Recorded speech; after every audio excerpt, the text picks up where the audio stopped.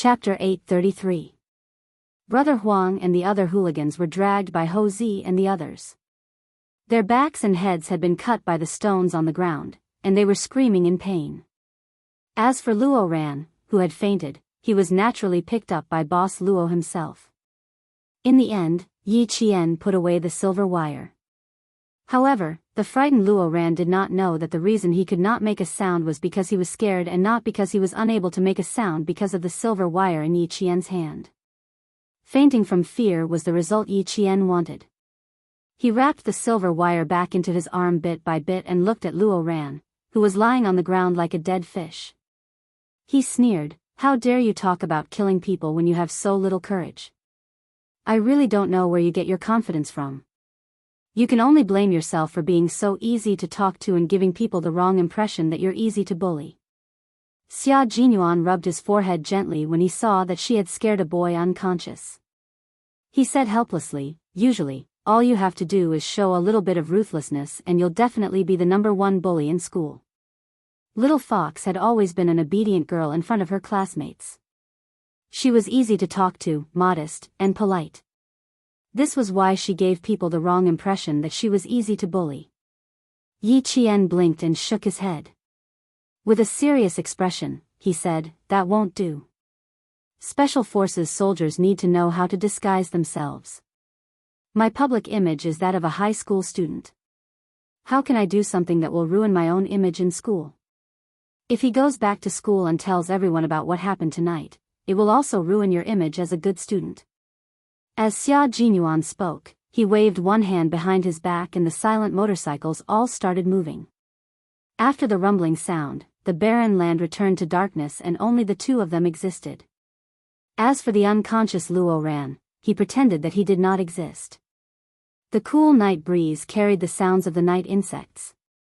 A minute ago, the scene was filled with murderous intent, but a minute later, it was quiet. As the night breeze blew, it was as if nothing had happened. Yi Qian walked towards the road step by step. His voice was as calm as water as he replied calmly, "No, he won't dare to say it out loud. He definitely won't say anything bad about me in school." "Why?" Xia Jinyuan took a few steps forward and held her hand accurately and naturally. He asked with a smile, "I heard it just now. This boy is still so arrogant even when he's at death's door. Who knows when he'll start to face you in school?" His hand was very warm and dry. When he held her hand, warmth and security came together, causing the corners of her mouth to curl up slightly. "No, he wouldn't dare. He wouldn't dare." He repeated his words and said it with certainty. He was confident and certain. Xia Jinyuan's hand was very soft, as if he could hurt her bones if he used a little more force. He kept holding her hand and smiled faintly. "What do you mean?" "I think he has guts." "He doesn't have the guts. Trust me, after tonight, he will be completely honest in front of me." Yi Qian returned his grip. His hand was slender and strong, full of strength. "I just told him that he was someone who didn't have the ability to kill, yet he went around saying that he wanted to kill. For someone like me who has the ability to kill, killing him would be a piece of cake. That's why he's afraid. He's afraid that I'll really kill him. As for guts, he really doesn't have the guts. A person who doesn't have the ability but is arrogant is usually very timid. A person who has the ability but is arrogant is usually only arrogant when they kill." Chapter 834. He is the former, and I am the latter. If Luo Ran was arrogant because he had no ability, he was naturally timid. If Yi Qian had the ability but was not arrogant, he was naturally daring because he was skilled. It was just that she usually hid it well and would not let others find out that she had the ability to kill. This explanation made Xia Jinyuan laugh. Indeed, people who had the ability to kill, such as himself and his comrades, usually hid their ability to kill and did not want others to find out. Those who kept saying, "I'm going to kill someone, I'm going to kill someone, I'm going to kill someone, I'm going to kill someone, I'm going to kill someone, I'm going to kill someone, I'm going to kill someone, I'm going to kill someone, I'm going to kill someone." The little fox who belongs to the latter category seems to be very afraid of me taking action. Okay, your reason has convinced me. Why did she say so much? She just wanted to stop him from taking action. She also wanted to tell him that although the boy was bad, he was not as bad as the hooligans who were sent out to deal with him. Once he was taught a lesson, there was no need for people from the underworld to deal with him. There was another important reason why Yi Qian liked to talk to Xia Jinyuan.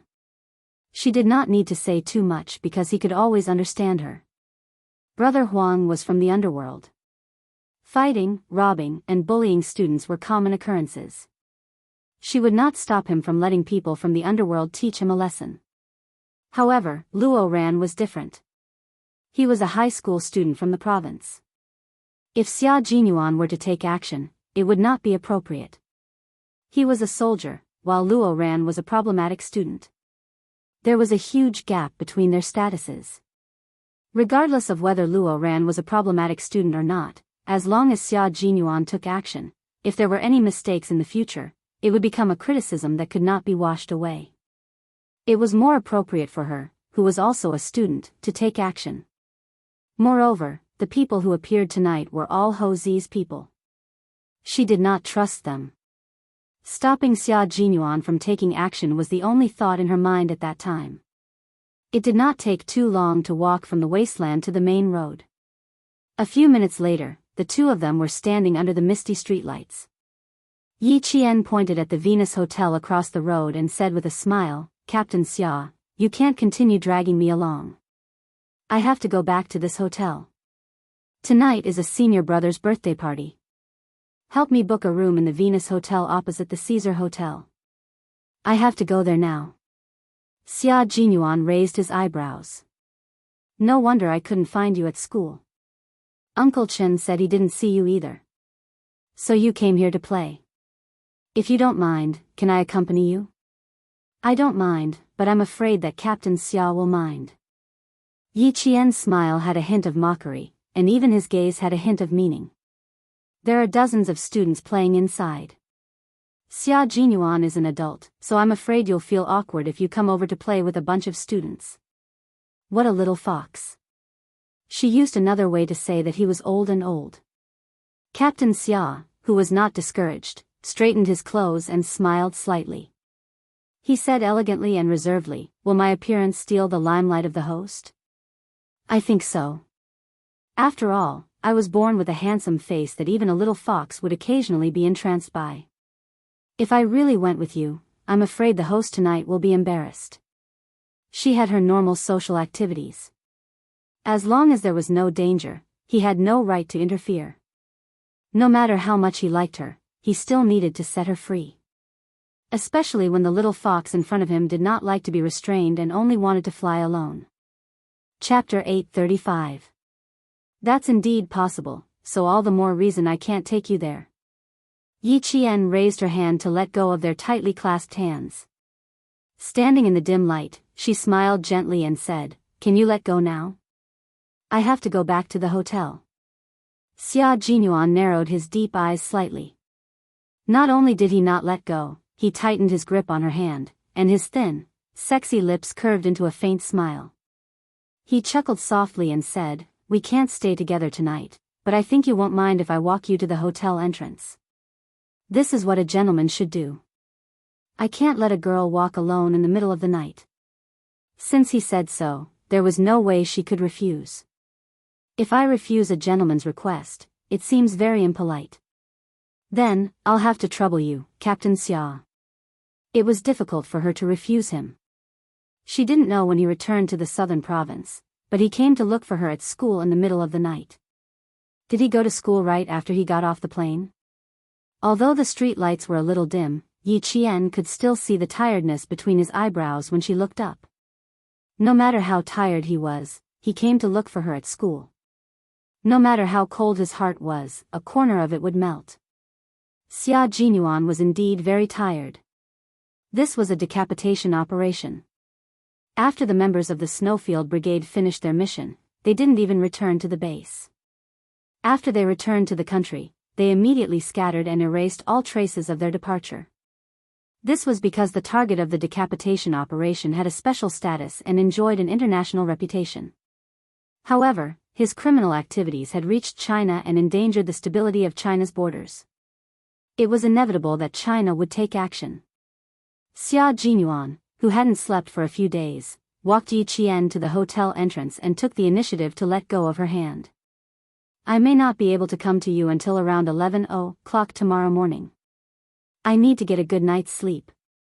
Maybe you can come to me and go to the front desk to get my room card.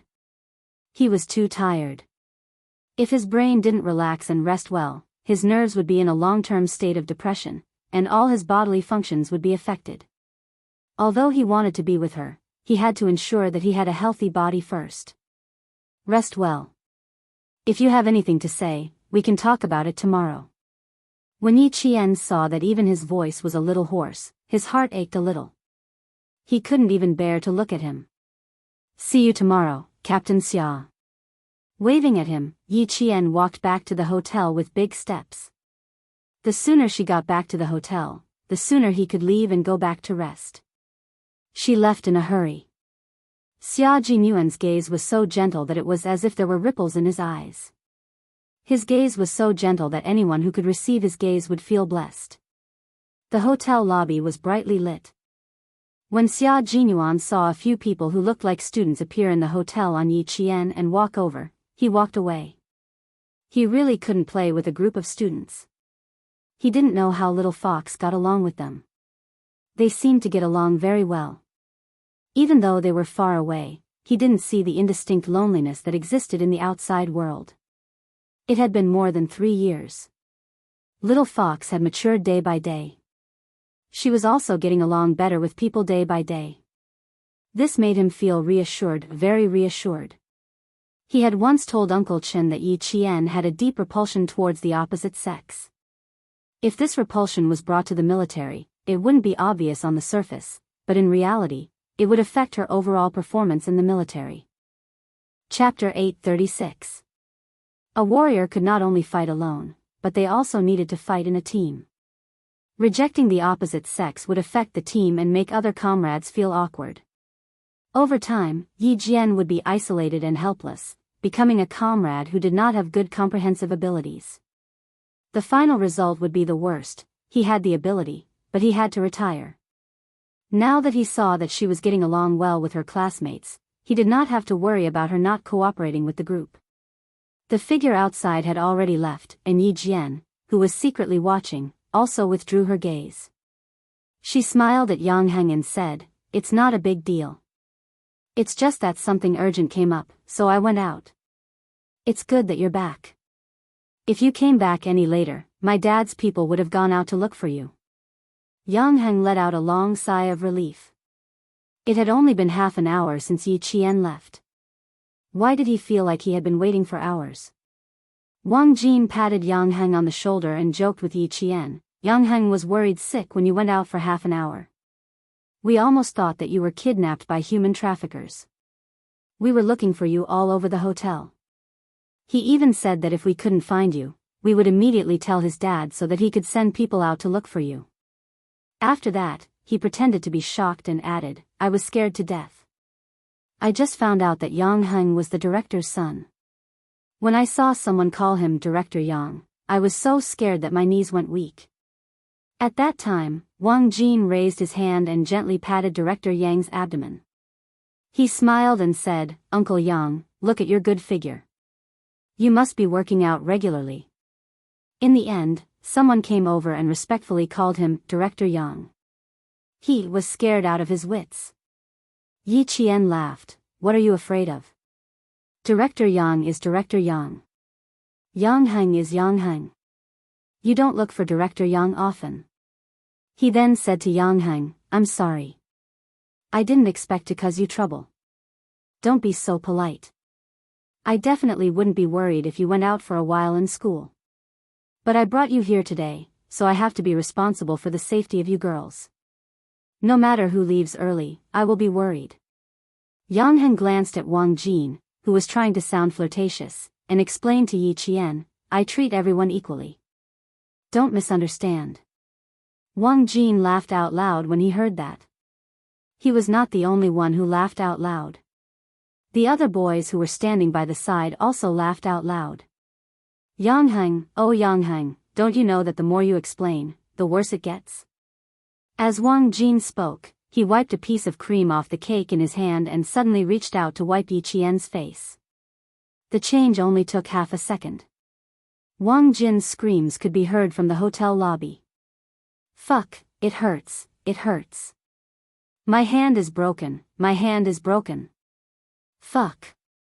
The laughter of the other boys stopped abruptly as if they had been strangled.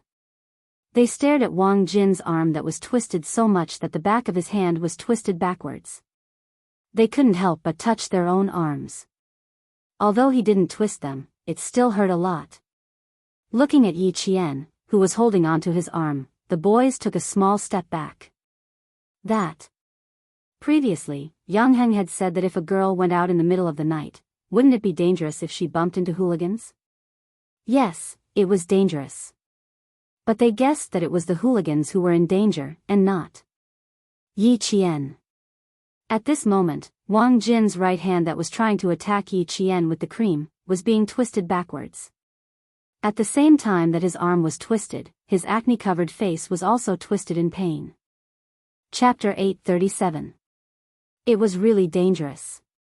Who would have thought that applying cream would be so dangerous? Did Wang Jin's arm get dislocated? Yi Jian withdrew her hand quickly. She immediately withdrew her hand when she realized what was going on. However, Wang Jin still felt the pain. She patted Wang Jin's hand awkwardly and said softly, sorry, I was a little too nervous and accidentally made a move. It's not dislocated, just a little bit of pain. It'll be fine soon, it'll be fine soon. Why don't you shake your arm? Or move it a little? If it's really dislocated, I'll fix it for you immediately. Wang Jin was shocked. Junior sister, if it's really dislocated, I'll go to the hospital immediately. Ouch, ouch, ouch, don't tell me it's really dislocated. Seeing Wang Jin's face contorted in pain, Yi Qian was so embarrassed that even her white jade-like face was flushed red. She had indeed overreacted, mainly because Wang Jin had suddenly attacked her face, and she had subconsciously reacted. This was a subconscious reaction. The hand's reaction was faster than the brain's reaction, and by the time she realized something was wrong, she had already twisted his entire right arm. She had acted so quickly that even someone like Yang Heng, who had some martial arts skills, couldn't react in time, let alone Wang Jin. It's probably not dislocated. I didn't use too much strength, and I loosened it quickly. It's probably not dislocated. Knowing that she was in the wrong, Yi Qian explained in a low voice. It was her fault, so how could she still be confident? Junior sister Yi Qian, what kind of martial arts are you practicing? My arm isn't crippled, is it? Wang Jin, who didn't dare to raise his arm at all, said in pain. His voice was miserable. I was just applying cream on your face, but you acted so quickly and ruthlessly. It hurts, it really hurts. It was obvious that it was very painful, but his emotions were still stable and he wasn't angry. Seeing that he wasn't angry, Yi Qian sighed in relief. I'm sorry. I learned some self-defense skills, and everyone in class knows that I'm not used to sudden physical contact. It's mainly because I know that sometimes my reflexes can be too fast and accidentally hurt others. Yang Heng knew that she didn't like to have physical contact with people. Her explanation also cleared up the doubts in Yang Heng's heart. No wonder her reaction was a little cold when he wanted to pat her shoulder when they first met at the convenience store. It turned out that there was such a relationship. Women's self-defense? It should be to guard against wolves. I'm so unlucky. I don't have the heart of a wolf, but I'm being treated like a wolf. Wang Jin was indeed not angry. What was there to be angry about? Yi Qian did not do it on purpose. It did not matter if he did not apologize. The boys next to him patted their chests and put their palms together. They said to Wang Jin, who had sacrificed himself for everyone, "Brother, we will thank you. Otherwise, I don't know how many arms will hurt tonight. I can't thank you enough. If your arms really break, we'll feed you for breakfast, lunch, and dinner next week." So close, so close. Wang Jin had risked his life. They were just laughing and talking about how they had to put more cream on Yi Qian when they saw her later. Now, there was no need. They didn't dare. Yi Qian's awkwardness dissipated a lot when he joked about the pain. I've learned my lesson tonight. I'll be more careful next time. I definitely won't let you suffer like this again. I'll learn my lesson too. Next time, I'll only talk to you and won't touch you. Wang Jin didn't dare to move his arm. He said to Yang Heng, come on, brother, help me lift my arm. Chapter 838. Yang Heng gently touched Wang Jin's arm and carefully held his wrist. He used his eyes to ask Yi Jian if he could lift it up.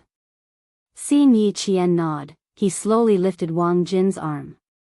As he did so, he asked softly, how is it? Do you feel anything else? Is it painful? Is it bone pain? Or muscle pain? Don't move, don't move. Let me rest, let me rest. Wang Jin felt pain in his shoulder. He moved slightly and smiled. My shoulder joint is not dislocated and my arm is fine. It's just pain. I think it's a muscle sprain. I've never had a muscle sprain before. Now I know what it feels like. It doesn't feel good, especially. We agreed to fight together, but I ended up fighting alone. You guys are too disloyal. Yao Jing walked out of the banquet hall and happened to hear Wang Jin's words. Her eyes lit up as she looked carefully at the boy who spoke. Seeing him holding his arm in pain and saying, we agreed to fight together. Yao Jing raised her eyebrows slightly. She immediately scanned the hall and saw that Luo Ran and the others were not there. Only Yang Heng and a few other boys were surrounding Yi Qian. Yao Jing smiled coldly. It seemed that Luo Ran and Yi Qian had indeed fought tonight. Just as she thought about it, her heart skipped a beat and her expression changed. She jogged over and grabbed Yang Heng's arm, asking anxiously, how are you? Are you hurt? Yi Qian's gaze suddenly turned cold and landed on Yao Jing's face. She seemed to think that Yang Heng had gone to fight. His clear eyes narrowed slightly and he immediately took the initiative to speak. Other than Wang Jin, everyone else is fine. Yang Heng's skills are good, so it's impossible for him to be hurt. How do you know he's not hurt? Some injuries are more serious than external injuries. Yao Jing's voice suddenly became extremely sharp. She glanced at Yi Jian with a fierce gaze. Don't act like you know everything all the time. If Yang Heng is hurt, I won't let you off. Wang Jin and the other boys were all confused. Why were they so confused when they heard that? Yang Heng, who could tell that something was wrong, said to Wang Jin and the others who didn't understand at all, go back to your room and take a shower first. Remember to come down and sing a song later. The fruit platter and other things are all ready, just waiting for you. Wang Jin helped the boys and said with a smile, all right, you guys can chat first. We'll go upstairs and take a shower before coming down. Hey, why are you leaving? Yao Jing tried to persuade them to stay. She wanted to call Uncle Yang and Auntie Song over. As soon as the boys left, Yi Qian's expression turned cold. He said coldly, what does it have to do with you whether Yang Heng is hurt or not? It's not like I got hurt because of you. Among them, only Wang Jin's arm is injured. Yao Jing, I advise you to stay out of my business. He wanted to see if it was as he thought. If that was the case, Yao Jing would be another headache for him in school. Yi Qian, you're so shameless. Do you want to see all the boys get hurt for you so badly? How can you be so shameless? Does it feel good to let the boys stand up for you? You provoked someone you shouldn't have and even pushed Yang Heng out. You're so disgusting. Under Yi Jian's deliberate lead, Yao Jing, who was prejudiced by first impressions, spoke more and more. Naturally, she revealed more and more information. Chapter 839. Yi Jian's eyes turned cold when she heard Yao Jing say, shameless. She stared at Yao Jing coldly. You're so filthy that even your thoughts are dirty. Every word you say is not only nonsense, but also stinks. Yao Jing, if you have any sense of shame, you'll be ashamed of your actions. She couldn't tolerate Yi Qian's insults. She had tolerated enough in her previous life. How could she tolerate it again in this life? Being scolded in front of Yang Hang made her so angry that her lungs were about to explode. Just as Yao Jing was about to retort, she saw Yang Hang looking at her coldly from the corner of her eye. It was as if a basin of cold water had been poured over her, drenching her completely. He was angry with her. He was angry with her because of Yi Qian. He was angry with a friend whom he had known since childhood. Yao Jing, whose heart had turned cold, was fuming with rage. Yang Hang, how could you do this to me? How could you do this to me? Yang Hang's handsome face was covered in dark clouds. He looked coldly at the girl who had said that she was thinking for him, but had slandered Yi Qian under the guise of caring for him. Not only was there coldness in his eyes, there was also deep disgust. Yao Jing wasn't an honest and upright person. Her behavior alone made him feel even more ashamed. I'm friends with Yi Qian. Since someone is making things difficult for him, what's wrong with me stepping in? He didn't know what Yao Jing knew, but judging from what Yi Qian had said, Yao Jing had done something very sinister tonight. As for what it was, he could only slowly tempt her to say it herself. Yao Jing, who had deep feelings for Yang Hang and was exceptionally stubborn, was furious when she heard this. She glared at Yi Qian like a poisoned arrow. Yi Qian, you're too despicable. You even instigated Yang Hang to stand up for you. Stand up for what? The people who spoke were none other than Director Yang and his wife, who were sending their family and friends back to their hotel rooms to rest, and Deputy Director Yao and his wife, who were preparing to go home. Director Yang first looked at Yi Qian. When he spoke, he did not put on any airs of an official. He said cordially, just now, you had some urgent matters to attend to, so you went out. I told you, you are a child with a sense of propriety. It is impossible for you to go out without a reason. Even if you went out, you must have some matters to attend to and will be back soon. Look, he came back in half an hour. Uncle Yang, Auntie Song, you came at the right time. Yi Qian got into trouble outside, and when I came out, I saw Yang Hang fighting for her. There are also a few boys from their class who play darts. Yao Jing had been worrying about how to inform Chief Yang and his wife, so how could she let go of this opportunity? She quickly reported everything to them. Director Yang was clearly asking Yi Qian, but she beat him to it. Director Yang's expression turned a little cold. Little girl Jing is really much more active than before. She's also more impatient. Old Yao, girls shouldn't be like you. That's why I'm worried. The older she is, the livelier she is. But she said something about Yang Hang fighting for her. I think this girl is anxious. She's afraid that Yang Hang will get hurt. Deputy Director Yao, who was on his daughter's side, spoke even more eloquently.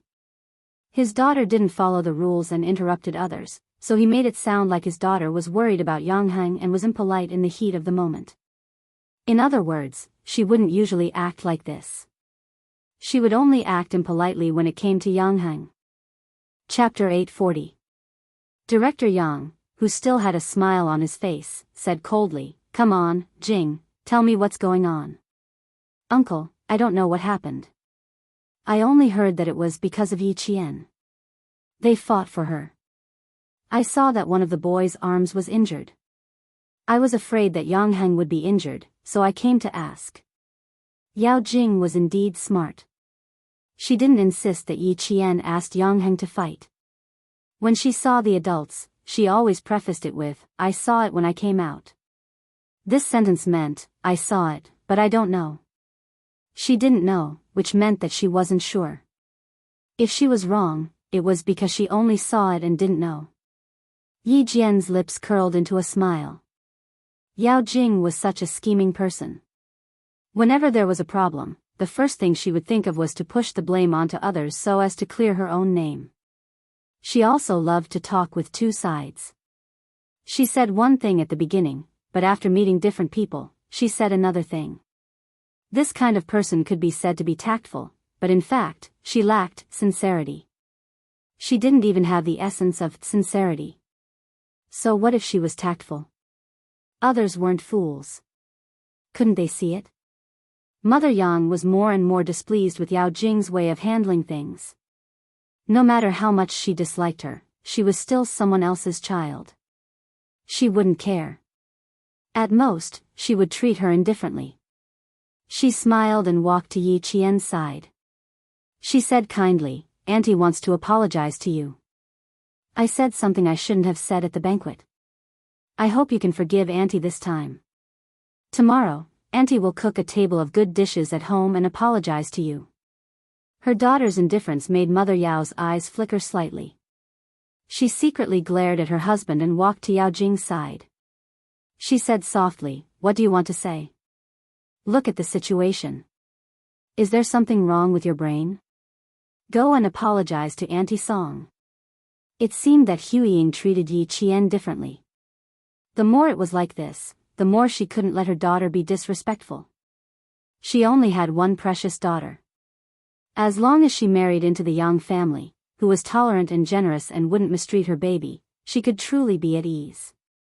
Therefore, she absolutely could not let Yi Qian stand in her daughter's way. "Auntie, I'm sorry. I was too anxious just now and spoke without thinking. Please don't be angry." Yao Jing's reaction was so fast that she realized that she had made a big mistake. She immediately hugged Mother Yang's arm and acted like a spoiled child. "Auntie Song, can you forgive me? I was really anxious. I was afraid that Yang Heng would get hurt. Mother Yang wouldn't do anything to a child." She smiled and said, "Jing girl, Auntie is talking to Yi Qian. If you interrupt, Yi Qian will also be unhappy. Be good and go home with your parents. It's getting late. Rest early." Hearing this, Yi Qian immediately shot a glance at Yang Heng, who was suspicious of Yao Jing. He wanted him to make Yao Jing stay for the time being. "Mom, Yao Jing said that I was fighting for Yi Qian. I haven't asked her how she found out." Even without Yi Qian's signal, Yang Heng would let Yao Jing stay. He hadn't asked clearly, so how could he let her go?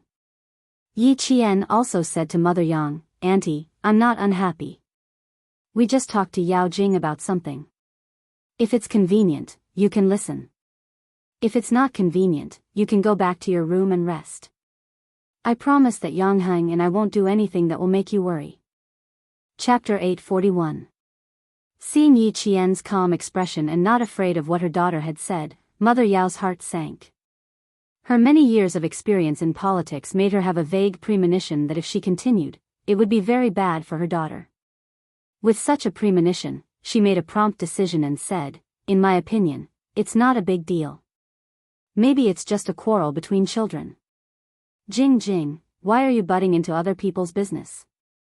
Your Auntie Song and Uncle Yang know how to deal with it. Quick, say goodbye to them.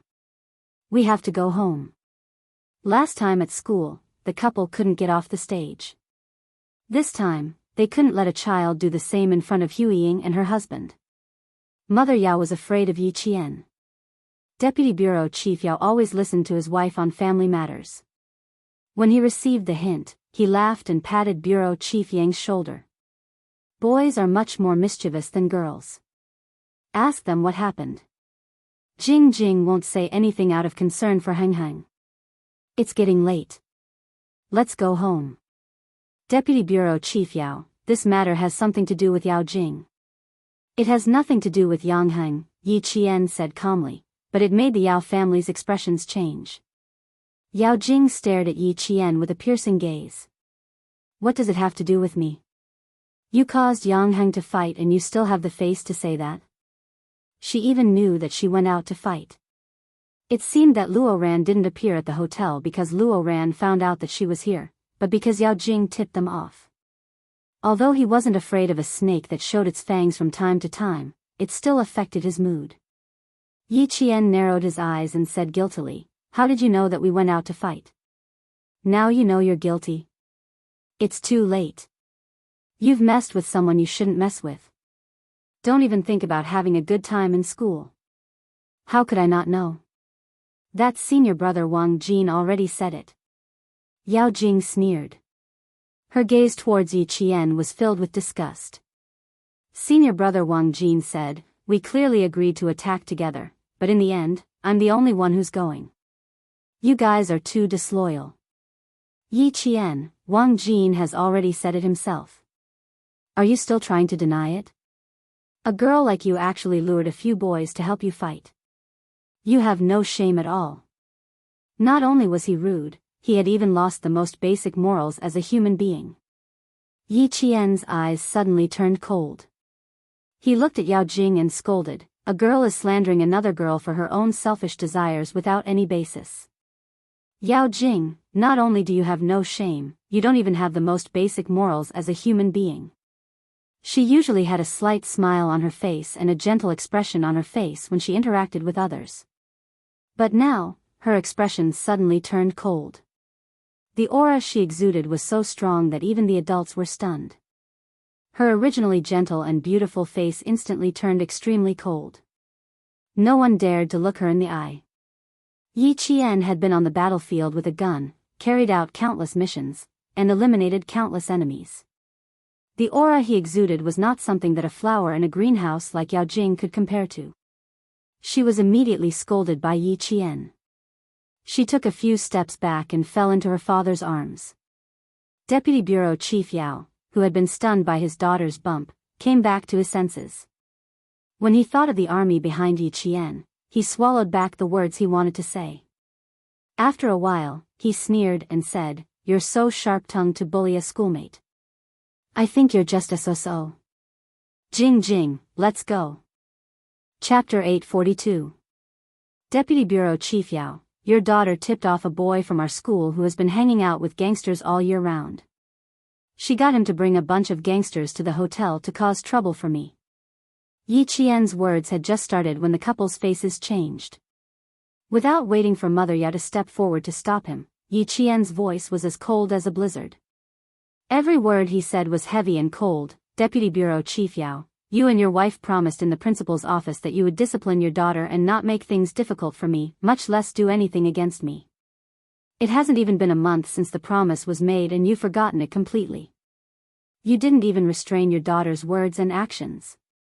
At that time, Deputy Bureau Chief Yao said that if Yao Jing were to cause trouble for me again, you would take the initiative to transfer her to another school. Now, I'd like to ask, can a dignified government official's promise be confirmed one by one and live up to it? His stern voice and imposing manner were majestic, like the raging waves on the surface of the sea beating against the shore. It agitated the Yao family to the point that their complexions turned from deathly white to miserable cold, and even more so, they couldn't conceal their monstrous rage. Mother Yao, who wanted to hide her daughter's actions from the Yang family, asked sharply, "Yi Qian, don't think that just because you're the daughter of a martyr, you can humiliate my daughter 3 times. Even if you want to, I won't let you off so easily." Her daughter had been at a disadvantage in front of Yi Qian and had even been exposed by Yi Qian. How could Mother Yao hold herself back? She shielded her daughter behind her and yelled even louder, "Jing Jing, stand still for mommy. I've taught you since you were young that you can admit defeat, but you can't lower your head. If you're bullied, then you have to bully back. Very good. Since you don't want to deal with the aftermath, then I'll have to file a report to the police. You want to pretend that you didn't scheme against me? Yao Jing, I'd like to see if you're smarter than the police." Facing Mother Yao, Yi Qian's expression didn't show any signs of fear. Every word he said made the hearts of those listening tremble. Call the police. What exactly happened? Why did they need to call the police? Bureau Chief Yang realized that this matter wasn't a small one, so he said in a deep voice, "Go to the tea room and explain what's going on. If it really escalates to the point of calling the police, old Yao, you're going to be tested soon. Don't embarrass yourself." Yi Qian's words made the Yao family tremble in fear. Then, Chief Yang's words made the Yao family calm down. The domineering mother glared fiercely at Yi Qian and said stiffly, "Old Yang, no matter how big the child's matter gets, it won't go to the police. Don't be scared by her." How could the director of the Transportation Bureau be intimidated by a little girl? Director Yang smiled and shook his head.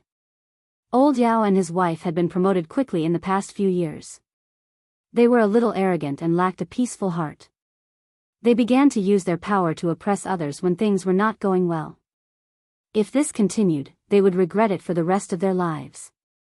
Old Yang is right. Let's sit down and talk. I like Yi Qian very much. He has a sense of propriety. I believe that he won't speak without evidence. Mother Yang didn't like adults being aggressive to children.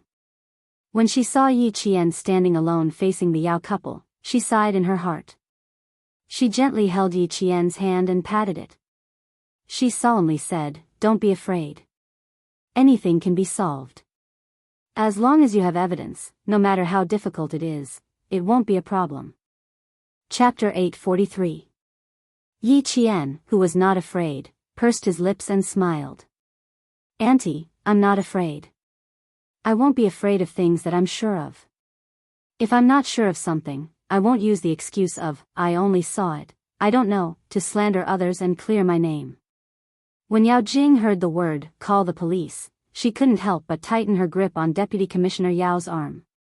Her lips trembled slightly, but her voice was still steady. "Dad, we can't let her call the police. Let Mom calm down and not blow this matter up. I know you and Mom don't want me to be wronged, but I've implicated you and Mom in this matter." She was just a child, a tactful student. She was usually not afraid of trouble, but when trouble came, how could she not be afraid? Although Yao Jing was afraid, she wouldn't hide behind her parents because of fear. Calling the police was the last thing she wanted to see. It was also the thing she was most afraid of. Once the police were called, with Luo Ran's cowardice, he would definitely tell the police everything she had said and suggested to clear her name. Even if Luo Ran wouldn't, his parents would find a way to make him say it. Hearing his daughter's words, Deputy Commissioner Yao's heart felt as if a huge rock had smashed into his chest. He couldn't help but close his eyes slightly. "You're too impatient, Jing Jing. Too impatient, too narrow-minded, too impatient for success." Yao Jing pursed her lips, her eyes filled with tears. "Dad, I didn't expect her to be so ruthless. She didn't give anyone a way out. I didn't expect it, I really didn't expect it." She really didn't expect Yi Qian to mention calling the police. She also didn't expect Uncle Yang and his family to stand by Yi Qian. Taking a deep breath, Yao Jing gently tugged at her mother. "Mom, don't say anything. Let me handle this. This matter is between Yi Qian and me. I can't let you be implicated. This is my own matter." Jing Jing. Mother Yao, who was originally full of confidence, suddenly heard her daughter's words. Her heart sank and tightened. "What are you hiding from us? It's the matter between Yi Qian and me that's hidden from you and Dad. Please calm down." After Yao Jing finished speaking, Mother Yao's heart ached and felt waves of bitterness. Her daughter was actually a sensible person. Unfortunately, her opponent was Yi Qian, a strong opponent. She didn't have the ability to deal with him. She didn't have the ability to defeat him. "Why did I know that you sent Yang Heng's? Because I know that you and Luo Ran had a duel at the back alley behind the bar street." Yao Jing stood up and stood in front of Yi Jian. She straightened her back and said coldly, "Because I know. That's why I guessed that Yang Heng and the others went out to fight." Yi Jian smiled. No wonder. No wonder I was wondering why I saw Luo Ran appear in the hotel with more than 10 hooligans as soon as I walked out of the banquet hall. I didn't even have to rush over. It turns out that you were the one who tipped me off. I was wondering why you avoided me every time you saw me in school. It turns out that you were afraid that I would suspect you. What a pity, Yao Jing. You're so smart, but you still miscalculated. Yi Qian, don't try to quibble here. You dragged a group of boys out to fight. How shameless are you? Was last Jing going to insist that Heng Heng went out to fight in a gang fight? She was going to insist that Yi Qian provoked some shady people and even dragged Heng Heng into it as well? Chapter 844. Mother Yang's originally calm expression turned cold. Even her voice was filled with displeasure. Jing girl, you really have no evidence to back up your words. When you made a mistake in junior high school, I thought you were young and ignorant. Who would have thought that you're still in your second year of high school? Shu-hee, you know that I don't like adults interfering with children's matters. A few years ago, in order to let Jing girls study in peace, you pulled some strings to get the girl who hosted the program with Hang Hang kicked out of school. I didn't say anything, but that doesn't mean I didn't know. Shu-hee, Mother Yao's name. They're both students, but you clearly know that there are bad people in society who came to bully your students. Not only did you not tell the adults, but you were also afraid that they wouldn't spread the news. Jing girl, Auntie doesn't understand what intentions you have. You're actually this ruthless. It seems that fortunately, I came forward and sent that girl to the capital to study. If she were to study in the provincial capital, with Jing girl's ruthlessness, she would have killed her. When she was really angry, the words she said weren't so pleasant to hear. Hui Ying. Mother Yao screamed. She couldn't believe that her old neighbor would say such things about her daughter. When the junior high school incident was mentioned, the Yao family of 3 was shocked. Now that they heard Mother Yang say ruthless, the one who couldn't accept it the most was Yao Jing. She originally maintained a proud expression, but now her whole body was shaking a few times. Auntie Song, who liked her, actually said that she was ruthless. She even knew about the junior high school incident. How could it be? How did Auntie Song know? What about Yang Heng? Yang Heng? Yao Jing's pupils suddenly shrank. She looked up and stared at Yang Heng. She wanted to see a clue from his face, but she didn't dare to hear him say anything that would embarrass her even more. She just stared at him. Mother Yang had already moved her gaze away from Mother Yao. She had been holding Yi Qian's hand. From her behavior, it could be seen that she was standing on Yi Qian's side. Her behavior made Mother Yao's mouth burst with bitterness. It was as if she had eaten Chinese gold thread, but she couldn't say anything. Looking at Mother Yang, then looking at the indifferent bureau chief Yang, and finally seeing Yang Heng, Mother Yao's eyes flashed with splendor. That's right, as long as Yang Heng was with Jing Jing, everything would be fine.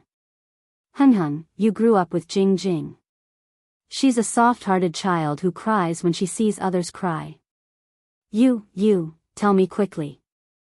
Don't let your mother misunderstand Jing Jing. As long as Heng Heng showed up, no matter how deep Hui Ying's misunderstanding of Jing Jing was, it would definitely be resolved. For a moment, Mother Yao placed all her hopes on Yang Heng. However, only when Yang Heng opened his mouth did he know what a blow was. Yao Jing, Wang Jin and I have been looking for Yi Qian in the hotel. We don't even know where she went. Yang Heng spoke coldly under Mother Yao's hopeful gaze. His clean and handsome face made Yao Jing extremely flustered. At that time, I didn't understand why you came over to blame Yi Qian. Now I know. You came to the hotel to block Yi Qian. After seeing that Wang Jin was injured, you tried to turn Yi Qian into a bad girl who only knows how to coax boys to stand up for her. I can tell you seriously and responsibly that we didn't even know what Yi Qian was doing outside. Luo Ran brought people to the hotel, and we didn't know at all. If I had known, I would have taught Luo Ran a lesson myself. I definitely wouldn't have chosen to stand by and watch. As for your actions, I only want to say, Yao Jing, you are despicable. Chapter 845. She had hoped that Yang Heng would put in a few good words for her daughter, but in the end, he actually called Jing Jing despicable. Mother Yao's expression was torn apart. Her eyes were cold as she stared at Yang Heng. Word by word, she said coldly, Heng Heng, you disappoint Auntie. Shu-hee, this is my son. Mother Yang would not allow anyone to bully her son like this. She glanced at the old neighbor who was still worried about her daughter. The disappointment in her heart was so deep that Mother Yang's face showed alienation. After Yang Heng finished speaking, Yao Jing felt as if she had been struck by lightning. Yang Heng said she was despicable. In order to protect Yi Qian, he hurt her like this. Her face was pale as she stared blankly at Yang Heng. She didn't hear anything. She didn't hear anything. Yang Heng wouldn't say that about her. He wouldn't say that about an outsider. Why would he say that about her for an outsider? Who does Yi Qian think he is? She had only known Yang Heng for less than 2 months. She had grown up with him and had known him for more than 10 years. Yao Jing clenched her fists as she stood beside her mother. Her mind was blank. The more she tried to calm herself down, the more she couldn't control her urge to cry. She didn't understand. She really didn't understand why Yang Heng would help Yi Qian. Why, Yang Heng, why are you doing this? Tears fell from her eyes. She had never shown weakness in front of others, but now she was crying because of the boy she liked. Moreover, she was crying in front of Yi Qian. Yi Qian, what bad things did Yi Qian say to Yang Heng to make him hate her so much? Was it because she secretly warned the students who tried to get close to Yang Heng?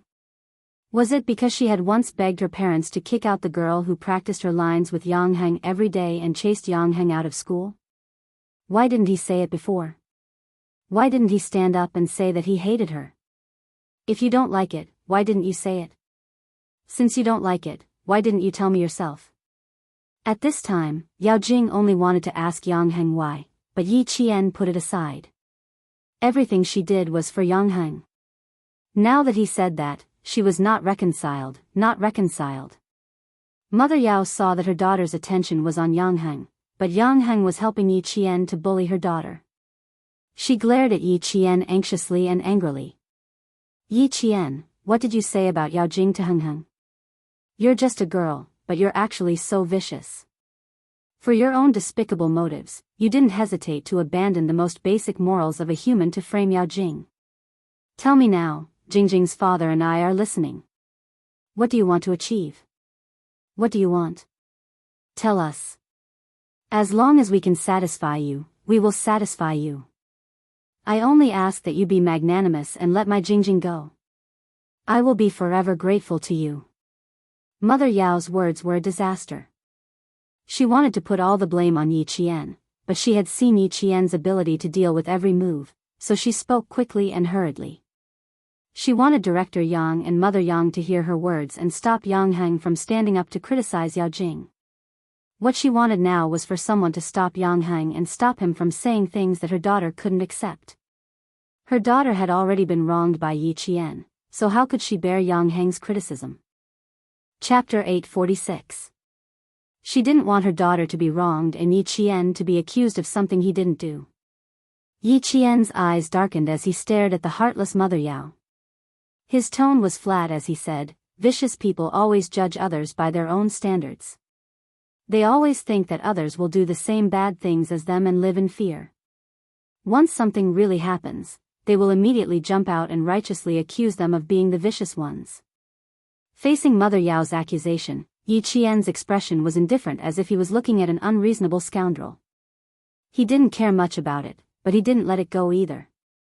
Although his tone was light, his words were sharp enough to make Mother Yao's heart wrench in pain. You. Mother Yao's heart wrenched in pain for a long time.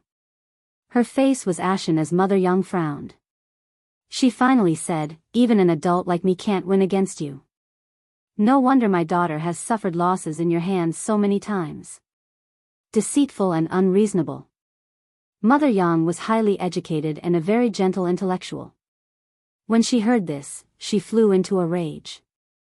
"Shu He, Yi Qian is clearly being polite, but you are being aggressive for Jing. You said that Yi Qian is vicious, but I want to ask. What is it that you joined forces with a bunch of hoodlums and came to the hotel to beat up Yi Qian? Can I say that I'm as vicious as a snake or a scorpion? Everyone has the right to punish me." Bureau Chief Yang had always respected his wife. Seeing her so angry that her shoulders were trembling, he said to Deputy Bureau Chief Yao with a serious face, "Old Yao, I've seen once again how protective your family is. You've really broadened my horizons to such an extent. Using other people's children's dignity in exchange for your own children's laughter. Old Yao, your family really has a good upbringing." It was originally a matter between Yi Qian and Yao Jing. Unknowingly, it became a matter between Yi Qian, Yao Jing, and Yang Heng. Then, with the addition of Deputy Bureau Chief Yao and his wife who were eager to protect their children, the whole matter escalated.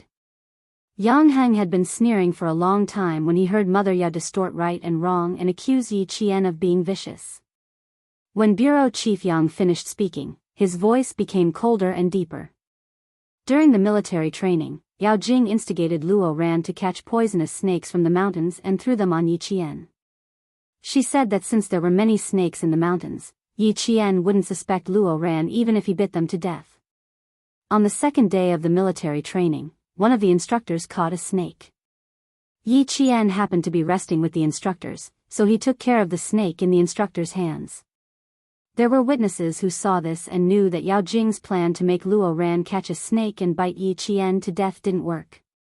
Then, Yao Jing found Luo Ran during our lunch break and asked him to teach Yi Qian a lesson. Who knew that after the first plan failed, the second plan failed again? Luo Ran was suspected of causing trouble during the military training and was directly asked to return to school by the army. I think that when Yao Jing found out that Luo Ran didn't succeed again, she must have been very angry. After all, she was the one who came up with the plan in the dark. It was clearly something that could have worked, but in the end, it didn't. Yang Heng never caused trouble outside of school, but he never caused trouble at home. The school was enough to prove his ability to handle things. At this moment, with every word he said, Yao Jing's face turned paler. Even her lips were gradually turning pale. How could it be? How did Yang Heng know? How did he know? That's right, Yang Heng knew everything. Yi Qian was looking at him. These things, she didn't know, so how did he know? Chapter 847. How do you know about this? Yi Qian, what did you say to Yang Heng?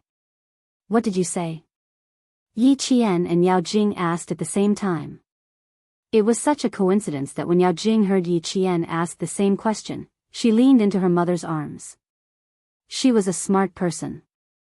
How could a smart person not know what kind of negative impact this coincidence would have on her? Yi Qian didn't know, which meant that she didn't know what Yao Jing did. Naturally, she wouldn't say bad things about her to Yang Heng. However, Yao Jing said, Yi Qian, what did you say to Yang Heng? While questioning Yi Qian, she also admitted to all the bad things she did. However, she also questioned why Yi Qian told Yang Heng about all the bad things she did. In the end, Yi Qian didn't even know what bad things Yao Jing did. Facing Yao Jing's accusations, Mother Yang could clearly see how vicious Yao Jing was. Not only did she not admit to her mistakes, but she also turned around to bite others. Mother Yang's evaluation of her was that she was as vicious as a snake. An unexpected coincidence made the faces of the Yao family's 3 members change greatly. It also made them even more flustered because of the presence of Bureau Chief Yang and Mother Yang. Hearing this, Deputy Director Yao, who had always been calm, frowned. He stared at his daughter and asked calmly, in other words, what Heng Heng said is true. You did do these things, right? Seeing her daughter's face full of fear and helplessness, Mother Yao, who also wanted to question whether it was true or not, suddenly softened. She secretly glared at her husband. Whether Jing Jing did it or not, how could she let her daughter admit it again? Wouldn't it make the Yang family feel disgusted with Jing Jing again? Huiying didn't like girls who did things secretly. She turned to Yang Heng and said, Heng Heng, Jing is just naughty. She's usually really. She wanted to continue saying that her daughter was wrong because she was naughty and immature. She wasn't usually like this. Before she could finish, Mother Yao heard Yi Qian chuckle softly. She immediately glared at Yi Qian and reprimanded him coldly, Yi Qian, didn't anyone teach you not to interrupt people rudely? I'm sorry. Everyone taught me to be sincere, to have a pure heart, to be magnanimous at all times, and to do things with integrity. No one taught me that I can use mischievous and insensible as an excuse to avoid my mistakes. Yi Qian said calmly. He was not worried that he would be scolded by Mother Yao for no reason. He looked at Deputy Bureau Chief Yao with a cold smile. Deputy Bureau Chief Yao, I'm worried for you. Yao Jing is already 17 years old, but you're always treating her like a 3-year-old retarded child. I just didn't fall into Yao Jing's trap, and your wife said that I'm vicious. It can be seen that Deputy Bureau Chief Yao's way of educating his children is unique. No wonder Deputy Bureau Chief Yao was able to rise in his career. Just by relying on this unconventional way of education, it can be seen. Mother Yang, who was originally angry, couldn't help but smile. This Xiao Yi was indeed interesting. He hid a needle in the silk floss, and every needle pierced into the Yao family's heart. He wanted to let them know that they were not easy to bully. Deputy Bureau Chief Yao, who was embarrassed by Bureau Chief Yang and Yi Qian's words, could only sigh. If he participated in this matter again, the Yao family's face would be lost. Chapter 848. A dignified deputy bureau chief bickering with a student in the hotel lobby. If word of this spread to his unit, how would he have the face to control his subordinates? Mother Yao's hand clutched her chest. Pain, her heart was in so much pain right now. This Yi Qian was so eloquent that she, a dignified office director, couldn't do anything to him. Yao Jing saw that her parents were forced into silence. She fiercely wiped the tears from her eyes and said firmly, "I'll take responsibility for my own actions. I admit to what I did. Don't make things difficult for my parents." "I made things difficult for your parents?" Yi Jian looked as if she had just heard the biggest joke in the world. Her cold gaze swept over them. "Why don't we invite Director Yang, Auntie Song, and the staff who are still in the hotel lobby to testify and ask everyone if I was the one who made things difficult for your parents?" Yao Jing immediately raised her eyes and looked around. After looking around, she retracted her gaze in panic. Someone was secretly looking at them, someone was looking at her family. No, she couldn't talk here. She had to find another place where others couldn't see her. How could she let others think that her family was bullying Yi Qian? It was clearly Yi Qian who was bullying her. Yang Heng. Yao Jing held back her tears and looked at Yang Heng pitifully. She didn't dare to beg Bureau Chief Yang and his wife anymore.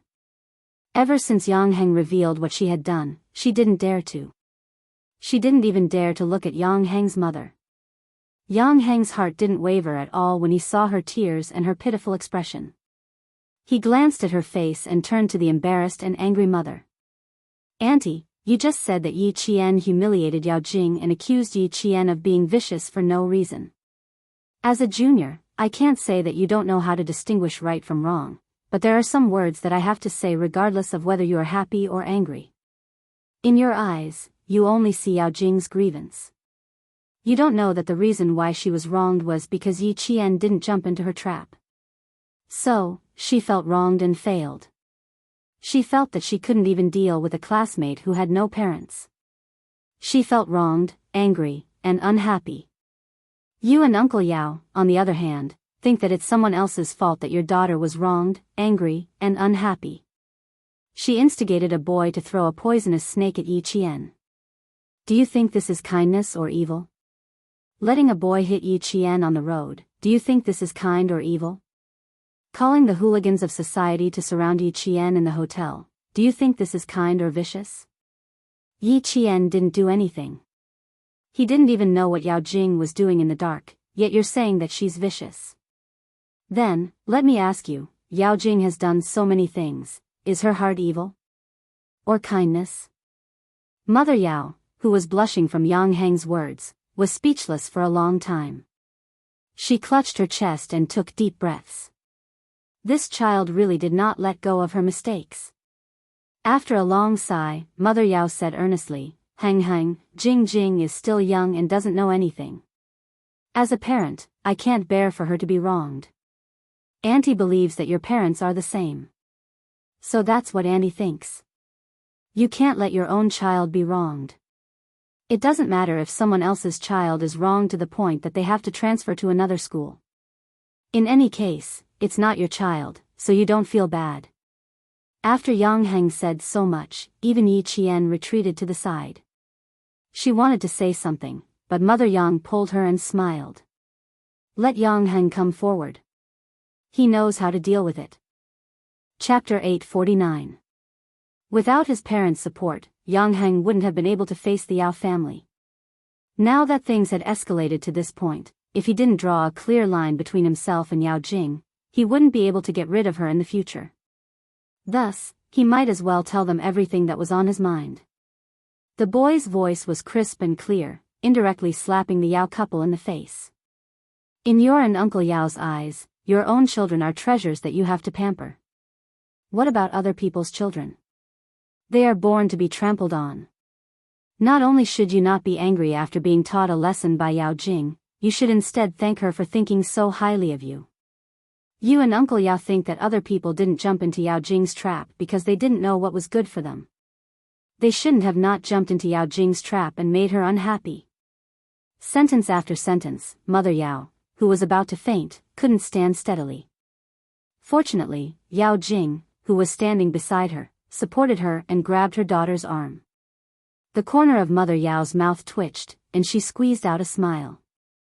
Hang hang, isn't it because Jing? Yang Heng gently interrupted Mother Yao's words and smiled politely. What you want to say is that it's because she likes me, right? Just because she likes me, she can ask Uncle, and Auntie to come forward and kick that girl out of junior high school? Just because she likes me, she can attack Yi Qian as she pleases? Just because she likes me, she can secretly warn all the girls who have come into contact with me? Just because she likes me, she wants to catch a poisonous snake to bite Yi Qian when she sees Yi Qian walking close to me. She also wants to get some hooligans to beat up Yi Qian. Auntie, don't let her like me. I can't bear her terrifying love. I don't have the right to scold your daughter, but I can tell you that if she continues to use the excuse of liking me to make enemies for me and hurt my friends, I won't care how close you are to my family, and I won't give Yao Jing any face. Although he was laughing, the mockery in his laughter made Deputy Director Yao and his wife's ears turn red. They wished they could disappear immediately. Mother Yao was a woman, and as the director, she had real power. Usually, she was treated with respect, and no one dared to say anything to her. Now that she was being mocked by a child that she had watched grow up, her face completely lost, and her face turned to the color of a pig's liver. His face was burning with pain, and his heart was twisting in pain. He had completely lost all his face. Hung, you really don't give Auntie any face. Yes, you're right. Auntie spoiled Jing. It's Auntie's fault. It's Auntie's fault to do. It's Auntie who taught her. She's a good child. She listens to whatever her parents say. It's Auntie's fault. I shouldn't have taught her that. You're right. This isn't for her own good. It's harming her. Harming her. In order to protect Yao Jing's reputation, Mother Yao took all the blame. She just didn't want her future son-in-law to hate her daughter. Chapter 850. Yao Jing, who had been crying, hid behind Mother Yao, not daring to come out. She was so flustered that she didn't even have the courage to speak. She glanced at Yi Jian from the corner of her eyes and saw her standing together with Mother Yang. Yi Jian was wearing a clean school uniform, and the smile on her face was also clean. It was the clearest contrast to her embarrassing appearance. Yao Jing felt as if her face had been slapped dozens of times in an instant, and she felt her face hurt. When everything was revealed, all of her secrets were exposed in front of the people she wanted to attack and take revenge on. It was so embarrassing that all of her pride was crushed into powder. Yao Jing, whose neck felt like it weighed 1,000 pounds, couldn't raise her head. Deputy Commissioner Yao and his wife also couldn't raise their heads. Those secret matters, they had solved them in private. They thought that the Yang family wouldn't know, but who knew? Who knew that they actually knew? What a joke, what a joke. They thought that they had deceived everyone, but who knew that they were just pretending not to know? At this time, they were embarrassed by this joke. Yang Heng lowered his eyes slightly, pursed his lips, and asked softly, could it be that Yao Jing called people over to beat up Yi Qian because of your orders? Auntie, I'm not a 3-year-old child. I understand what you mean, but I can't accept it. Wrong is wrong. What she did to Yi Qian has nothing to do with you. It's her problem. Mother Yao was speechless. She was shocked. Yang Heng, this child, actually hated her daughter to this extent.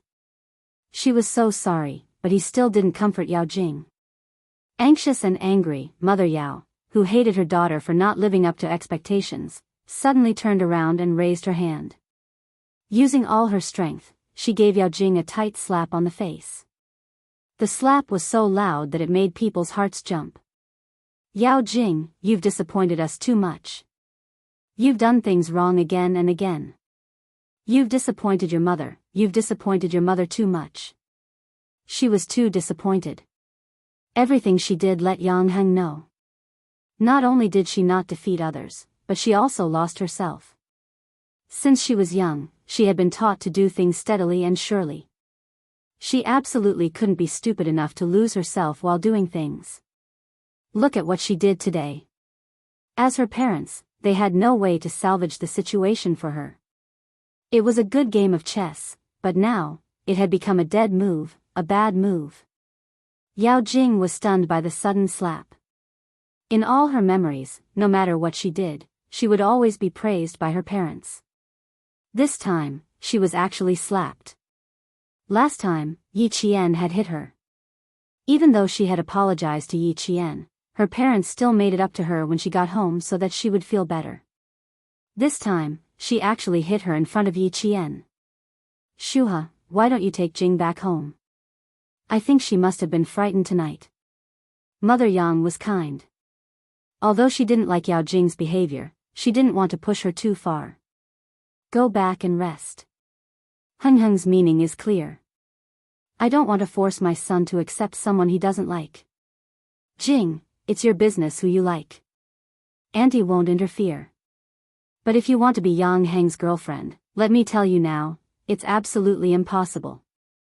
Huiying. Mother Yao was anxious. She pulled Mother Yang's sleeve and explained with a guilty face, you know Jing, she's just a little immature. I will. Chapter 851. Mother Yang, who was quite annoyed, didn't show it on her face. She just faintly looked at her old neighbor who had been with her for more than 10 years. Yao Jing isn't young anymore. Little Yi is right.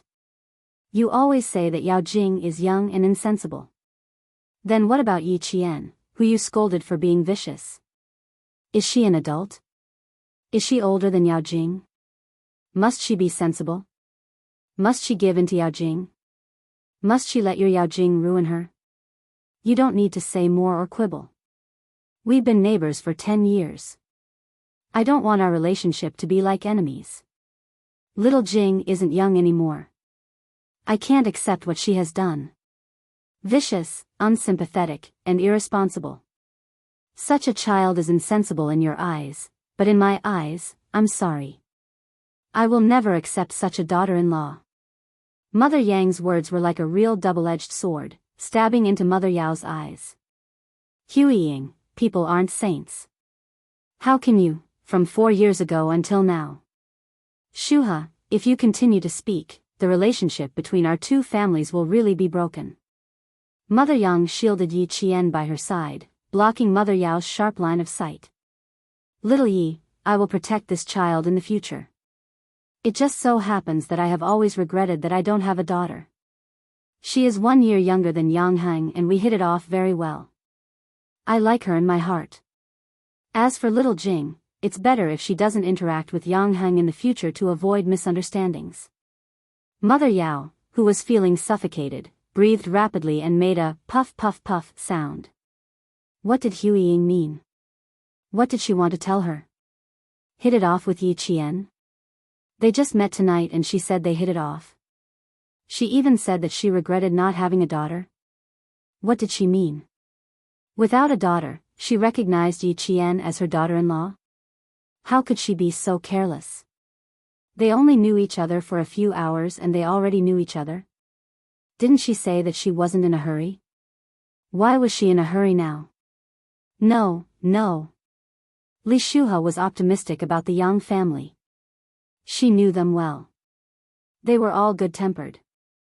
With Jing's ability, she could completely control them.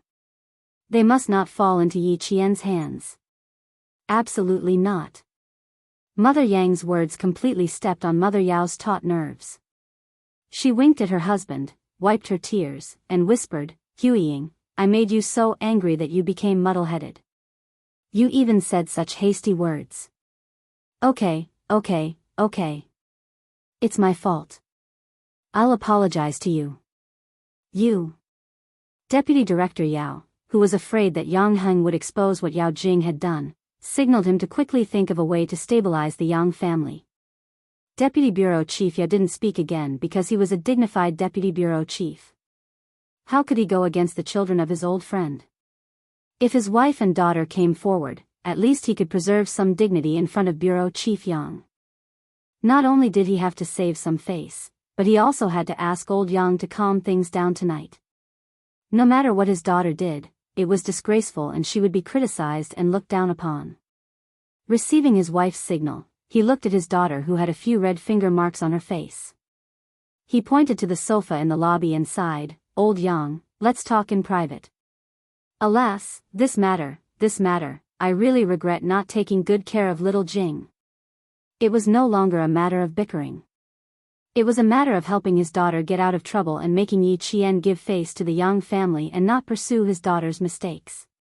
This was the most important matter. Chapter 852. Director Yang acted as the peacemaker. It was not wise for him to cut off all ties with the Yao family for the sake of his daughter's affairs. As an official, he could be at odds with his colleagues because of work, but he would be too narrow-minded if he drifted apart because of his family's affairs. Okay, let's talk somewhere else. I'm worried about you now. This matter is obviously easy to solve. Look at you. He walked towards the sofa in the lobby, and his voice gradually disappeared from Yi Qian's ears. Yang Heng, who had been standing to Yi Qian's right, saw this and said softly, "My dad has stepped in. This matter might have to be put to rest tonight. Yao Jing can't drop out of school like Yi Ying. I'm afraid my dad will ruin it." "How do you know that I want Yao Jing to leave school?" Yi Qian pursed his lips and smiled. His eyes were as clear as water, without a trace of gloominess. Yang Heng did not understand what he meant. Yi Qian glanced at Yao Jing, who was pretending to be a quail and trying to calm herself down. He smiled coldly and said, "Yao Jing is not Yi Ying. We can't use the same method on her. Yao Jing can endure and will not jump out at the slightest provocation. Yi Ying likes to jump out, so I need to get her out of school as soon as possible." "You mean to say that Yao Jing is safer in school?" "That's right. School is an invisible restraint for her. With her pride, she will be afraid if things get out of hand. She is afraid that people will look down on her and say that she is two-faced. After this incident, she will at least be more honest in school." After she finished speaking, Yang Heng secretly gave her a thumbs up. Good.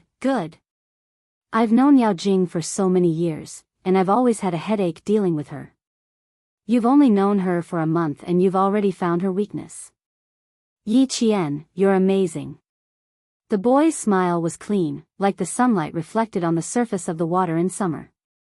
It was so refreshing that people couldn't help but smile along with him. Yang Heng was capable, clean, and resourceful. He was also disdainful of using underhanded means. It was indeed a good choice to be friends with such a man. Yao Jing, who was hiding behind Mother Yao, looked at the two of them whispering to each other. Her eyes were filled with layers of darkness, and there was no light in them at all. It was a darkness that seemed to have broken her core. This kind of person was terrifying. He had a certain level of strength and a flexible brain.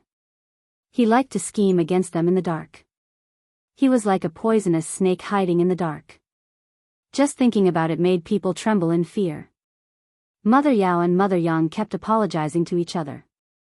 Deputy Bureau Chief Yao, who was sitting on the sofa, sat down and sighed with a frown.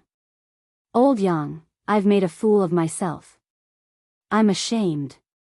Deputy Bureau Chief Yao raised his hand and lightly thumped his forehead, complaining about his difficulties. "Jing is my only daughter, how could I bear to let her be wronged? Today, Heng Heng's words reminded me that if my own child is a treasure, other people's child is also a treasure." Director Yang had never interfered with these family matters and left it all to his wife to deal with. When he heard this, he only smiled and said, "That's a separate matter." You know that I don't care about the children's matters and don't interfere. It's even more impossible for me to show up for the matters between my children. Old Yao, you and your wife both came out of the education system. I still remember how righteous you were when you criticized a child for stealing. But when it comes to your own daughter. Sigh, let's not talk about it. Chapter 853. If he didn't want to talk about it, it meant that he didn't want to talk about it. If he didn't even want to talk about it, then there wasn't much to talk about the relationship between the two families. Deputy Bureau Chief Yao's expression changed again and again. He didn't want to give up and said, let the two children handle it. As adults, we don't care anymore. We don't care anymore. Yes, we don't care anymore. Heng Heng is already 18 years old and has his own judgment. I didn't care about his matters in the past, and I won't care about it in the future. Let him handle it himself. This old Yao was a wily old fox. He was trying to see if there was any possibility of them becoming in-laws in front of him. Anxious, too anxious. Bureau Chief Yang sighed deeply. He glanced at Mother Yao, who was unable to maintain her composure because of her son's words and still wanted to explain a little more. This matter had come to an end. As for calling the police. He looked at Xiao Yi, who had a calm and indifferent expression from the beginning to the end, and did not take it seriously. An interesting little girl who could control the situation. She had the air of a general. Sigh, it's our fault. We can't raise the children like this. Deputy Bureau Chief Yao sighed. He sighed because his family had made a wrong move. Now, it was difficult to make the two children happy. Old Yang, you have to help me. Little Jing made a mistake. I will definitely teach her a lesson when we get home. But Yi Qian said to call the police. You saw it too. This child is also a person of her words. I'm really worried that she will call the police. I hope you can persuade her to be magnanimous and forgive little Jing this time. She couldn't call the police. If she really did, the whole family would be affected. It would be even harder for Jing to survive in school. Mother Yao waited anxiously and dragged Mother Yang away. Hui Ying, I know you are very disappointed. Believe me, I will definitely criticize her and make sure she doesn't make any mistakes again. Also, she had to make Jing apologize to the Yang family. She couldn't let the Yang family think that Jing didn't even know the most basic manners. Yes, she also had to apologize to Yi Qian. She had to ask him to forgive Jing and not pursue the matter. Just now, he had also made a mistake. He was anxious that his daughter had been wronged, so he had recklessly stood up for her. Not only did he not protect his daughter, but he had also made things more complicated. He had even made Yang Heng say such hurtful words like Jing was despicable. Mother Yang didn't open her mouth and let Mother Yao continue to speak good words. No matter how good her flowery words were, a girl like Yao Jing must be kept away from. Soon, Director Yang walked over. Deputy Director Yao, who was one step behind, nodded slightly to his wife, indicating that the matter was settled. After receiving her husband's signal, Mother Yao, whose back was drenched in sweat, relaxed. That's good. As long as old Yang stepped in, everything would be fine. My dad is here. He's here to be the peacemaker. Yang Heng's teasing made Yi Qian tilt his head and smile. It was late, so it was time to leave. Director Yang walked directly to Yi Qian's side and did not beat around the bush. He sighed and went straight to the point. Xiao Yi, can you let this matter go today for the sake of your uncle? Uncle knows that you have been wronged, but who in this world can have a smooth sailing life? Sometimes, being wronged is also part of your growth experience. Calling the police was just Yi Qian's plan to trick Yao Jing. He wanted her to know if she had leaked information to Luo Ran. Now that the truth was out, how could she go to the police? He had injured 7 hoodlums and scared Luo Ran until he fainted. Thus, he slightly curved his lips and smiled. I will listen to your arrangements. Whatever you say, I will listen. Chapter 854. All right. Then I'll make the decision. Director Yang nodded approvingly at Yi Qian. This child was like a deep pool of water. Deep water was good. Deep water was the best. Deep water was the best. Deep water was quiet, but shallow water was noisy. To achieve great things, one had to be able to pick up and let go. With him stepping in today, no matter how upset Yao Jing was, she had to suppress it. And the Yao family couldn't do anything to Yi Qian. For the sake of the Yang family, they wouldn't dare. Yi Qian also thought of this point. It was inappropriate for the army to step in and suppress the Yao family. It would only make the Yao family more cautious and restrain themselves. Now that Director Yang stepped in, it wasn't just a matter of restrain. They had to restrain themselves. Yao Jing was upset. She had to be. He didn't have to step in to make her accept.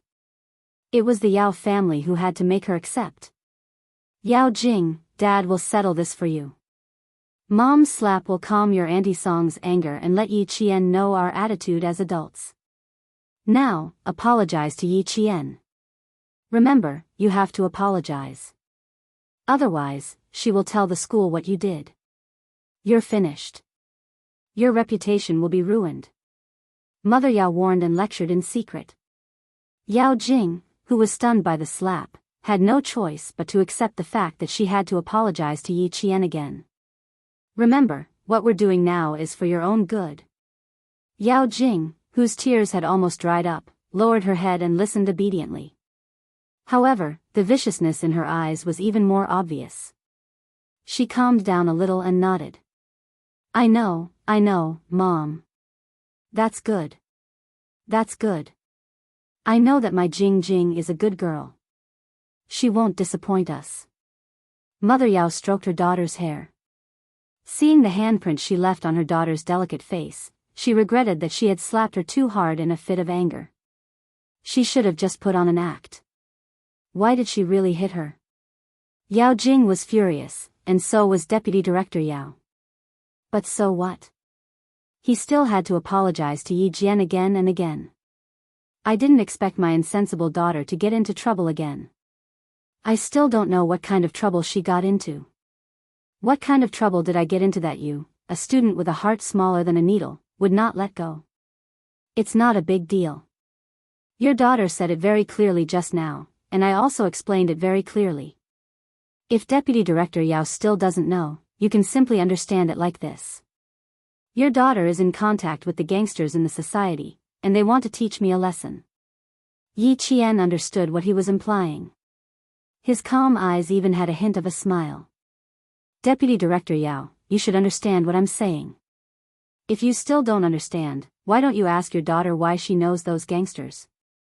Deputy Director Yao, who was still able to maintain his composure, sighed. When I get back, I'll definitely ask her properly. I thought she was young and insensible, but now it seems that I neglected to discipline her. Xiao Yi, I'm really sorry. I clearly said that I wouldn't cause you any more trouble. Who knew that she would come again? He spoke bitterly and with deep helplessness. When he saw that his daughter didn't even have the courage to raise her head after hearing Yang Heng's words, he didn't feel any better. All right, we've let Yang Heng down tonight. We made his birthday unhappy. How about this, old Yang? When you're free, our family will come and apologize again. Tonight, we'll go back first. Sigh, I'm worried now. Children are their parents' debts. Sigh. Chapter 855. He was indeed worried about his daughter, but he didn't think that his daughter had made a grave mistake. There was definitely a mistake, but it wasn't entirely his daughter's fault. His daughter had made a grave mistake by going up against Yi Qian. How could Bureau Chief Yang allow the Yao family to visit him? He patted his old neighbor's shoulder and said with a smile, "My family's matter is a small matter. We're old neighbors. Our children can't play together, but we adults can't have a knot in our hearts.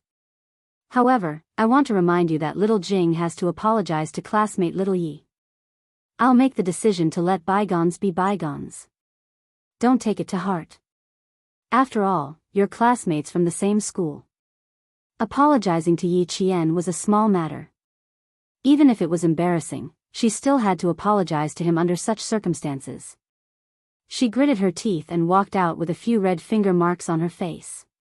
Standing in front of Yi Qian, she lowered her head and said word by word, "I'm sorry, Yi Qian.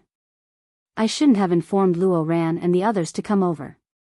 I shouldn't have chosen to stand by and watch. If I see this again, I'll definitely tell the teacher first and let him handle it." That's right, that's right. If you had thought of this earlier, there wouldn't have been any of this. His wife was so embarrassed that she didn't want to speak. Only Deputy Bureau Chief Yao could clean up the mess. Seeing his daughter's voice trembling, Deputy Bureau Chief Yao's heart ached for her and he took the initiative to criticize her again. He said to Yi Qian, "She can't be forgiven so easily. I'll definitely give her a good lecture when we get home." Yi Qian sneered. Saying, "I'm sorry," immediately after making a mistake might seem polite, but if she only apologized and didn't improve, her "I'm sorry" was really cheap. It's okay. I have to get used to your daughter making mistakes from time to time. Once I get used to it, I don't think I'll need your daughter to apologize to me the next time. Her reply made Deputy Bureau Chief Yao's smile stiffen. Yao Jing, who had finally lowered her head and bowed, glanced fiercely at Yi Qian. He was so aggressive that he didn't leave her any face. "Yi Qian, you're the real vicious one."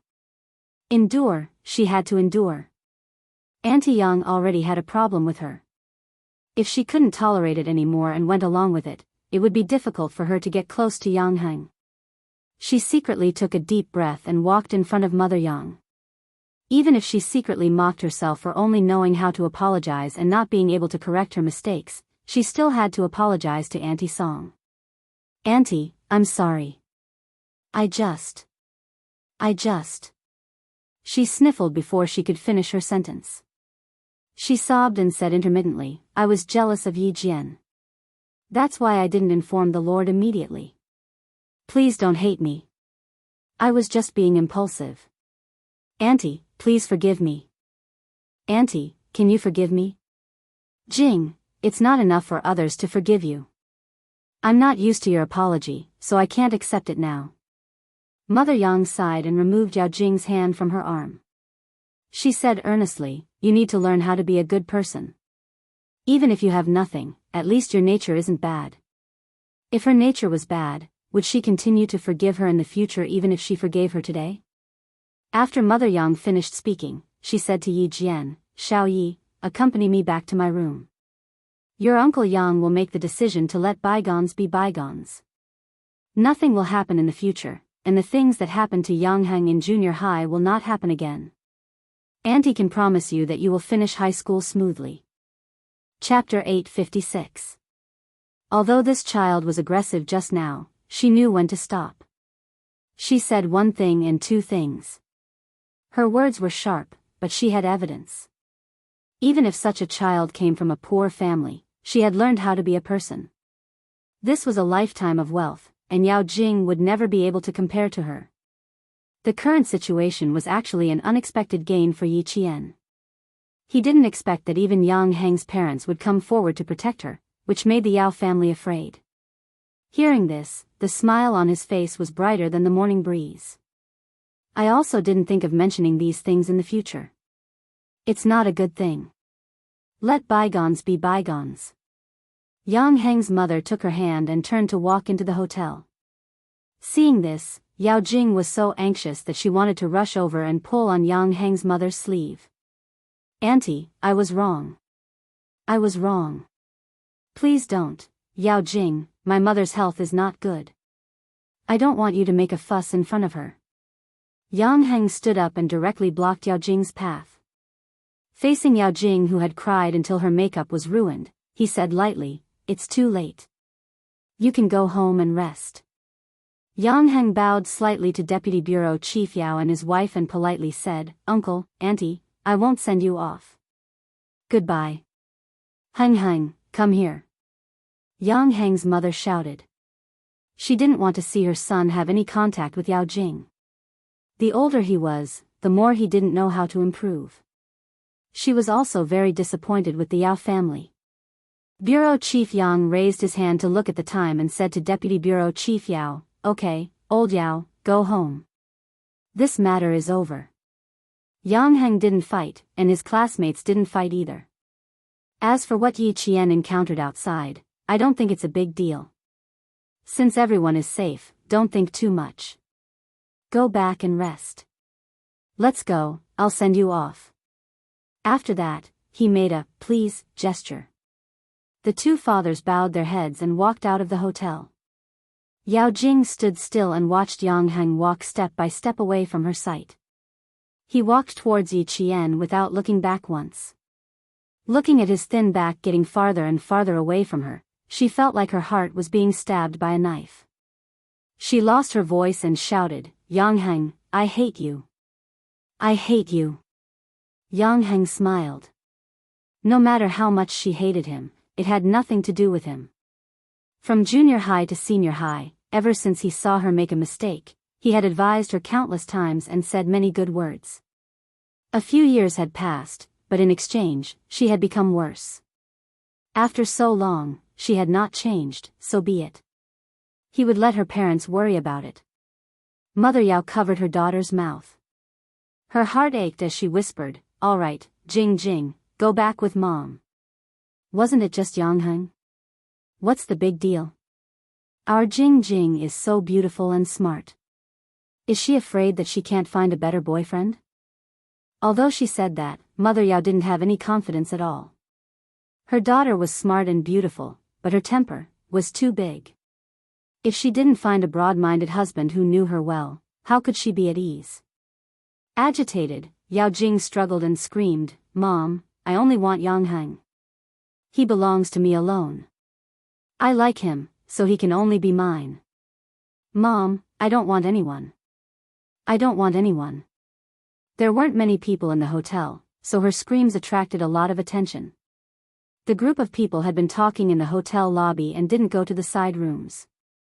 Mother Yang, who was waiting for the elevator, heard Yao Jing's screams clearly.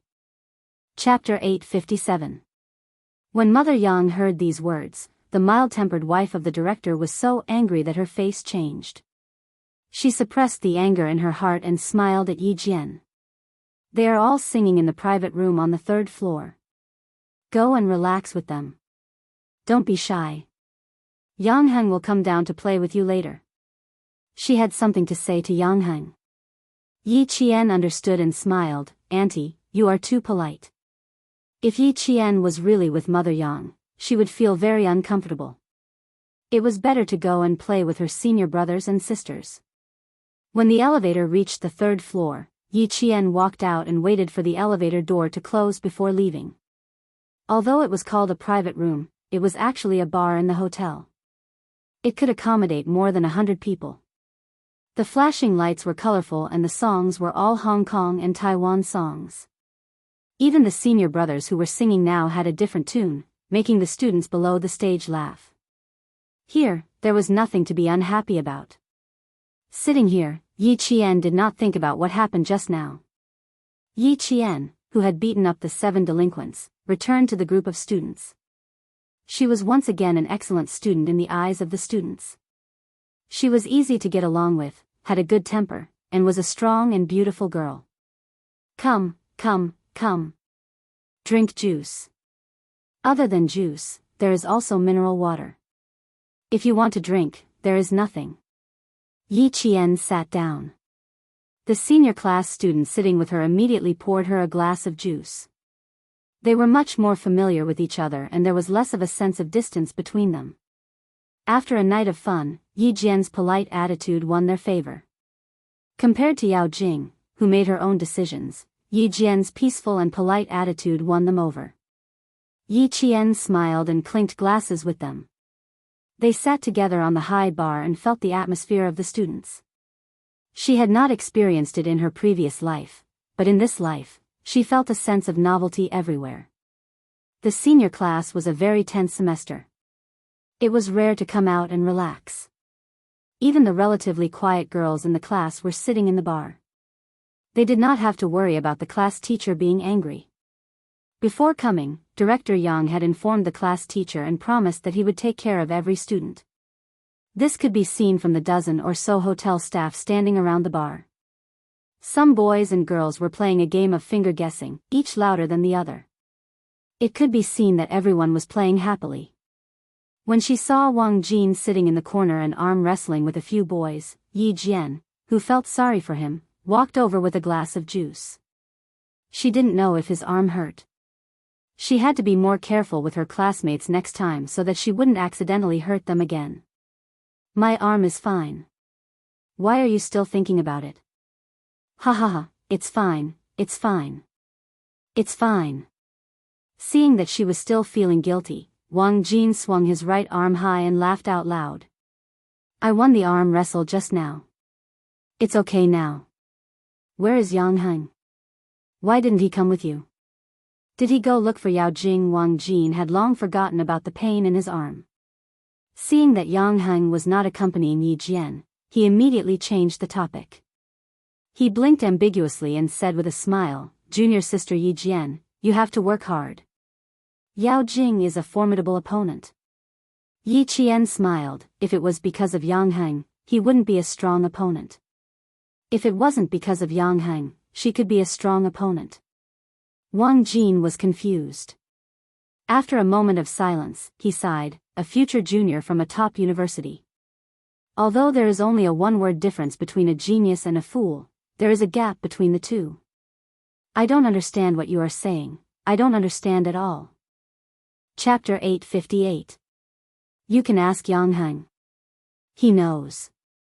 Yi Qian yawned and tears welled up in his eyes. I'm sleepy. I have to go back to my room and sleep. I have to wake up early tomorrow. His meaning was simple. If Yi Qian really wanted to snatch Yang Heng from Yao Jing would have no chance of winning with such a strong opponent. If it weren't for Yang Heng, Yao Jing would be a strong opponent in Yi Qian's life. A strong opponent that could not be defeated so easily. Wang Jin pointed at the clock hanging on the bar counter and joked, one look and I can tell that you are a good student. You never stay up late. It's not even midnight yet. I'm also staying up late, but I have something to do tomorrow. Have fun. Goodbye. I'll go find Captain Xia early tomorrow. Since I didn't reject his love letter, should take the initiative occasionally. I don't know how long he can stay in Nan province. I feel bad making him run around all the time. If Commander-in-Chief Xia finds out. Fine. She was not afraid of Xia Jinyuan saying that she was heartless. She was afraid that Commander-in-Chief Xia would say that she tormented his son. Behind him, a boy put his arm around Wang Jin's shoulder and laughed. If you are not a good student, how can you get such good grades? Why did Yi Qian ask if your arm is okay? What's wrong? Did something happen? Wang Jin shook his right arm and laughed. I sprained it. It's fine. It's fine. Let's go and sing a song. There was a lot of noise and laughter behind her. Yi Jian, who was smiling slightly, closed the door of the private room that had a good soundproof effect and left with light footsteps. It was already late into the night, and there were fewer cars outside the hotel at 11 o'clock. Yao Jing was screaming like a madwoman in the car, kicking and punching. The little princess crown on her head had already fallen somewhere.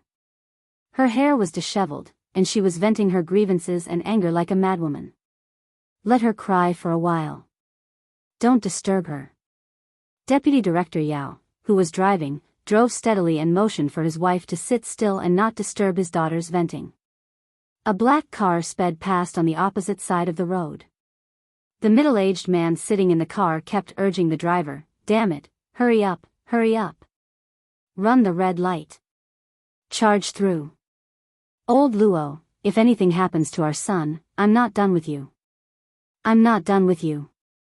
There was also a plump middle-aged woman with tears and snot running down her face. There was even a pile of tissues scattered in the car. Boss Luo, whose face was full of fat, glared fiercely at his wife and said angrily, spoiled, you only know how to spoil. Look at you now. He had spoiled a person who did not know the immensity of heaven and earth. Who is Master Ho-san? If your brother is afraid of him, then I'm even more afraid of him.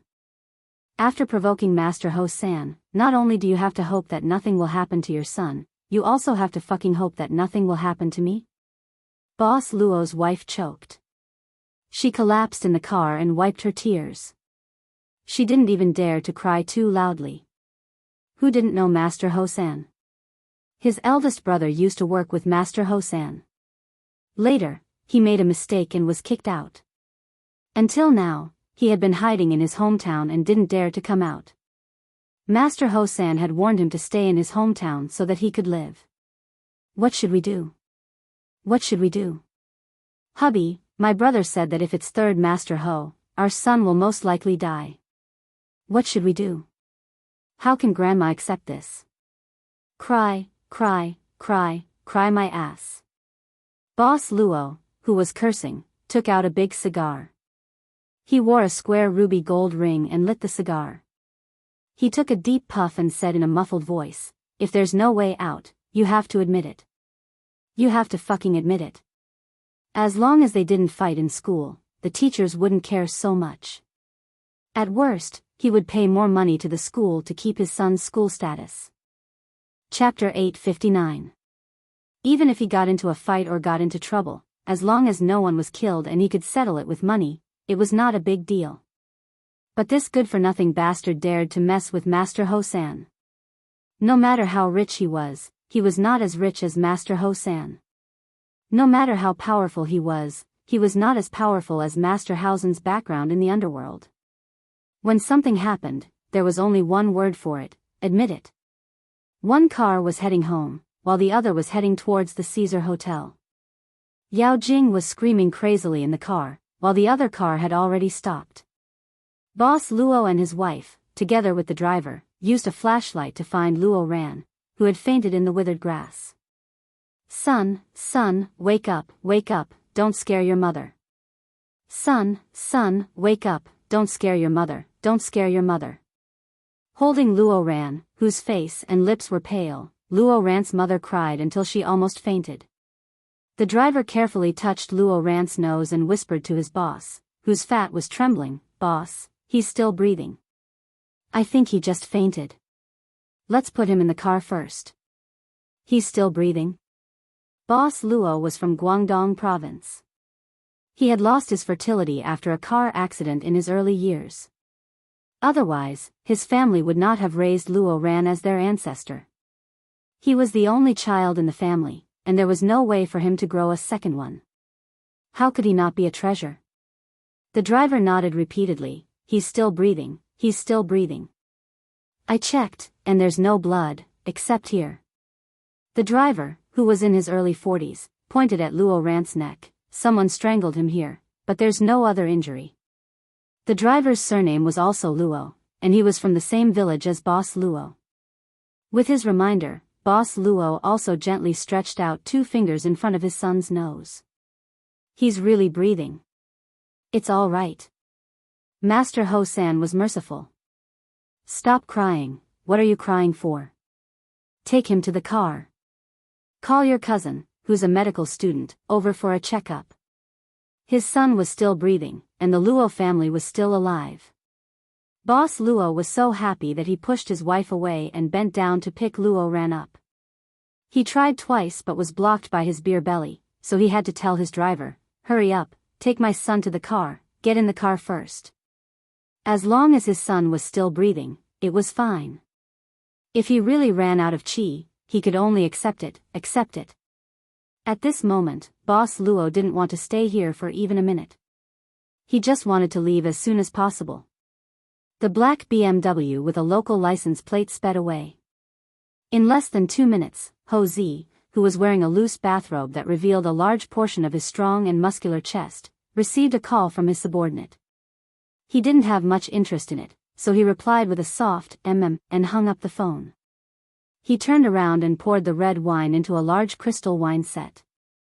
While shaking it gently, he walked to the sofa and sat down. "It's settled. I've just brought him home. Tell your little girlfriend not to worry." The red wine in the wine set was slowly poured into a tall crystal glass. Xia Jinyuan, who was also wearing a loose white hotel robe, picked up the crystal glass filled with red wine and gave a slight toast to Ho Zi. Thank you, Brother Z. Don't mention it. Even if I didn't show up today, your little girlfriend would have taken care of it. Ho Zi was no longer drunk. He sat on the dark-colored sofa with his slender legs crossed and sighed with a smile. My men said that those little hooligans were beaten up badly. There were 7 of them in total. 4 of them had brass darts pierced into their left hands and knives pierced into their right hands. Their left and right hands were dislocated and twisted like noodles. Chapter 860. From the moment I saw her to the moment I brought my men over, she managed to get rid of 7 men in less than 15 minutes. She is indeed capable. With such a girlfriend, no matter where he was, he could rest assured. Xia Jinyuan's eyes were sharp. Xia Jinyuan, who had been gently swirling the wine glass in his hand, enjoyed the night view. His thin lips curved into an unusually soft smile. She's not my girlfriend. She's a high school student. She needs to wait. She is quite capable. Her goal is the same as mine. In fact, I'm her target. Ho Zi could hear a hint of bragging in his calm tone. She had to admit that this was something that could be bragged about. Any man would be jealous. The girl he liked had set him as her target. How could he not be envious?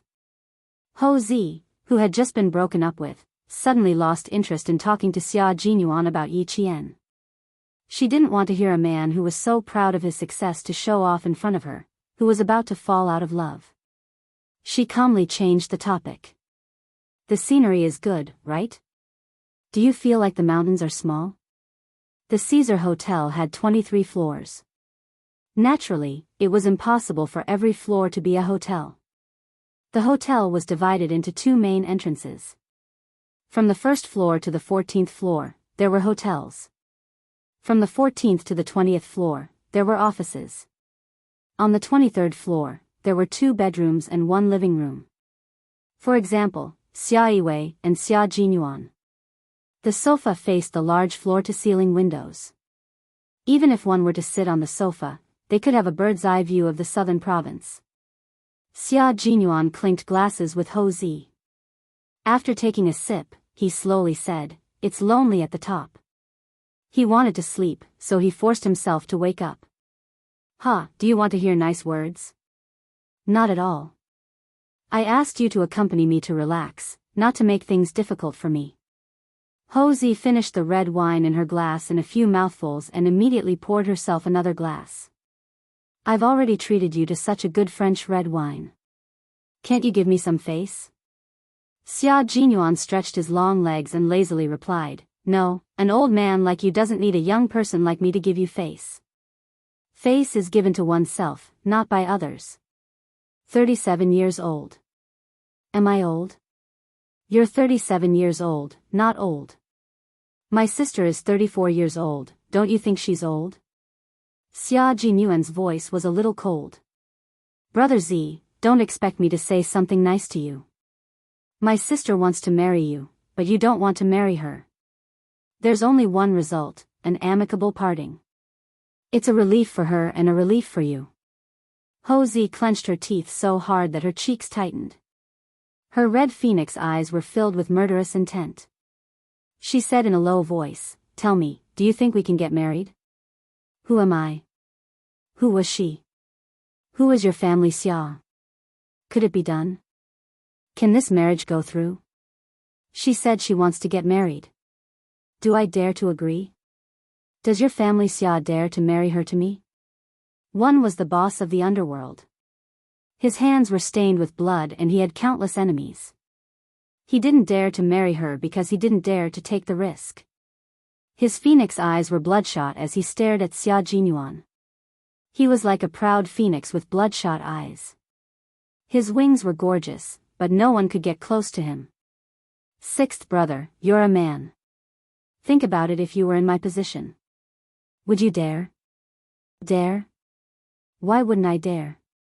The person I love and the person who loves me is by my side. Why wouldn't I dare?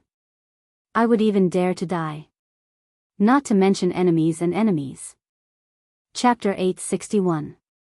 The scenery on the 23rd floor is indeed not bad. I should be able to watch the sunrise, but it's not good to be lonely at such a high place. I need someone to accompany me. Xia Jinyuan, who was thinking in his heart, raised his eyebrows slightly. He smiled confidently and said, I dare, Brother Z. I won't let the person I love live without anyone to depend on. I will try my best to keep her safe and let her feel at ease when she is in a relationship. The world is big and there are many places with beautiful scenery. It's far away from the hustle and bustle of the world. Brother Z, it's actually not difficult to hold the hand of the person you love and take a stroll on a sparsely populated rural road. What's difficult is that you can't give up the status, power, and wealth you have today. So, you don't dare to give it up for Xia Yiwei. Ho Zi fell silent. Xia Jinyuan may be young, but his words were sharp and experienced. It was as if he had dug out Ho Zi's heart and revealed all his misgivings. That's right. It was indeed difficult for him to give up the status, wealth, and power he had today. He started as a poor boy and spent a total of 20 years building this beautiful country with his bare hands. How could he give up 20 years of hard work? If he left, what would happen to his brothers? How could they continue to play this game of chess? Once he left, what would he use to protect himself and his woman if his enemies came looking for him? He had been gambling for the past 20 years. Now that he had settled down, he didn't dare to gamble anymore. He was afraid that he would lose, so he didn't dare to gamble. Brother Z, you have too many misgivings in your heart. They far exceed your expectations of giving Xia Yiwei happiness.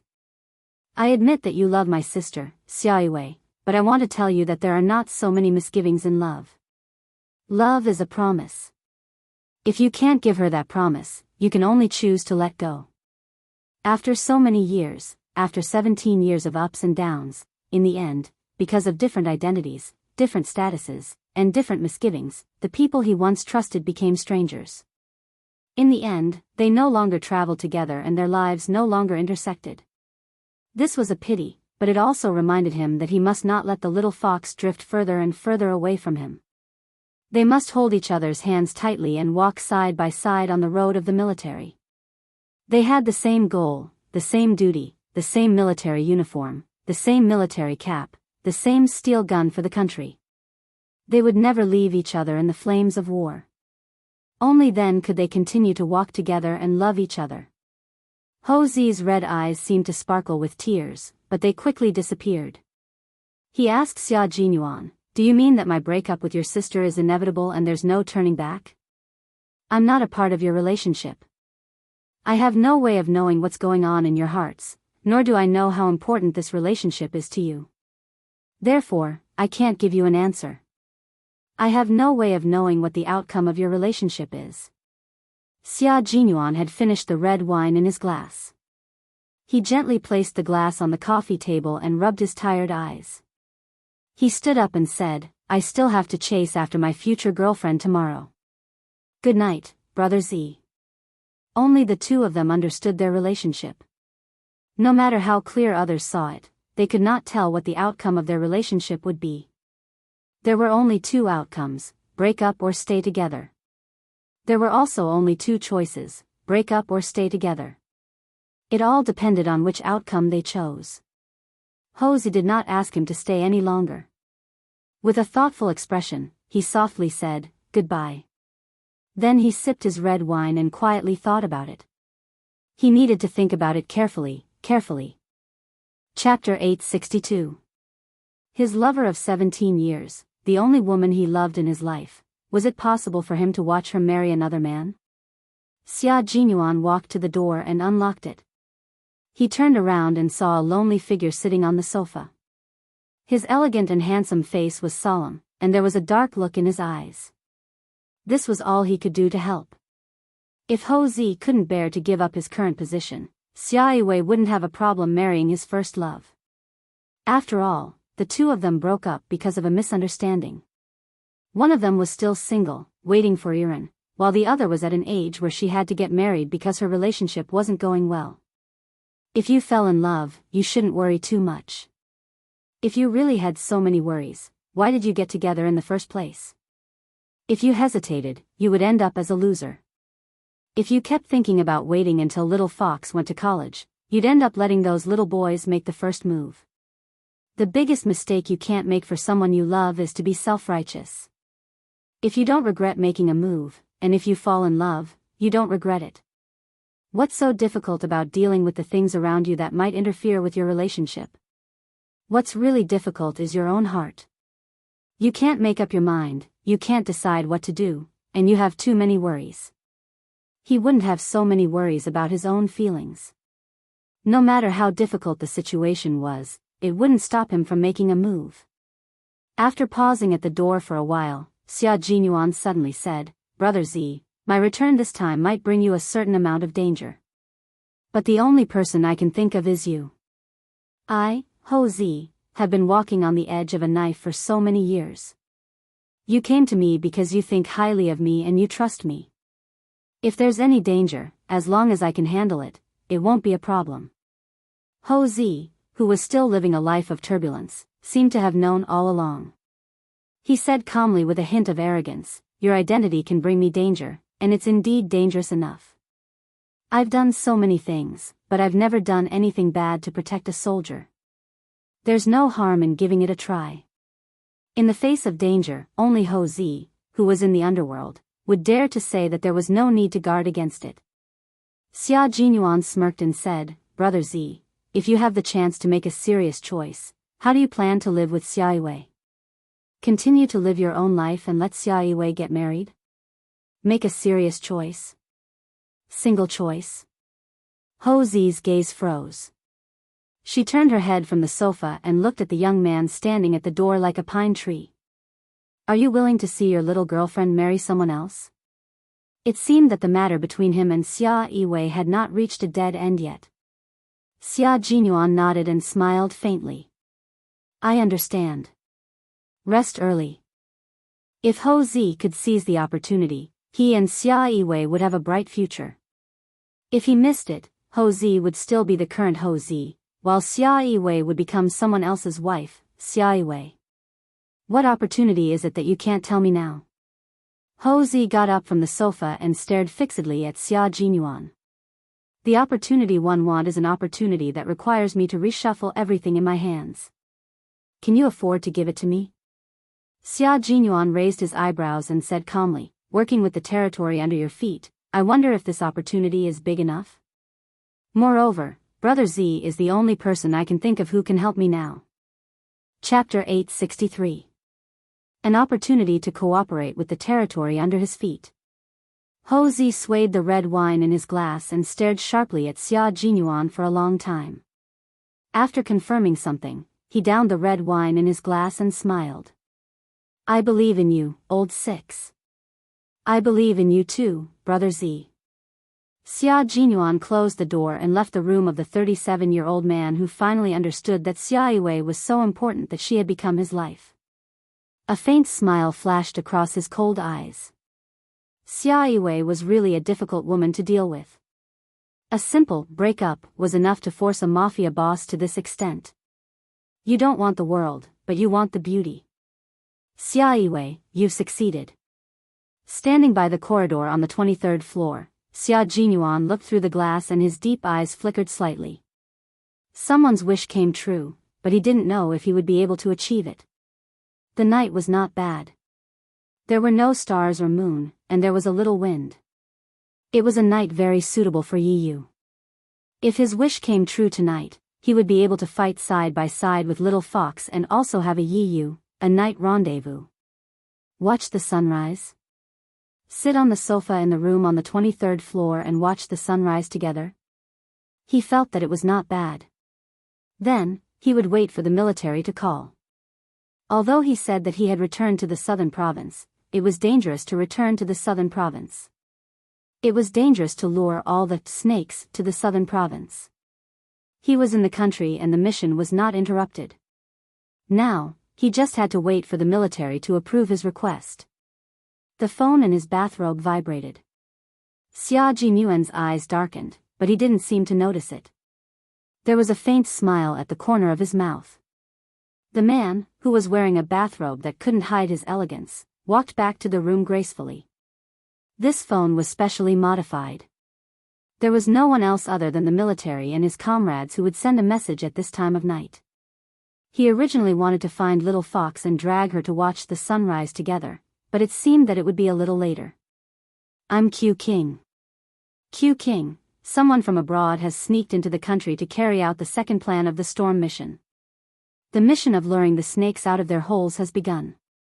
Xia Jinyuan opened the curtains in the room and sat on the same sofa as Ho Zi's room.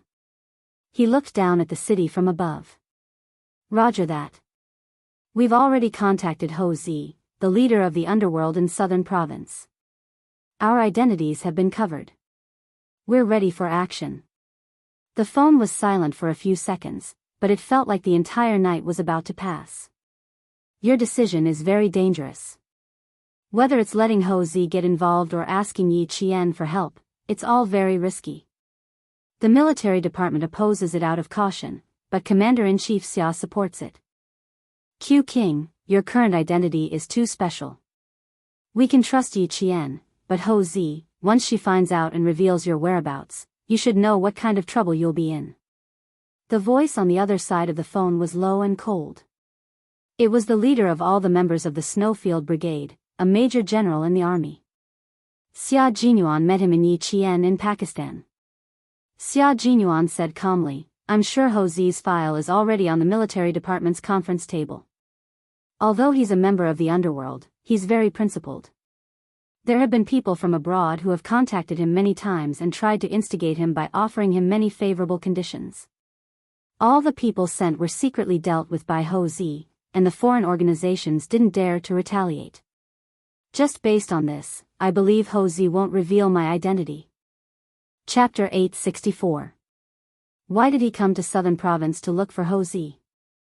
It was not only because Ho Zi was capable, but also because he trusted her character. Ho Zi was the only person in the country who dared to kill someone sent by an overseas organization.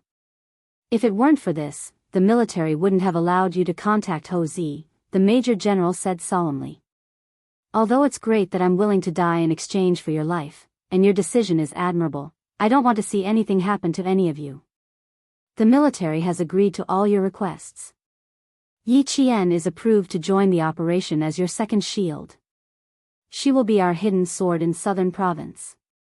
If a snake comes out of its hole, the hidden sword will be unsheathed and kill without mercy. Xia Jinyuan's eyes flickered and the corners of his mouth curved slightly in the dark room.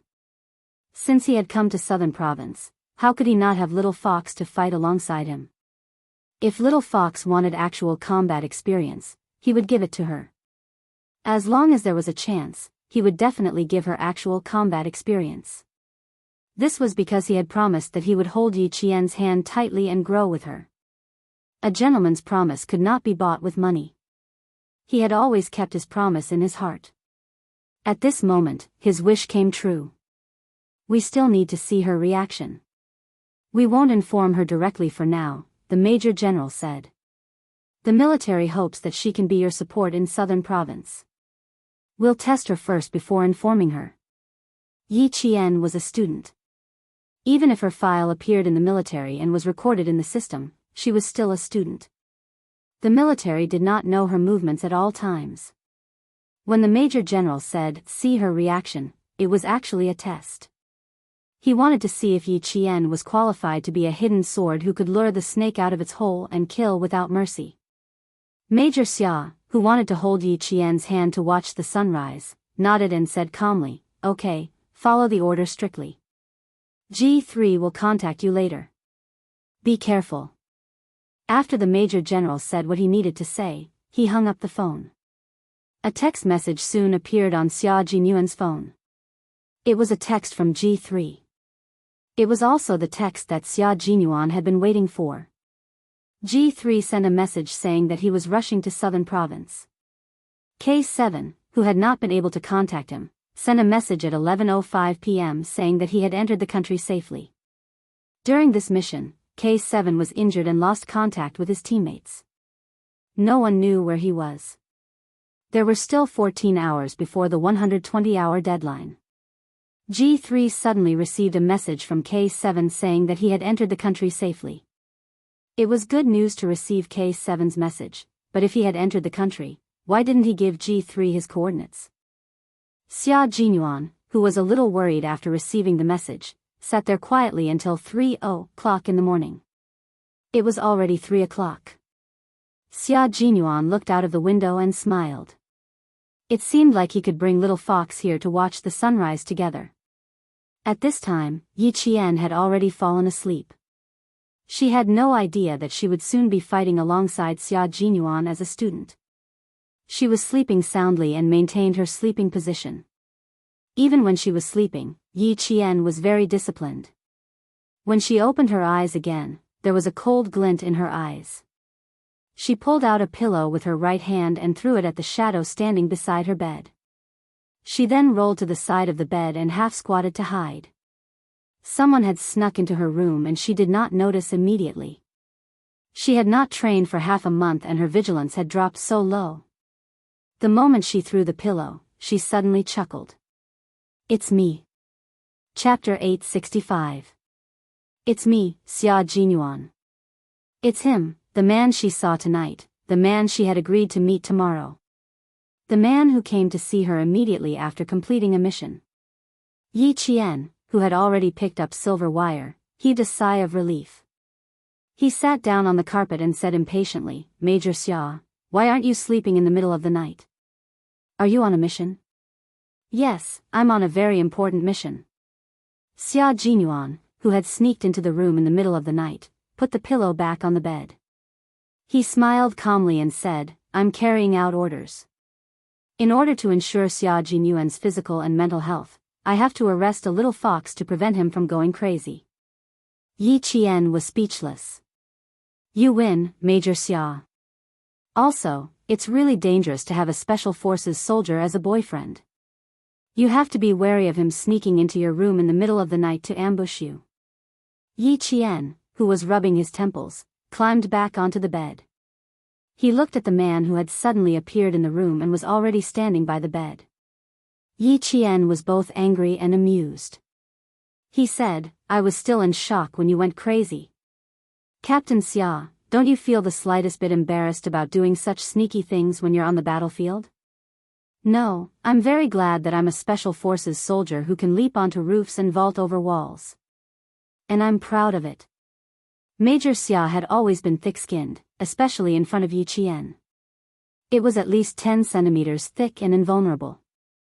Other people's boyfriends can only be anxious when they think about their girlfriends in the middle of the night. But for me, I think about them whenever I think about them. It's so convenient. So, I'm quite proud of it.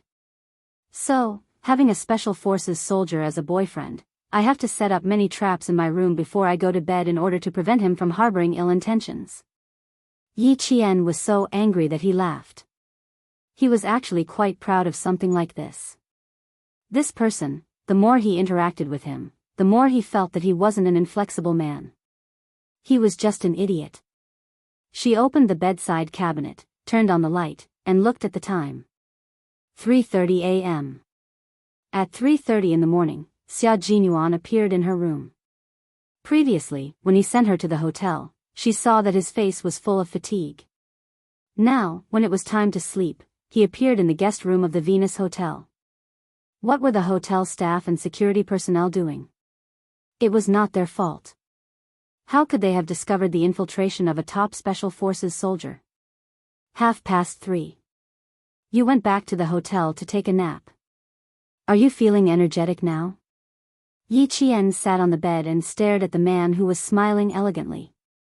Then, his eyes widened slightly. You came in a hotel bathrobe? From Caesar Hotel to Venus Hotel? Xia Jinyuan, you. Even if you want to do something naughty in the middle of the night, why don't you change your clothes? Clothes, he had thought of changing, but he really didn't have any clothes to change into. The set of clothes that he had brought back tonight had already been burned to ashes. His tall body leaned over and then he lay down on the bed. Then, he turned to face Yi Qian and supported his chin with one hand. His lazy posture had a casual air of nobility. Even his mischievous smile had an indescribable elegance to it. Little Fox was also someone who could fall asleep anywhere. When he broke into the room and heard her breathing, he knew that she was sleeping soundly. It was the first time he had done something like this. It was actually more stimulating than carrying out a mission. When he opened the door and found that there was no movement in the room, he was quite excited. Picking locks and picking doors was a small part of their training. Even if there was an anti-theft bolt inside a hotel, it was just a decoration to them. Chapter 866. After entering the room, he gently closed the door behind him. He walked into the room, where even the air was filled with her faint fragrance. He felt as if his organs had been cleansed, and all his fatigue and dust had disappeared. At this moment, Xia Jinyuan was completely relaxed. He looked at Yi Qian with a smile in his eyes. When he raised his eyes slightly, his gaze inadvertently fell on her chest for a few seconds. Yi Qian was still a little angry about his sneaking into her room in the middle of the night. She didn't notice that when Xia Jinyuan's gaze slid across her bare chest, there was a faint light in his deep black eyes. Even through her clothes, Xia Jinyuan was still able to reap the benefits in the middle of the night. The scenery was beautiful. If he stared at her for too long, she was afraid that she would directly raise her foot and kick him in the face. Before Yi Qian noticed, Xia Jinyuan calmly retracted his gaze, although he was reluctant to part with her. He smiled and replied, "I fled back to China like a refugee. Every time I went to a place, I had to change into a new set of clothes. Then, I burned the clothes I changed into and completely erased the traces to avoid being discovered. There were a total of 4 sets of clothes. The set of clothes you saw tonight was my last set of clothes. Also, it was picked up from the discarded clothes of a clothing factory. When I returned to the hotel, I immediately cleaned it up. The only thing I could wear was this hotel bathrobe." He spoke in a relaxed and cheerful tone as if he was joking. Yi Qian, who knew why even the clothes had to be burned, shuddered when she heard this. What kind of operation was so strict that even the clothes they wore on the way back had to be burned? Then, when they fought, they definitely weren't wearing our country's combat uniform. While she was still thinking, Xia Jinyuan's slow voice didn't stop. "The military uniform I wore that day is still on the ceiling of the utility room on the first floor of the airport. Tomorrow, I'll need you to help me retrieve it. It's not convenient for me to come out in the next few days. Be careful when you retrieve it, and pay attention to your surroundings when you come back." Xia Jinyuan, who had gotten what he wanted, began to talk about the mission without any pressure. He did some small things to let Yi Qian know how dangerous the mission was. "You. Okay, I know. I'll get up now. I can take the car there." Yi Qian wanted to ask, "Are you safe now?" but he quickly changed his words. Since he was in front of her now, he should be safe. He stood up and said, "There will be a bus from the Caesar Hotel to the airport at 5:00. I can take a ride there. Just wait for me to come back." As she stood there, Xia Jinyuan could clearly appreciate Yi Qian's figure. Her proportions could be said to be perfect. She was tall and well-proportioned, and every part of her body was exquisite as if it had been carved out of jade. It seemed that the benefits of sneaking into a room in the middle of the night were not just a little, but a lot more. If he was outside in the future, should he consider sneaking in a few more times? As he thought about it, Xia Jinyuan furrowed his brows and scolded himself in his heart, "Dirty." Ever since he met the little fox, his moral bottom line had been lowered again and again. "It's still early. You can get up after 6:00. You can get the clothes back in the afternoon. There's no rush." Xia Jinyuan lifted the blanket that she was sitting on and smiled like a gentleman. "It's a little cold. You're still wearing a short-sleeved shirt and shorts. You'd better lie under the blanket to avoid catching a cold. I'll wake you up when it's time." Chapter 867. After his reminder, Yi Qian, who didn't feel cold at first, looked down at herself.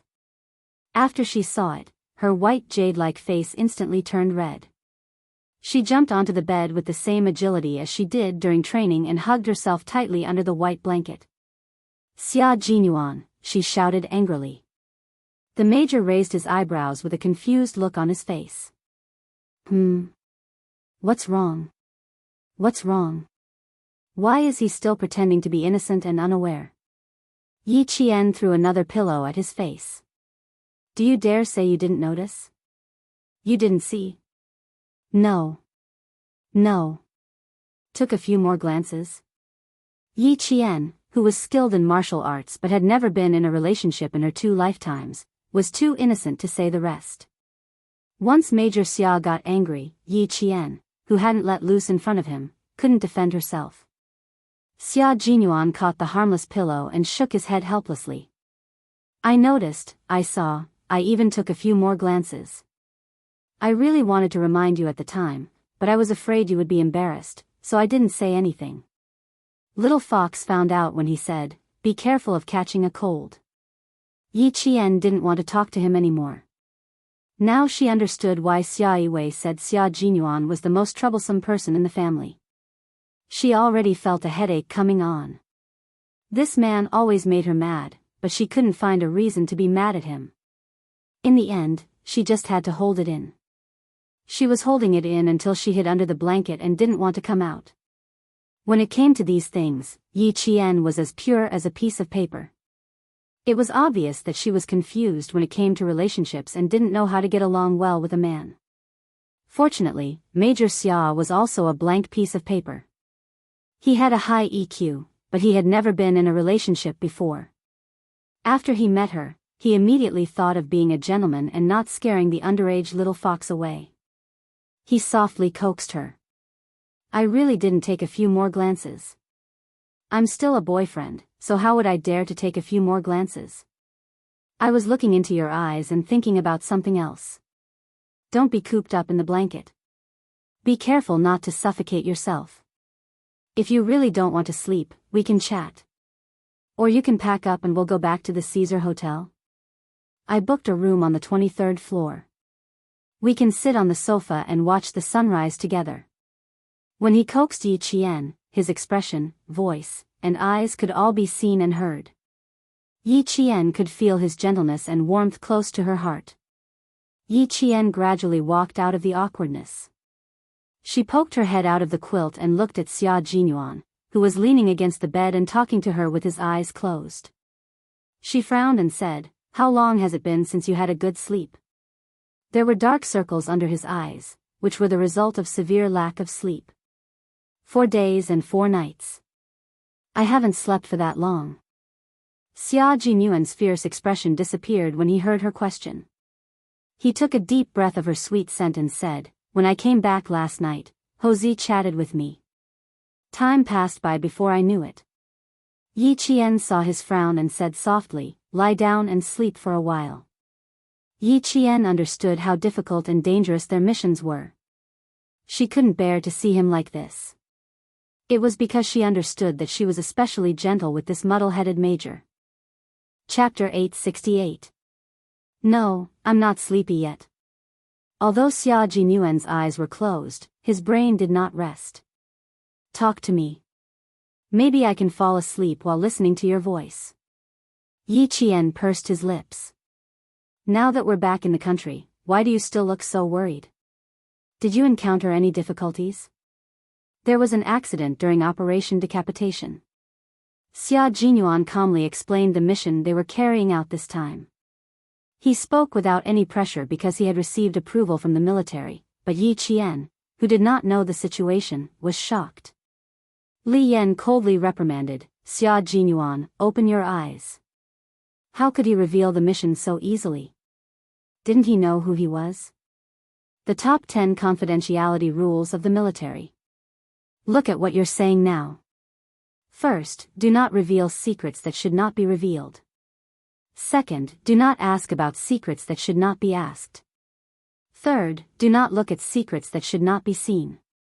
Fourth, do not bring secrets that should not be brought up. Fifth, do not mention secrets in private letters. Sixth, do not record secrets in unclassified books. Seventh, do not use ordinary mail to transmit secrets. Eighth, do not read or discuss secrets in unclassified places. 9th, do not privately copy, preserve, or destroy secrets. 10th, do not bring secret carriers to travel or visit relatives and friends. You know all these. Seeing how anxious she was, Xia Jinyuan could not help but laugh. He raised his eyes and said, Operation Decapitation is just these 2 words. You have no way of knowing what kind of operation it is. This operation was called Operation Decapitation. The operation team did not encounter any problems. An electrical engineer in the embassy said that the Chinese side was sending people to repair the aging circuit, and his words alerted the enemy. The security level of the deployment made them squat in a sewer for 48 hours. When they came out, they could not feel their hands and feet. This was also the first time in several years that a comrade in the Snowfield Brigade had gone missing after an operation and had not returned to their positions. Yes, Operation Decapitation was just these 2 words, but what was decapitation? It was to destroy the enemy's leader and their organization. His mission this time was to go abroad and behead someone with a very big background. Yi Qian only thought about it, but his heart trembled. He wanted to warn him, but when he saw that he didn't even have the strength to open his eyes, he sighed in his heart. Didn't you say you were tired and needed to go back to sleep after sending me home last night? You didn't sleep at all last night. Go to sleep and stop talking. I don't want to listen to it anymore. Yi Qian forcefully pulled on his arm, wanting him to lie down and sleep comfortably. He was a soldier and a comrade who had fought side by side with her. If she didn't understand his hardships, who else could? A comrade would always be able to understand the hardships of a comrade. Xia Jinyuan, whose arm was being held by her, closed his eyes. He didn't even want to open them. He didn't even want to move. He had a faint smile on his face, and his breathing was shallow. When he spoke, his voice was extremely soft as he coaxed her. Be good, I know you have to keep it a secret. I've never forgotten. You should sleep too. I'll take a nap too. Previously, when I went back to the hotel, I was caught by Brother Z and talked for more than 2 hours. When I went back to my room, I had other things to do. Before I came to your place, I actually didn't sleep at all. Thinking about K7 and reading the message sent by G3, he sat there in deep thought. When he came back to his senses, it was already 3 in the morning. Then, he came to look for her. Chapter 869. With the approval of the military, he could openly look for her when he was on a mission. He could once again hold her hand and fight side by side with her. He had to let her take a breather first and figure out how dangerous the decapitation operation was. Then, he could judge whether she could handle the danger. Listening to her clear voice and smelling her scent in the air, Xia Jinyuan gradually felt tired. He couldn't even open his eyes now. Xia Jinyuan didn't speak again. He just wanted to have a good sleep. Major Xia coaxed himself to sleep. Xia Jinyuan fell into a deep sleep with his back against the headboard, his head upright, and his hands crossed in front of his lower abdomen. Yi Qian couldn't let him sleep like this. She lifted the blanket and gently knelt on the bed. She hugged his shoulders with both hands and held her breath. Little by little, she laid him down on his side. Yang Heng had reserved a double room for Xia Jinyuan, who was 1.86 meters tall, on the 1.88 meters wide bed. The space instantly became much smaller. His feet were still outside, so he had no choice but to lie on his side. The bed was only so wide. The blanket gently covered him. Yi Qian, who was no longer sleepy, quietly looked at the young major who was sleeping. He couldn't sleep well, and his expression was still as sharp as a sword. Yi Qian sighed softly in the room. The decapitation operation was the most dangerous operation. No wonder he felt tired. Look, he was so tired that he was frowning even when he was sleeping. Sleep well. Since you're back in China, sleep well. Yi Qian reached out and stroked his eyebrows. She focused on him until she smoothed his eyebrows. Then, she gently got up from the bed. She had to rush to the airport to get his military uniform. When she left that day, the uniform was still wet. It had been left in the airport's utility room for more than half a month. She didn't know if it had gotten moldy. The sooner she got it back, the sooner she could wash it and iron it. When he woke up, he could wear it. Yi Jian got up and changed her clothes. When she was about to go out after brushing her teeth and washing her face, she saw Xia Jinyuan, who was frowning in his sleep, moving his body uncomfortably. From his expression, she could tell that he was in a deep sleep and had no intention of waking up. She guessed that he wanted to sleep in a more comfortable position. Looking at his frown, Yi Jian's eyes flashed with a trace of pity. She walked to the bedside and wanted to pick up the short-sleeved shirt and shorts she had just thrown on the bedside, folded them, and put them aside. Who knew that just as she was about to make a move, she saw his long arms wrap around her clothes and blanket, directly covering his face. She even heard an extremely soft, yet exceptionally deep, comfortable sound. At that moment, Yi Qian almost ran. He covered his face with her clothes, and by the sound of it, all the way to the hotel lobby, Yi Qian's face was still hot. Her eyes were so hot that they were like pools of spring water, revealing a touch of seduction. "Hey, aren't you Yang Heng's classmate?" Someone asked softly from behind, followed by the thump-thump of high heels. "What's the matter? Are you not used to sleeping here?" The person who spoke was Yang Heng's aunt, the boss of Venus. One of the hotel staff who was working next to her saw this and said softly, "President Song, I'll drive over now. Please wait for a moment." President Song recognized Yi Qian at a glance because he had a deep impression of Yi Qian. A clean and beautiful girl would leave a deep impression wherever she went. Chapter 870. Is the room not good? If it's not good, Auntie will change it for you immediately. She walked directly to Yi Qian and smiled kindly. "You are all guests, we have to make sure you sleep comfortably in the hotel." She was a capable woman. Yi Qian quickly composed himself and politely said, No, I have to go to the airport. That's why I woke up early. I slept very well and didn't feel uncomfortable at all." She could fall asleep anywhere. It was just that the hotel security personnel had sent a special forces soldier over. She was startled awake at 3:30 in the morning. "Going to Jiang? That's great, I also need to go to the airport to pick someone up." "Take my car." Manager Song, with her exquisite makeup, laughed heartily. She must have just woken up, as her eyes were still bloodshot. "The staff helped me get the car. Let's go and wait outside." She turned to the front desk and said, "Xiao Fang, prepare 2 sets of breakfast for me. 1 set with coffee and the other with fresh milk." Yi Qian's indifferent face lit up with joy. He quickly thanked her. "Thank you, Manager Song. I won't stand on ceremony then." This way, she wouldn't have to wait until 5 o'clock to take a ride from Caesar Hotel. She could pick up her military uniform earlier. "Aya, child, you can just call me Auntie." "Why are you calling me Manager Song?" Manager Song, who still had a stern expression, couldn't help but laugh. This child was really polite. "Don't blame me for making the decision alone.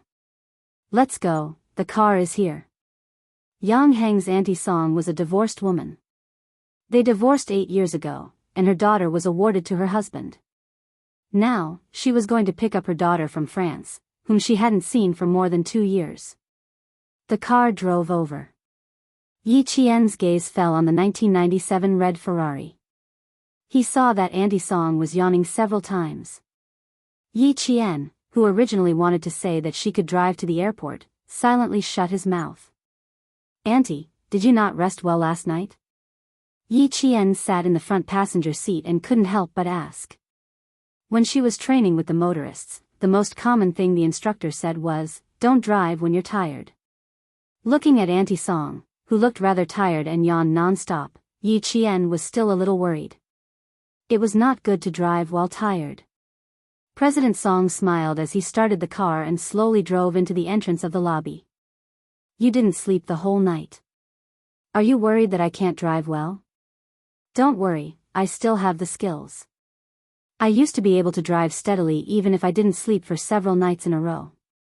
Throughout the journey, Manager Song's driving skills were indeed not bad, but every time she yawned deeply, Yi Qian felt a chill run down his spine. When the motor vehicle soldiers were assigned to night training, if they were really tired, they would eat morning peppers to refresh themselves and apply cooling ointment to resist fatigue. They would use all kinds of hard methods to keep their minds clear all the way. However, Director Song and the others were different. It was impossible for them to use such a ruthless method to refresh themselves.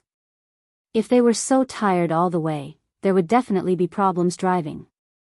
Yi Qian didn't care about the value of the car anymore. He simply smiled and said, "Auntie Song, let me drive. It will take an hour to get to the airport. I'll drive. Why don't you sit and rest for a while?"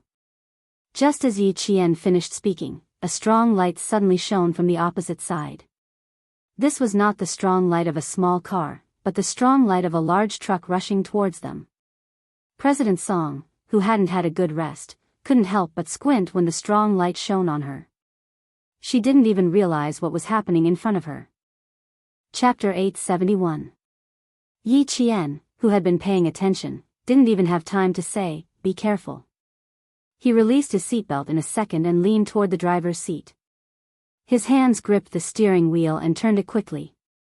As the bright light rushed toward them, Yi Qian said calmly, "Step on the accelerator. Quick." In that second, Director Song's brain still reacted. She stepped on the accelerator as low as possible, and the entire car was like an arrow released from a bow. Under Yi Qian's control, the car made a beautiful drift on the road. The rubber wheels rubbed against the ground, making a sharp squeaking sound. Amidst Song's screams, Yi Qian completed the second lateral drift in a row, causing the entire sports car to rush forward with a boom, thus avoiding the rampage of the truck. Fortunately, it was a Ferrari sports car. Its refueling speed and control were top-notch. That was why it could complete 2 drifts in such a situation. Bang, bang, bang. There were several loud noises. From the rearview mirror, they could clearly see that the truck on the opposite side of the road had crashed into the guardrail in the middle of the road. It continued to sweep forward, breaking several lamp posts, and finally rushed into the green belt. After avoiding the danger, Yi Qian turned the steering wheel and said in a deep voice, "Auntie, let's park the car and get out to check the situation." No matter what she learned was useful. If she hadn't trained with the auto soldiers, this would have been the second time she had lost her life. Compared to Director Song, who was scared stiff, Yi Qian was unbelievably calm. She didn't even have a trace of fear on her face. Even her eyes were as calm as a mirror. Director Song, who was scared out of her wits, didn't even know how she lifted her foot to step on the brakes. She even forgot to pull the handbrake. It was Yi Qian who pulled it and turned off the engine. "Auntie Song, calm down first. I'll get out to check the situation." Yi Qian had encountered accidents like the one just now when he was training. His brain and his hands reacted together. His brain thought of a way to avoid the accident in the first place, and his hands reacted quickly with his brain. Thus, he could nimbly and calmly avoid the sudden accident. In the car, Manager Song was still in a daze. When Yi Qian spoke to her, she turned her neck stiffly and looked at Yi Qian in a daze. Although he said he was looking, his pupils were dilated. His gaze was not focused on Yi Qian, which meant that his brain could not keep up. He did not know what Yi Qian had said, nor did he know what he was doing. After getting out of the car, Yi Qian saw that the front of the truck that had rushed over from the opposite side of the road was twisted out of shape.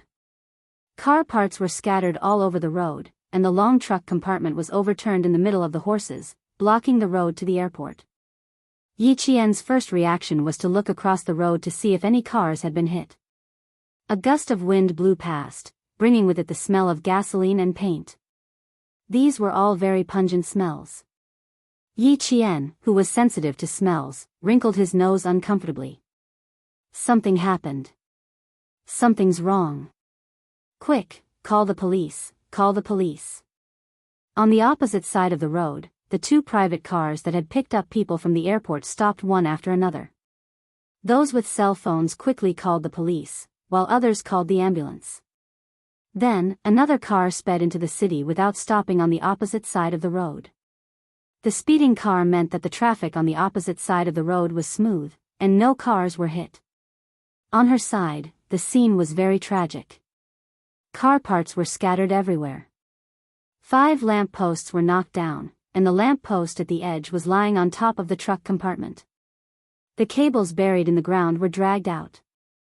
Yi Qian looked at the cables carefully. He did not see any signs of wires being torn.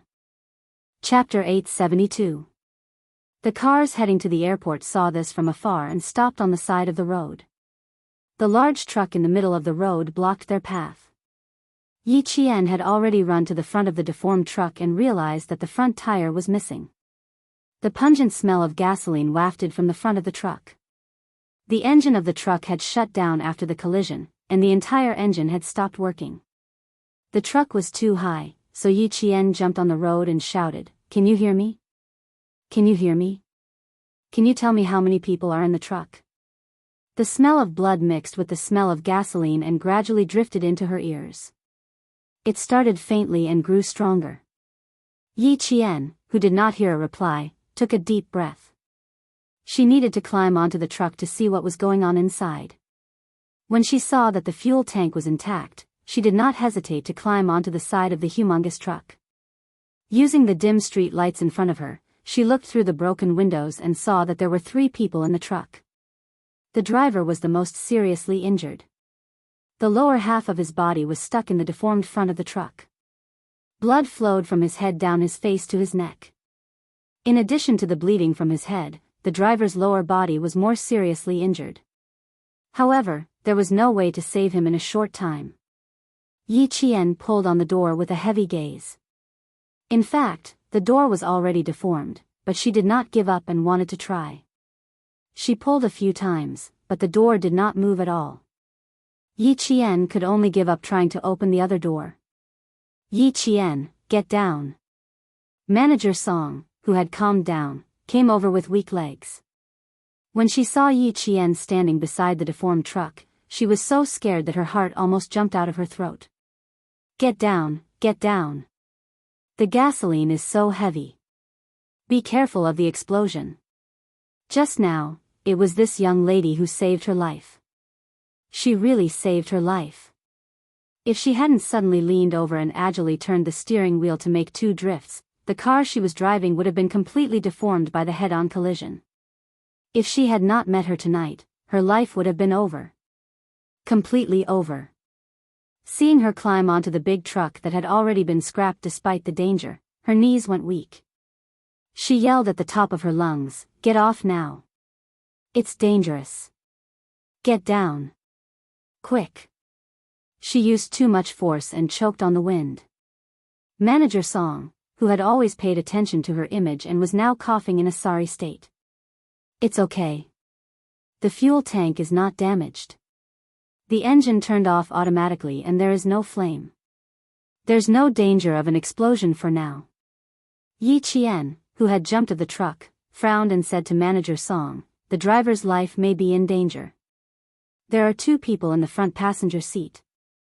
Yi Jian did not dare to rush to the rescue. She was afraid that if she acted rashly, it would worsen the injury of the injured. She had to observe carefully first. "Director Song, please call 120 and the fire department. Someone needs to come over for the repair of the power supply." People had already surrounded the truck. They all stood about 2 meters away from the truck. No one dared to come up. When they saw a young lady like Yi Qian jump out, they thought she had come out of the truck. Someone shouted, "Young lady, what's the situation with the truck?" Chapter 873. It's not good. There are 3 people in the car. The lower half of the driver's body is stuck, and the front of the car is deformed. The injured person sitting at the side of the front passenger seat should have lighter injuries. Yi Qian gave them a simple answer. She climbed to the front passenger seat and tried to open the door. The car was locked from the inside, so there was no way to open it. She took off her school uniform jacket and wrapped it around her right hand. She grabbed the broken glass and quickly pulled off one piece after another. She needed to reach into the car to unlock the door. Yi Qian pulled off the sharp glass piece by piece until she found the small lever to unlock the door. She pulled it, and with a click, the locked front passenger door opened. "Does anyone have a flashlight? Can you lend it to me?" When the door was pulled open, Yi Qian turned around and said to the pedestrians who were blocking the road, "I need a flashlight to check the injuries of the trapped people." The onlookers realized that the girl was not from the truck, but a passerby. Two drivers did not hesitate and immediately ran back to their cars to take out flashlights. Some hesitated and chose to stand aside to watch. Chief Song was on the phone with his brother-in-law, Chief Yang.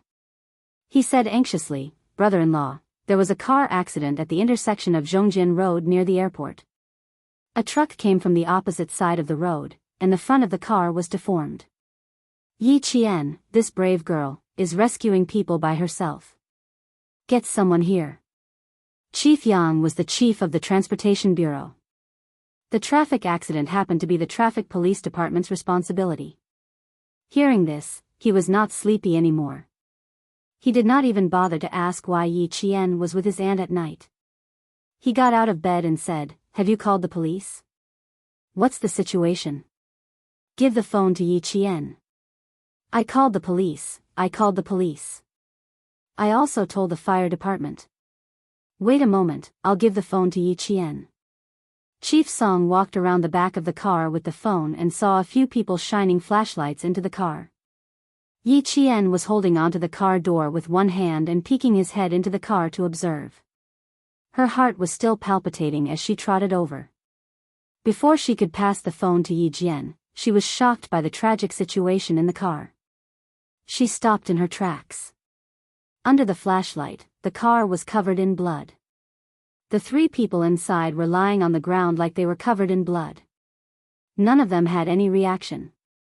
Brother-in-law, it's very bad. Yi Qian is saving people." She didn't dare to hand the phone over. No matter how strong she was in business, she had never seen such a bloody scene. Chief Yang had already put on his clothes with the help of his wife. After hearing this, his expression became even more serious.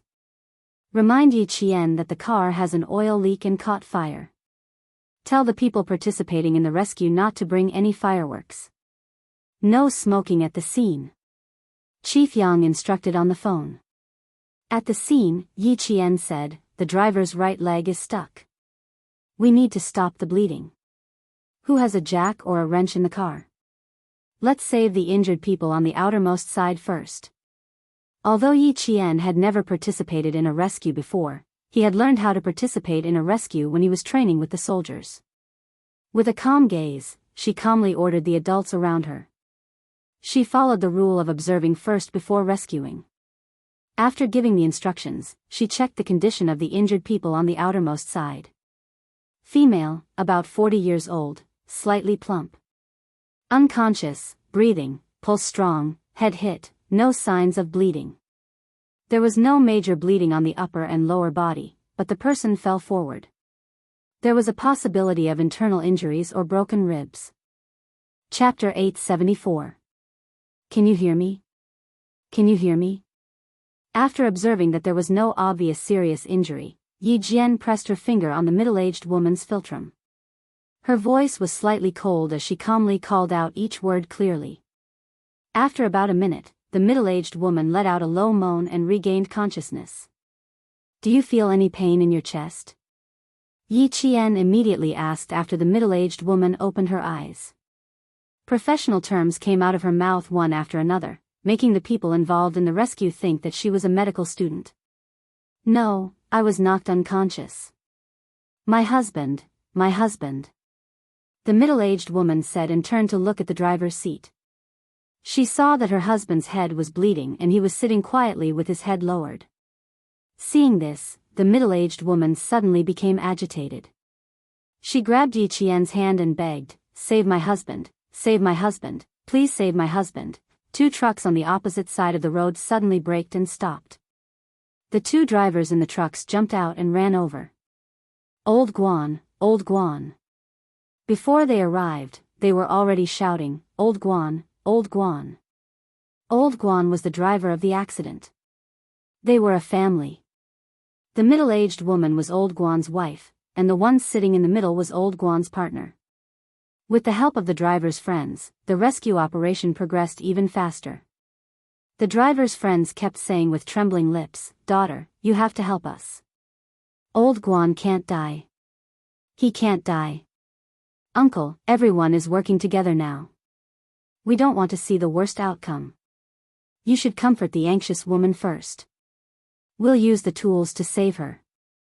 Yi Qian held the flashlight and confirmed that Old Guan's wife's left leg was stuck and that the blood supply to her left leg was normal. Only then did he start the rescue operation. Straighten the woman's body. Stabilize her neck and spine. Give me the jack.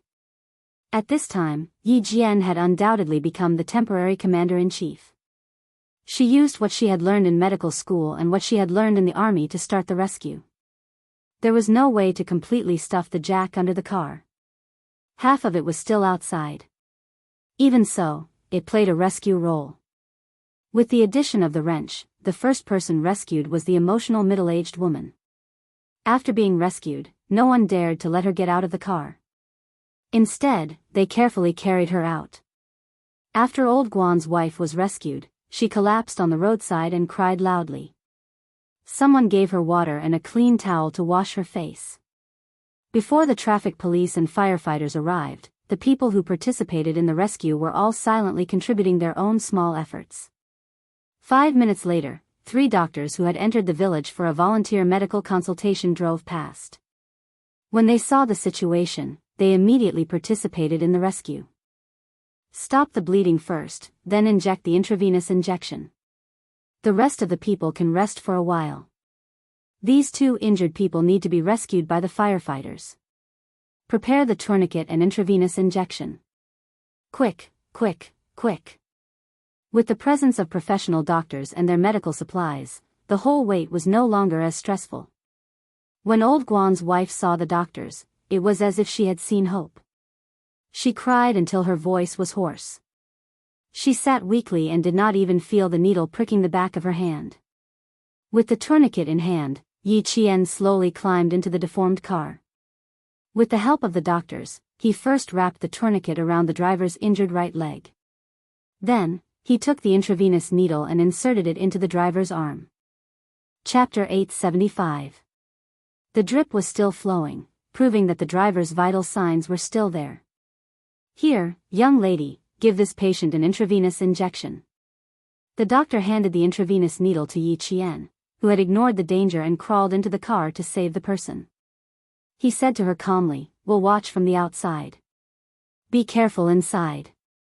Thanks to this brave young lady, who was petite and extremely agile, they were able to carry out the follow-up work. Otherwise, even if they had the medicine, they were all male doctors. Without a nurse by their side, they wouldn't have been able to climb into the deformed car to save the person. When Yi Qian came out of the car, his clean school uniform was stained with blood. Even his face was stained with blood. The driver's life is in danger. The car is too tight and the injury is too serious. She lowered her voice and whispered to the doctor, "His pulse isn't strong. It's very likely that he won't make it." The injury was very serious. Not only were his lower limbs severely injured, but there was also blood flowing out of his mouth. All signs indicated that the driver's injury was very serious. The doctor sighed softly, "Let's see if he can overcome the heavens." "Young lady, are you injured?" Chief Song, who had been waiting by the side, watched as Yi Qian whispered to the doctor. Even a businesswoman like her, who was used to seeing all kinds of people, applauded Yi Qian's courage. This young lady, other than what her elder sister said about her being pure, she was also kind. If she hadn't been the first to stand out and participate, she dared to say that the onlookers would have done the same thing as her. A terrible car accident and unknown danger. Everyone had an instinctive fear in the face of such things. This fear was self-protection. Once they entered self-protection, they wouldn't easily step forward to help. However, she stood up and calmly commanded them. Wrong. Before the doctors arrived, she was the one who commanded and arranged the entire scene. She also strictly and professionally asked about the situation of the car accident victims. With someone taking the lead, more and more people came to help. Ambulances, fire engines, and police cars arrived one after another half an hour later. Yi Qian didn't stay at the scene. There were 3 doctors at the scene. They would inform the relevant personnel of the injured one by one. A kind-hearted passerby took out a box of mineral water from the car for Yi Qian to wash the blood off his face and hands.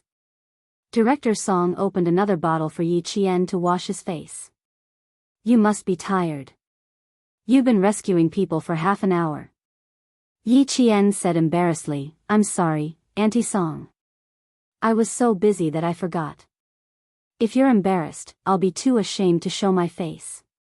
Director Song sighed. She had helped out earlier by putting her shawl on the middle-aged woman who was the first to be rescued.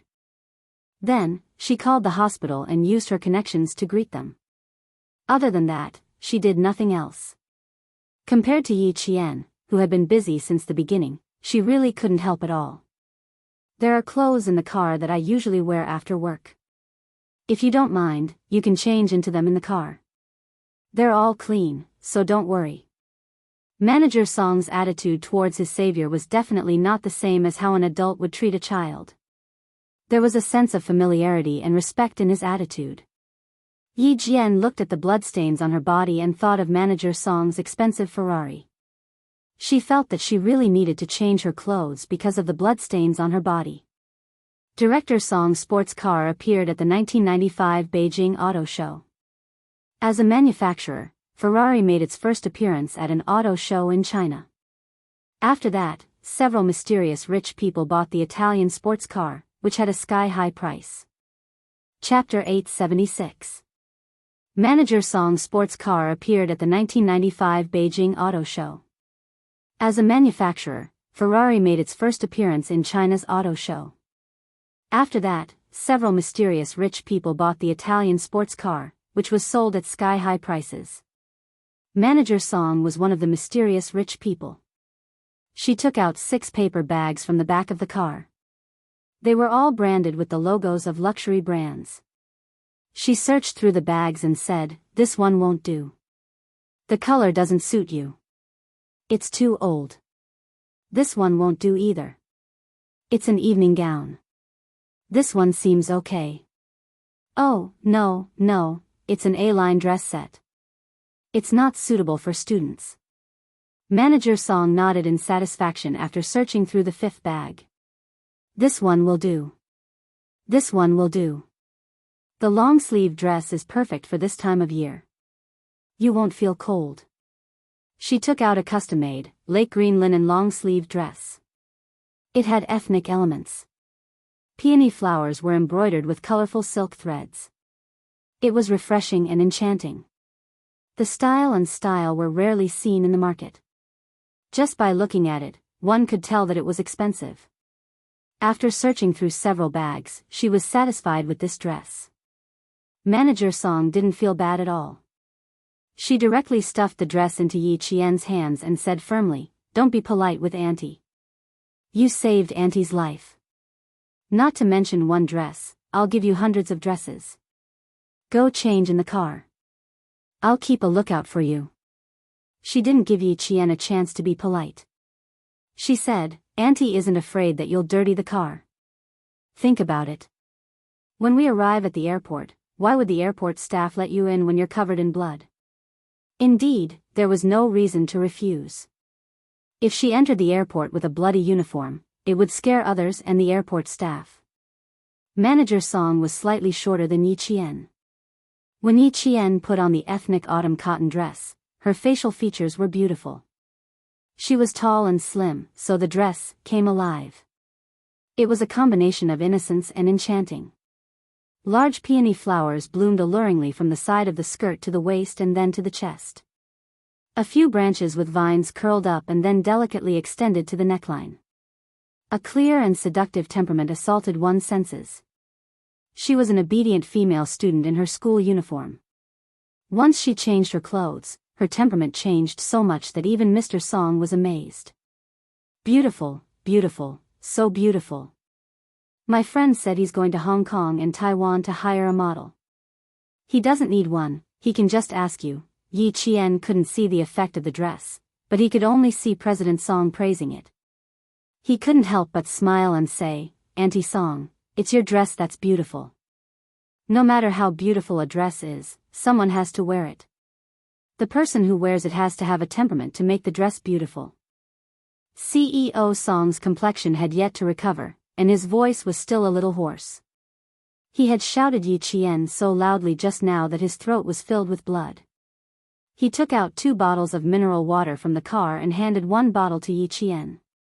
Instead of driving immediately, he raised his head and took a big gulp of water.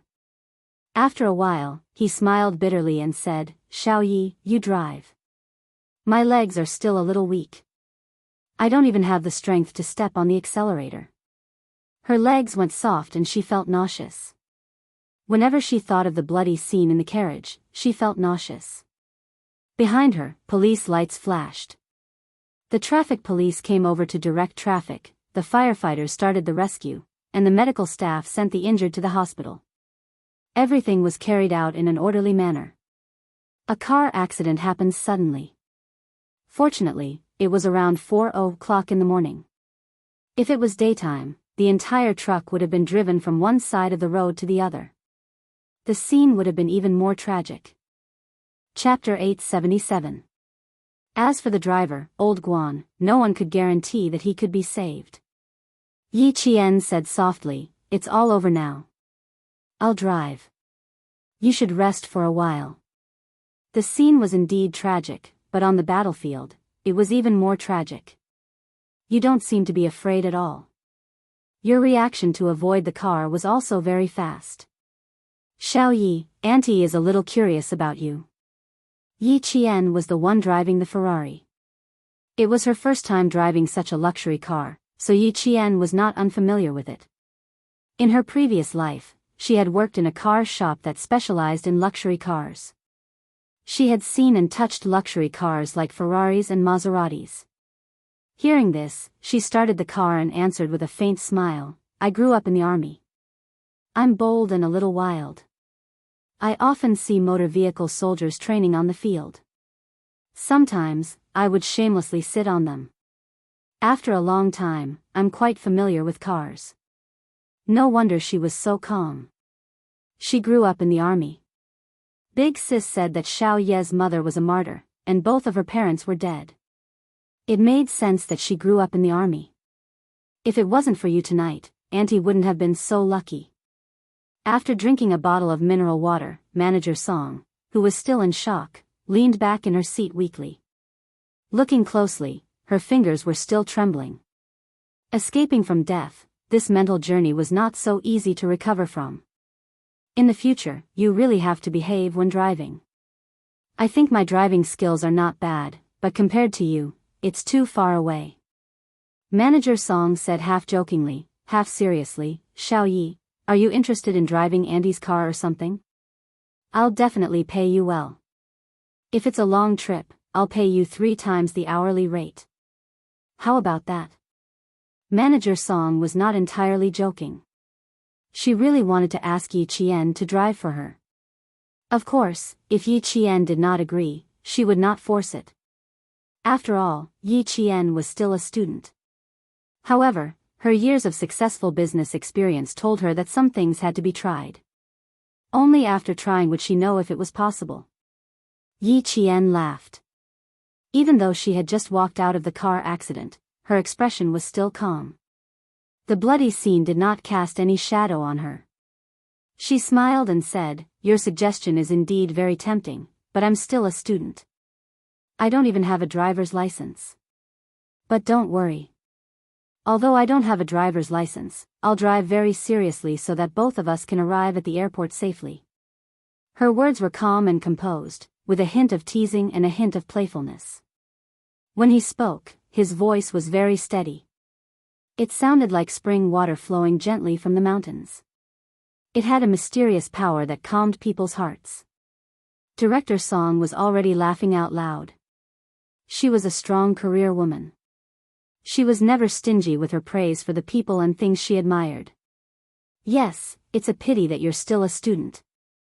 People like you, in our words, are hard to come by. No wonder her sister was so relaxed about Heng making friends outside. Even though Heng sometimes went to the internet cafes outside and occasionally got into fights outside, her sister and brother-in-law never cared. It turned out that they trusted Heng's judgment and his ability to make friends. To have a friend like Yi Qian, even if she was the only friend in her life, was a lifetime of fortune.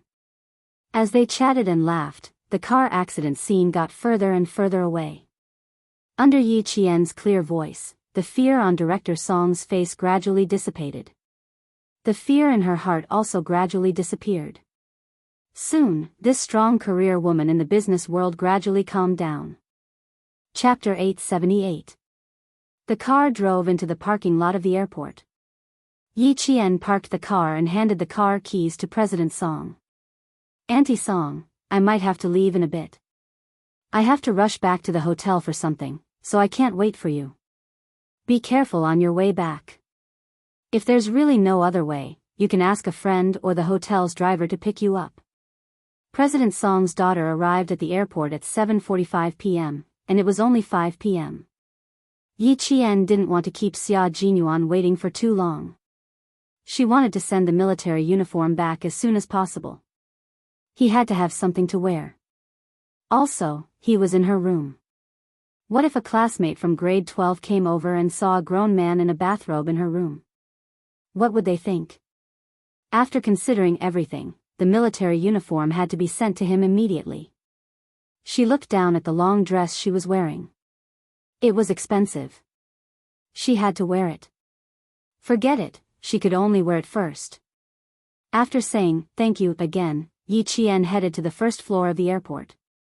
Yi Qian walked very quickly and disappeared from President Song's sight in the blink of an eye.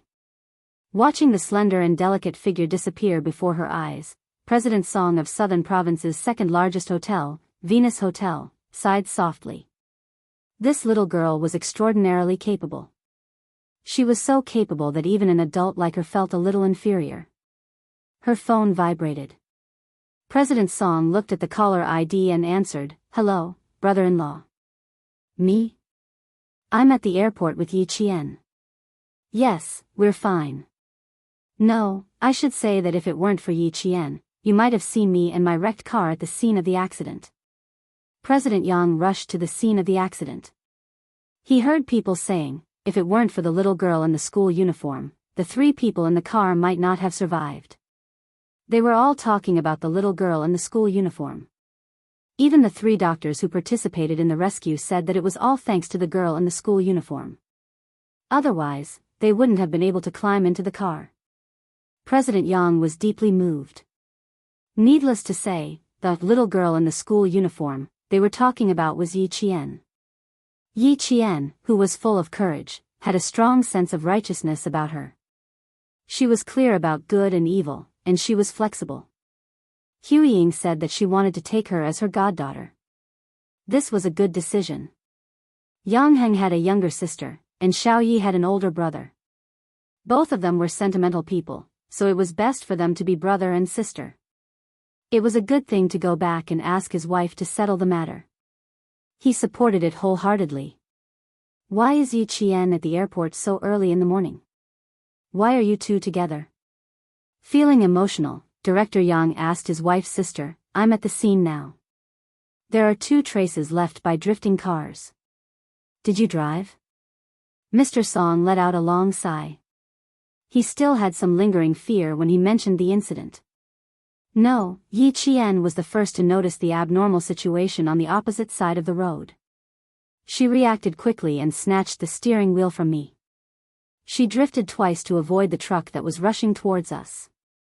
Yi Qian grabbed the steering wheel and drove his sister-in-law Song Tinglan's car, quickly avoiding the oncoming cars. Even Chief Yang found it unbelievable. He asked, "Are you two really okay?" President Song rolled down the car window and rubbed his forehead with one hand. "We're fine. We're really fine. Yi Qian came to the airport to do something. I didn't ask what it was about. Now that she's gone, I'm still waiting for my daughter to come back. As long as they were fine, as long as they were fine. Director Yang didn't ask any more questions. He said, "Okay," and hung up. Chapter 879. Chief Song wanted to talk about how scary the car accident was, but her fingers were still rubbing her temples when the phone beeped. Her brother-in-law would never take the initiative to wait for someone to hang up. She threw the phone aside and closed her eyes to calm her mind. The driver had not been rescued yet, and the road to the airport was blocked.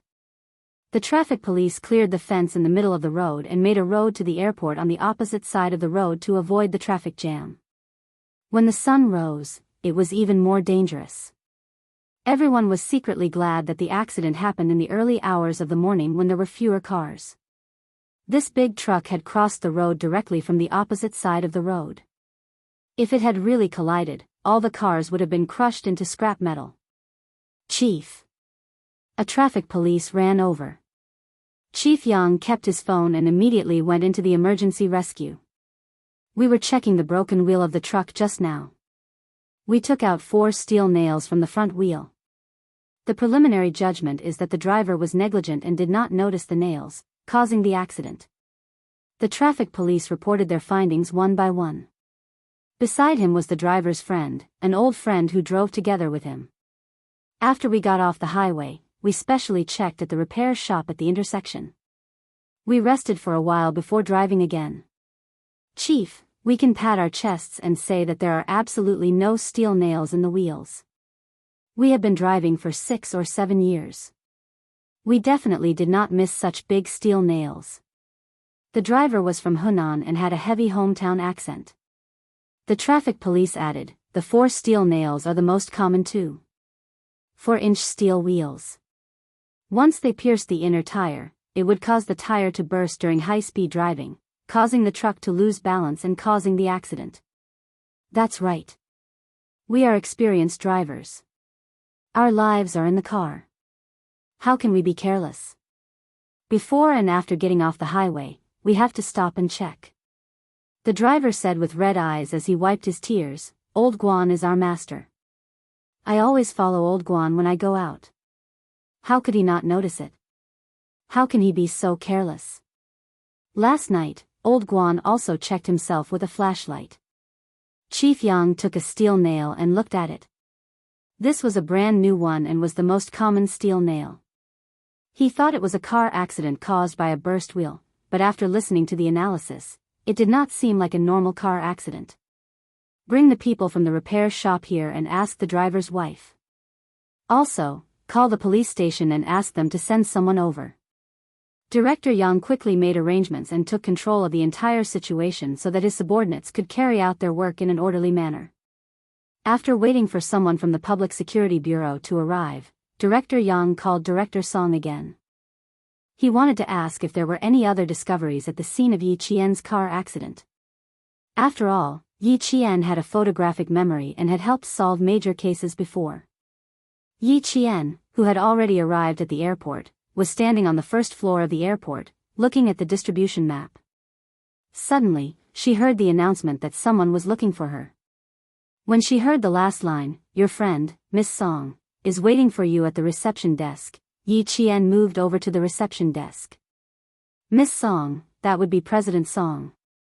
When he walked to the service desk, he saw President Song holding a phone in his hand, looking around to see which side he could appear from.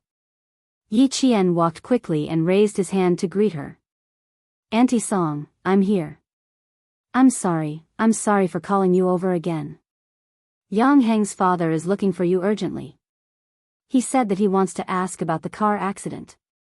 As she spoke, she dialed the number and passed it to Yi Qian. "He insisted that I come over. Don't be afraid. Just say whatever you want to say." Chapter 880. Director Yang's voice came from the phone. It was different from last night's friendly tone. He asked, "Xiao Yi, did you notice anything unusual at the scene of the accident early this morning?" "Unusual?" Yi Qian's expression turned cold when she heard that. She recalled the moment before the accident. The scenes before the car accident seemed to have been frozen in her mind. As she recalled them, they slowly moved like a film. At that time, she first heard a loud bang, followed by a huge bright light shining from the front. She didn't have any other thoughts. She subconsciously grabbed the steering wheel from Director Song's hands and quickly completed 2 drifts to avoid the large truck that was rushing over. Then she got out of the car and rushed to the front of the stalled truck to check the situation. This was done by herself. As for the other side of the road, if there was anything unusual. Yi Qian closed her eyes and once again fixed the scene of her getting out of the car. Her gaze swept across the road. In her mind, she saw a car driving across the road. Because it was early in the morning, there were very few cars. There were only 2 cars in total, and both of them stopped at the same time. Wait, there was another car coming from behind. As she ran to the truck to check the situation, another car also drove across the road but didn't stop. After she finished recalling, Yi Qian said to Director Yang, who was waiting for her to speak, at that time, there were 3 cars across the road. 2 of them stopped, but the other gray car didn't stop. I'm not sure about the license plate number. You can check the nearby electronic cameras and see if you can find the car that appeared at this time and what the license plate number is. After such a big accident, logically speaking, the car would stop to take a look. Even if it didn't stop, it would slow down before driving over. However, in Yi Qian's memory, the gray car kept speeding by without stopping. Therefore, this was the strange thing about this car. Since Director Yang asked her this, it meant that there was something different about this accident. What exactly was different? Yi Qian pursed her lips and asked again, "Can I ask if there was something wrong with the scene of the accident?" Bureau Chief Yang paused for a moment, then nodded and said, "There are 4 steel nails in the front wheel of the truck. But from what we know, when they got off the highway, the repair shop checked the wheels. The repair shop workers also confirmed that they did check every tire and did not find 4 steel nails." You mean to say that the 4 steel nails were actually inserted by someone? Am I right? Yi Qian's voice was slightly tense. If that's the case, then the car accident was caused by someone, right? This was also the reason why Chief Yang had called Yi Qian. Moreover, he trusted Yi Qian's judgment. For now, we can only suspect it, but we can't confirm it. We still need to go through a thorough investigation. Alright, little Yi, you can go back to your work. I've already understood the situation. Thank you for your cooperation. After Director Yang said that, he added, "Maybe he'll contact you. If there's anything I can do for you, I'll definitely do my best." If it was man-made, she would definitely help if she could. Director Song, who was next to her, got goosebumps when she heard that. She took the phone and said in a trembling voice, "Little Yi, my brother-in-law told you that the accident was man-made? Someone wanted to kill the truck driver?" Chapter 881. They said they found 4 steel nails in the wheel, but they don't know the details. Yi Qian couldn't answer clearly. They still had to investigate the scene to confirm whether it was man-made. The only thing that made her feel strange was the gray car that drove past the scene of the accident without slowing down at all. At that time, she only paid attention to whether there was an accident on the other side of the road, but she didn't notice the license plate of the car passing by. It was easy to find out, all she had to do was use her electronic eyes. President Song sighed and felt that it was better not to talk about this topic. Her mood was heavy when she talked about it. It was already 5:30. Yi Qian remembered that there were 4 utility rooms on the first floor of the airport, and Xia Jinyuan only said that his military uniform was placed on the ceiling of the utility room, so she had to search for it one by one. She said to President Song, who still didn't look too good, "Auntie Song, why don't you go sit in the lounge? I'm not done here, so I can't accompany you." Hey, you don't have to accompany me, I'm just scared. Go do your work, go. She was already an adult, so why would she need a child to accompany her? No, she really couldn't treat Xiao Yi as a child. This child saved her life. As she watched Yi Qian leave, President Song prayed in her heart, "God bless me." Luckily, she met Yi Qian before she left, otherwise, she would be in trouble. At 5:30, the airport was empty, especially on the first floor, where there was no one for a long time. Yi Qian went straight to the first restroom. The 4 utility rooms were distributed on the sides of the restrooms, so it was easy to find. When she found the 3rd utility room, Yi Qian carefully opened the ceiling and saw a black plastic bag in front of her eyes. She took the plastic bag down and opened it, and a moldy smell directly hit her in the face. Just as she had guessed, the military uniform was already moldy. The military uniform, military cap, and shirt were all neatly folded. Even though there was a moldy smell, it didn't affect the prestige of the military uniform at all. At that time, Xia Jinyuan left in a hurry, but his military uniform was folded neatly. From this, it could be seen how much a soldier cherished his military uniform, which represented the dignity of the country. Yi Qian gently stroked the national emblem on her military cap and smiled. In less than 2 years, she would also be able to own such an impressive military uniform. It's time for the next shift. Team leader, I'm off work. A woman's voice came from outside. Yi Qian quickly hid behind the door. 2 middle-aged women in airport cleaning uniforms walked in. Team leader, we don't have any more disinfectant. We need to replenish it for the day shift. Last night. The night shift staff handed over their work. When the 2 of them walked to the counter, Yi Qian quickly left the storeroom without alerting them. At 5:00 in the morning, buses had already started coming in and out of the airport. Yi Qian didn't stay for even a minute. She took the 5:40 bus to the city and returned to the Venus Hotel around 7:00 in the morning. As soon as she stepped into the hotel lobby, Yi Qian bumped into a few seniors from Class 3 who were preparing to go home. Yi Qian, who was originally fine, suddenly tightened her grip on the bag in her hand. She inexplicably felt guilty. Luckily, she was wearing the dress that Director Song lent her and not her school uniform. Lowering her head, Yi Jian, who felt inexplicably guilty, slightly avoided them and quickly walked to the elevator door before they noticed her. Chapter 882. After entering the elevator, Yi Qian breathed a sigh of relief. Fortunately, she didn't run into any other students. Otherwise, she wouldn't know how to explain herself. Actually, it didn't matter if she didn't explain. Who would ask her where she went? Guilty. Yi Qian didn't know why she felt guilty. In short, when she saw someone familiar, she would think of Xia Jinyuan's military uniform in her hand, and that there was an adult man hiding in her room. She would. Ding. When the elevator opened, she wouldn't stop thinking. Yi Qian was so shocked that she looked up abruptly. She watched the elevator slowly open and saw a few boys from Class 3 walking in, talking and laughing. Hey, Yi Qian, you're up so early? The boys didn't come in immediately. Instead, they reached out to block the elevator door. The breakfast is good. It's much better than the one in school. The pastry chef from Harbor City is really good. The baked cakes are delicious.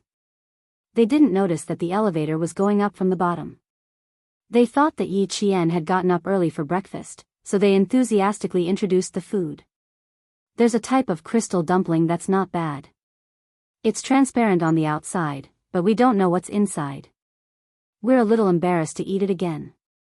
Roast pork buns are also good. You can try it.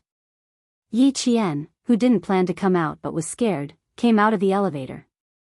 She smiled at her seniors and said, "Thank you. I'll try them all later." It was only 7:14 a.m. The grade 3 students did get up early. They had already finished breakfast. Yi Qian walked faster with a smile on her face. Guilty. She felt guilty even when she was holding a military uniform. She felt guilty when she thought of Xia Jinyuan sleeping in her room. A student woke up. What if he went to her room and knocked on her door? What if Xia Jinyuan opened the door in a bathrobe? What if? Thinking of this, Yi Qian, who had always been calm, felt her breathing quicken. She walked faster and faster. If Xia Jinyuan opened the door in a bathrobe, she didn't know how to deal with it. She still had to take some breakfast back. She wanted to eat, and so did Xia Jinyuan. The cake was fine, but not the crystal dumplings. The skin would harden if it got cold. The rice cake was not bad. It was easy to absorb. Give me a bowl of porridge as well. Plain porridge can be eaten even when it's cold. After all, they were all soldiers. If they were hungry, they could even eat raw snake meat. Yi Qian, who was carrying breakfast for two, stood by the elevator. She prayed that she would not bump into any more students so that she could return to her room safely. In the elevator, Mother Yang was talking to her relatives. You don't have to eat out for lunch. Come to my house. Ting Lan picked Anqi up at the airport and asked her to come to my house directly. I haven't seen Anqi for a few years.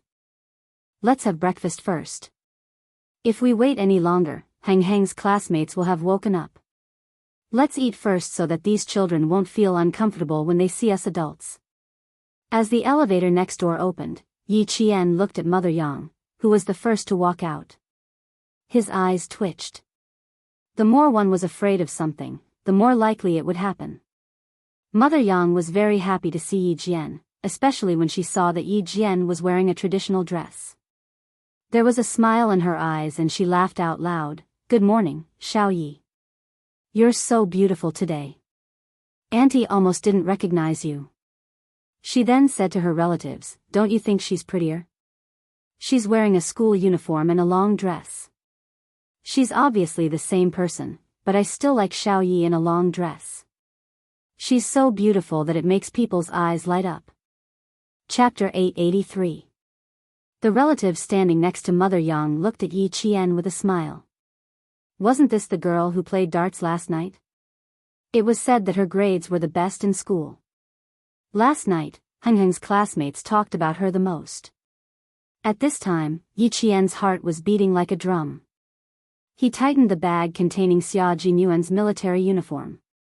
After being praised by Mother Yang, his face began to turn red. Feeling guilty and nervous, she could only try her best to maintain the smile on her face and not reveal anything strange. When the relative of the Yang family saw the little girl blushing after being praised by the adults, he smiled kindly and joked, "Look, you've made the little girl shy. All right, she still needs to go back to her room for breakfast. Stop praising her. It's not too late to praise her after breakfast." Amidst the laughter of the relatives, Mother Yang's gaze fell on the breakfast that Yi Qian was ringing. I like Xiao Yi when I see her. She's natural and capable. She's a good child. Then she said to Yi Qian, I'll ask the waiter to send it to you. Don't ring it yourself. Last night, she talked to old Yang in bed for a while and felt that it was a good idea to recognize Xiao Yi as a goddaughter. It would make the Yao family wary. Looking at the Yao family's behavior last night, even if she didn't like to fight with others, she still felt a chill in her heart. They had no principles at all. Old Yao and his wife were the main culprits for Xiao Jing's current personality. They were the ones who harmed Xiao Jing, but they didn't even know it. Yi Qian just wanted to leave quickly. He smiled politely and said, No need, Auntie. There isn't much food. Thank you. You're being too polite with Auntie again. The elevator is here. Go back to your room and eat first. I'll ask Yang Heng to come find you later. Last night, she said that she would let Xiao Yi come to her house for lunch. Now that she had to treat Ting Lan's family, she could only postpone it to tonight. Mother Yang smiled and said. In her heart, she was thinking about inviting Yi Qian to her house for lunch tonight. How could she ask Yang Heng to find her later? Yi Qian quickly said, Auntie, I have something to do later. I'll leave first. Last night's incident is over.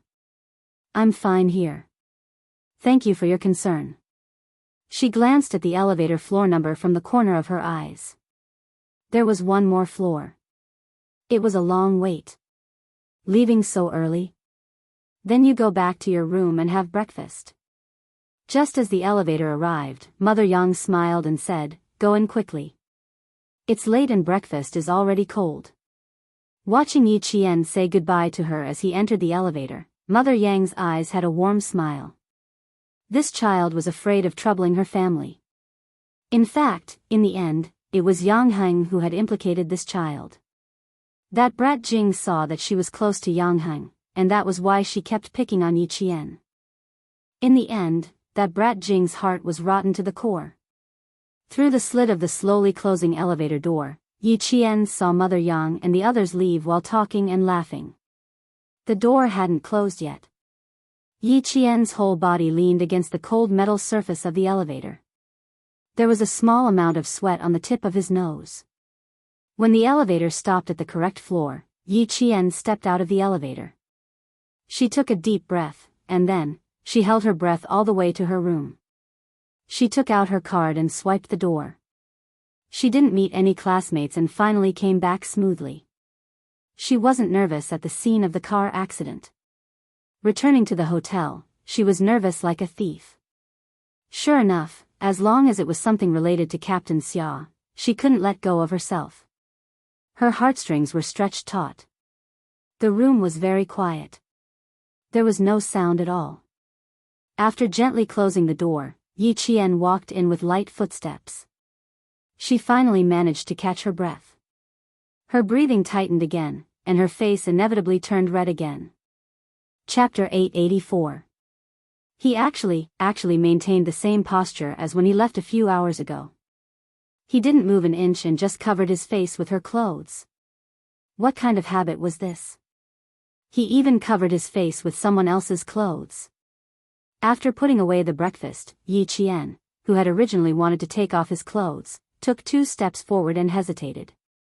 She raised her hand and gently patted her slightly flushed face. She took out his military uniform and walked into the bathroom. He didn't wake up even when she came back. It was obvious that he was really tired. Forget it, let him sleep. When Yi Qian turned on the water, she lowered the volume to the minimum for fear of waking him up. She didn't immediately wash the clothes, but turned on the shower head and washed her hair. Her hair was stained with blood. Other people didn't smell the blood, but she smelled it all the way back. The water flowed out gently, making a slight splash sound. After washing her hair, Yi Qian started washing the hat. She washed the military uniform until there wasn't a trace of mold. Yi Qian used the bath towel to soak up the water again, then began to dry himself with the hair dryer. She dried herself in the bathroom from 7 in the morning to 8:30 in the morning. Only her shirt wasn't dry. She hung the jacket and pants neatly on the hanger, then placed the tie together and hung everything on the hanger. Her movements were light and silent. She didn't wake up Xia Jinyuan, who had been sleeping for 4 days and 4 nights. Xia Jinyuan, who had used Yi Qian's clothes as a blindfold, slept soundly and peacefully. This was because there was a girl beside him. She had stood firmly and fearlessly by his side on a rainy night and said softly, "The relationship between the people and the people is thick in water. Comrades in the military, occasionally, as civilians, we can also be your shield. Protecting us is your unshirkable responsibility, so please allow me to contribute my meager strength to you." She knew to stand up bravely to protect him at such a young age. Now that she was a qualified reservist, he believed that she would protect him. The room was filled with her sweet scent, the bed was filled with the warmth of her body, and the tip of his nose was filled with the faint fragrance that belonged to her. These special effects, medicine, that allowed him to relax made him fall asleep on the bed, unwilling to wake up.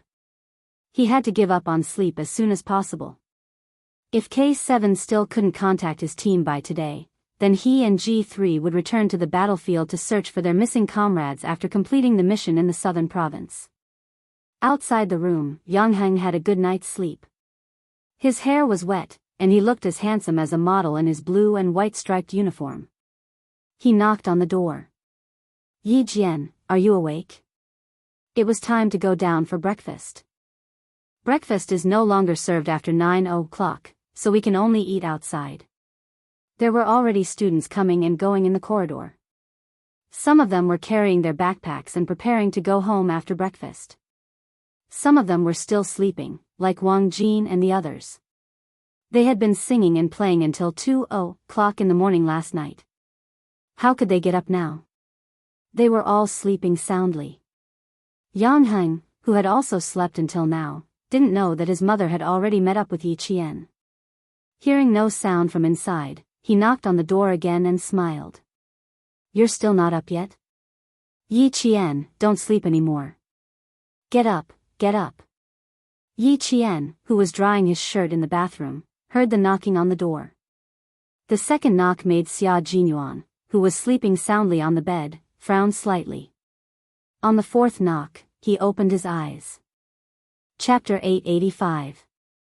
His face was covered by the clothes, and his breath was filled with Yi Qian's natural fragrance. Xia Jinyuan blinked and lifted the clothes covering his face.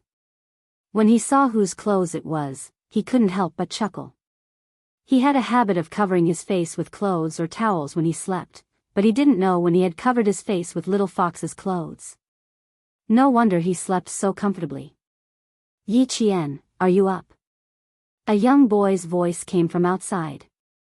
His voice had gone through puberty, but it still had the cleanness of a teenager and the deepness of a young man. From his voice, he felt that the boy outside was quite good-looking. Xia Jinyuan didn't want to move, and he didn't dare to either.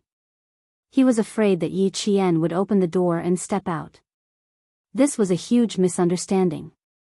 "Yi Qian isn't up either," a classmate asked Yang Heng as he passed by. Xia Jinyuan heard the boy who knocked on the door laugh and say, "No, I asked her to have breakfast. You don't have to wait for us. Go down and eat first."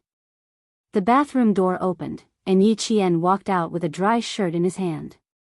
When he was hanging it up, he unconsciously leaned into the room to see if he had woken up the man in bed.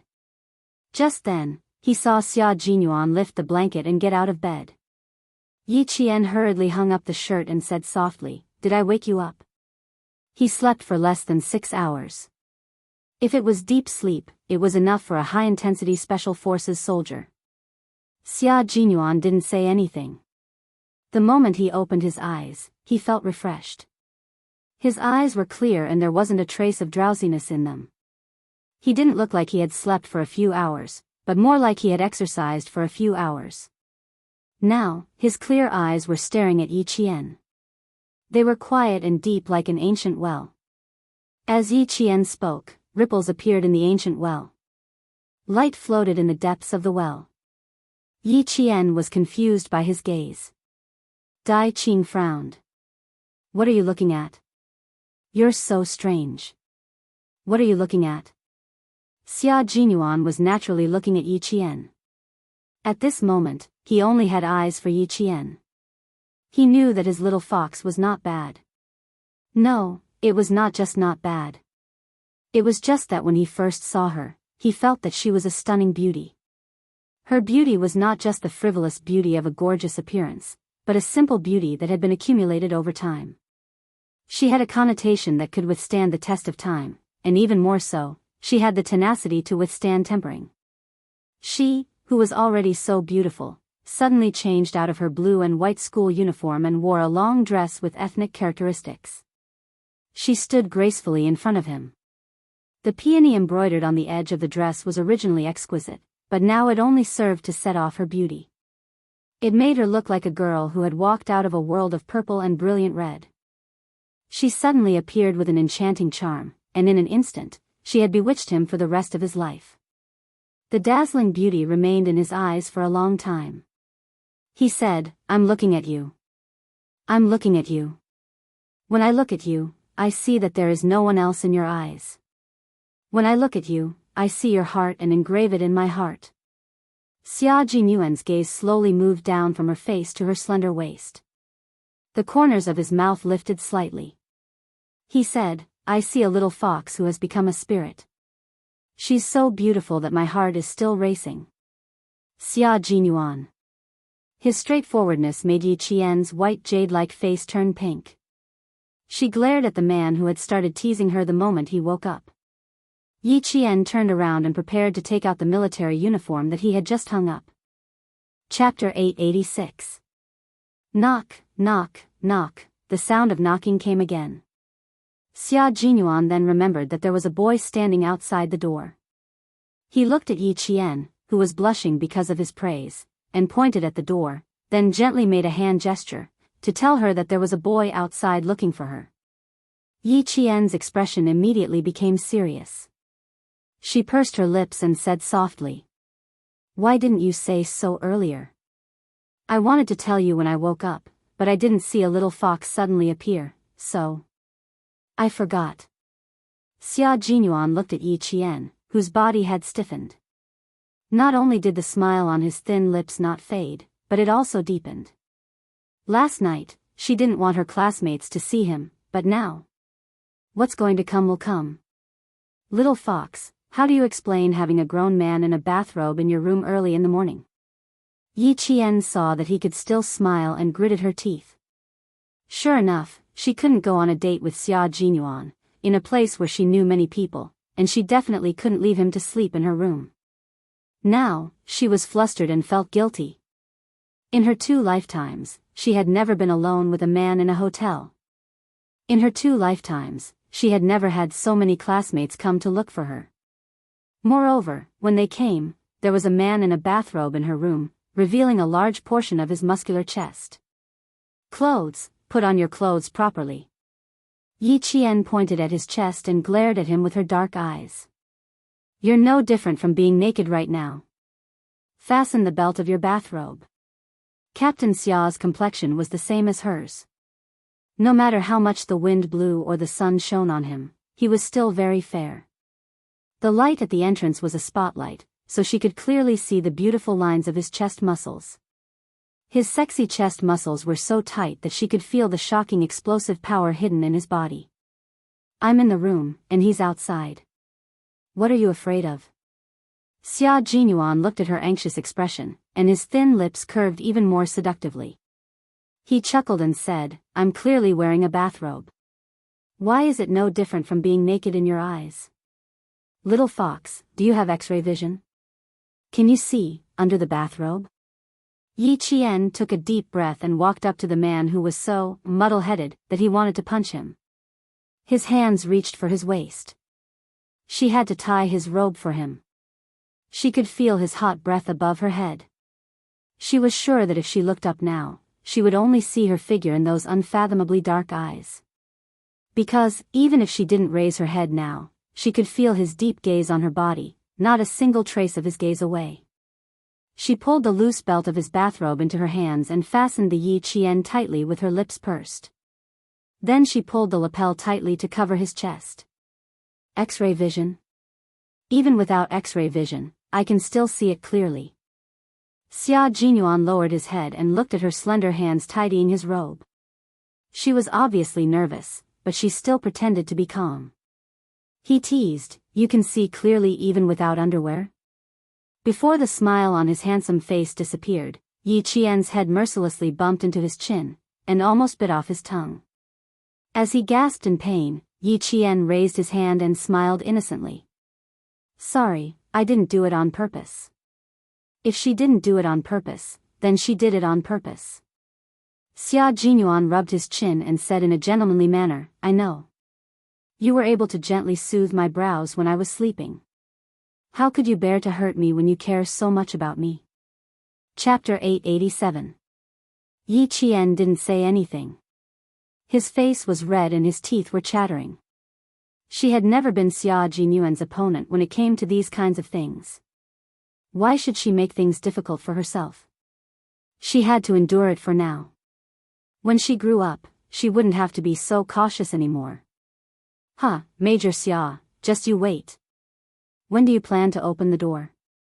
Don't let your senior wait too long." Major Xia Jinyuan's jaw hurt, but his heart was filled with sweetness. He stood in front of the door and pushed it open. She could see him standing in the middle of the hallway. In order to maintain a good image, he even raised his head and puffed out his chest. He was wearing a bathrobe to give off a sense of déjà vu while waiting for Yi Jian to open the door. He was waiting for her classmates to see him. Yi Jian didn't feel like talking to him anymore. She turned around and gently closed the wardrobe door. Then, she quietly went back to the bathroom. She scooped some water and wet her face. Then, she walked out with a towel to wipe her face. Good Lord, he was still standing straight in the middle of the hallway. He didn't seem to have any intention of moving. She pushed him all the way into the room and pushed him towards the corner of the wall. Stand still and don't move. Future boyfriend who can't see the light of day. Future boyfriend who can't see the light of day, that was a problem. He watched as she took 2 steps, then turned around to check if he was standing in the corner. Her cute behavior made Xia Jinyuan rub his aching chin and laugh until his chest trembled. She was really a pure little fox. She was like a piece of white paper. In the future, every stroke of her would be left behind by him, Xia Jinyuan. She was 17 years old and didn't understand much. When she grew up, she wouldn't have to hide her feelings anymore. It was almost time for the little fox to rebel. Then, before that, he had to work hard to fill in the color of a man named Xia Jinyuan in her pure white world. He had to make sure that only he existed in her world, and only she existed in his world. Xia Jinyuan only loved Yi Qian, Xia Jinyuan only wanted Yi Qian, and Xia Jinyuan only had Yi Qian in his world. It was that simple. Everything he did, said, and presented now was the real Xia Jinyuan. On the battlefield, Xia Jinyuan was a strict and cold man. In real life, Xia Jinyuan was a little rascal, a silly Xia Jinyuan who liked to tease his loved ones. Little Fox could see what kind of man Xia Jinyuan was in his military uniform, and what kind of man Xia Jinyuan was without it. This was the real Xia Jinyuan. He needed her to get used to the Xia Jinyuan who lived a different life from the one on the battlefield. He needed her to know that he never hid anything from her and that he always stood by her side. Yang Heng was about to leave when he heard the door unlatch. He turned around and saw Yi Qian standing at the door after washing her hair. Yang Heng smiled brightly and said, "Good morning. Have you had breakfast? When are you leaving?" "Good morning. I was just about to pack up and leave." Yi Qian, who pretended not to hear him while washing her face, looked at him calmly. There was a grown man in the room, so she had no choice but to open the door a little and use her body to block him. Yi Qian gradually accepted this version of Xia Jinyuan. Even when she was teased helplessly, Yi Qian never got angry. Sometimes, she even felt guilty. Because the real Yi Qian was hiding a huge secret. Yang Heng didn't expect that there was a grown man in her room. Seeing that she was about to pack up and leave, he smiled and said, "That's fine. There's a bus at the hotel entrance that goes to the school. You can take it back." Chapter 888. Also, my mom said yesterday that she would like to invite you over for lunch today, but she has to go back on her word. My cousin is back in the country, so lunch will be a family gathering.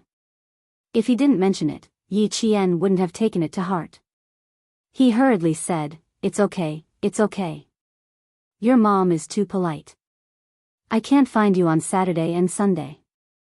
You should thank Auntie. We know we can't find you on Saturday and Sunday. I'm going for breakfast. See you on Monday. See you on Monday." Yi Qian's calm expression did not arouse Yang Heng's suspicions. After he left, Yi Qian closed the door and leaned against it, letting out a long sigh. She was so nervous that her palms were sweaty. Xia Jinyuan looked at her nervous expression and couldn't suppress the smile on his handsome face. "Don't worry. Even if your classmates come in, I will beat them to it." Before he could finish his sentence, there was another knock on the door. Xia Jinyuan's smile disappeared. He quickly walked towards Yi Qian and quickly went into the bathroom. The 2 seniors' voices came from outside. "Junior Yi Qian, are you done packing? We just bumped into Yang Heng. He said you were going back to school, so we can go back together." Sure enough, one shouldn't feel guilty. The more guilty one is, the more afraid one is. Yi Qian opened the door for the second time and explained that he wasn't going back to school. Only then did he successfully send the 2 seniors away. "It's not a safe place. We have to leave immediately." Xia Jinyuan came out and tried hard to hold back his laughter. He looked at Yi Qian seriously. "Otherwise, I'm worried you'll be so nervous that you'll cry." His little face was as red as an apple. His expression was tense, as if he was afraid that something would happen. It was cute no matter how he looked at it. Yi Qian could tell that he was trying hard not to laugh. He glared at him, opened the wardrobe, and took out a blow-dried military uniform. What's not safe? I'm nervous because you're wearing a bathrobe. I'm still a student. If they see a man in a bathrobe in my room, I won't have the face to go back to school. Originally, there was nothing wrong, but once he saw it, regardless of whether there was a problem or not, it became a problem. Put on your clothes. I can even open the door now. Yi Qian took out his military uniform and shirt. When he looked up, he saw Xia Jinyuan staring at him with a deep and pitiful gaze. Yi Qian paused and took a step back. Why are you looking at me like that? Hurry up and get dressed. His voice was steady, but it was a little soft. At that moment, Xia Jinyuan made Yi Qian's heart tremble slightly. His handsome face, which had just woken up, revealed a bit of drowsiness and laziness. His deep black eyes were dark and gloomy. His whole person gave her the feeling of a cheetah stretching out its claws and staring at her, the prey. You change into your clothes. We'll leave after you change. Her breathing was a little tense. He could feel that she was a little nervous. Xia Jinyuan walked over and took the clean, fragrant military uniform. His gaze was locked on her face and did not move at all. After I fell asleep, you immediately went to the airport? Uh-huh. Didn't you say that you didn't have any clothes? Then the only thing I could think of was to get your military uniform back. His expression was very calm. It was impossible to tell why his eyes had suddenly darkened. Yi Qian, who was trying to figure out what was going on, was also certain that he had not touched any sensitive nerve. Everything was very natural. Chapter 889. However, his gaze was still so deep that it was as if there was a whirlpool in his dark eyes that could suck her in. The military uniform was dry. Her slender fingers tightened around the military uniform that she had brought back from half the provincial capital without his knowledge. There was a feeling of solidity in her heart, as if the whole world was filled with solidity. There was not a single empty space that was filled by her at this moment. It seems like I slept too deeply. I didn't even know when you left or when you came back. Xia Jinyuan said softly. His calm tone did not change. His deep gaze was still so deep that Yi Qian's heart couldn't help but tighten. He came over at 3:30 in the morning. Little Fox left at around 3:40 in the morning. It would only take an hour to get from the hotel to the airport. It was now 8:40 in the morning. A military uniform would take around an hour to dry, which meant that she rushed back to the hotel at around 6 o'clock. He had been back for so long, but he didn't hear any movements.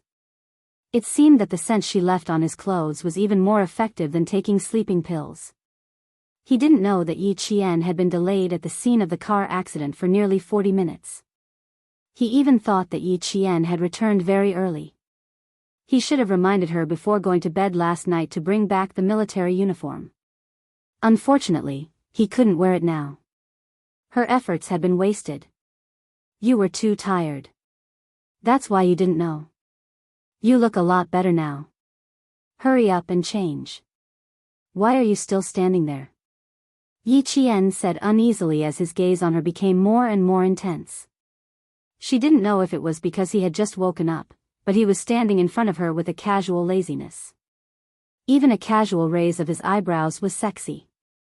Her heart was beating a little faster. Could he not be so sexy? Could he not look at her like that? Could he hurry up and change? Xia Jinyuan looked at the girl who was working for him quietly. She was nervous because of him and blushed because of him. His world was not only filled with satisfaction, but it also made his heart throb. He took a step forward, and Yi Qian immediately retreated to the door. His dark eyes widened, and he looked at Xia Lei warily. At the same time, he maintained his calm and said seriously, "Captain Xia, this is a hotel. There will be students outside looking for me at any time. Don't do anything rash. Act recklessly." What did she mean by messing around? But why was it that every time the little fox was alone with him, she would always have that, "What are you trying to do?" expression on her face? Simply put, she was trying to seduce him even when he clearly had no intentions of doing anything. What do you think I will do? He raised his eyebrows and asked with a smile. Yi Qian waited solemnly. I don't know. You know. He took another step closer, and his lazy aura began to surround her.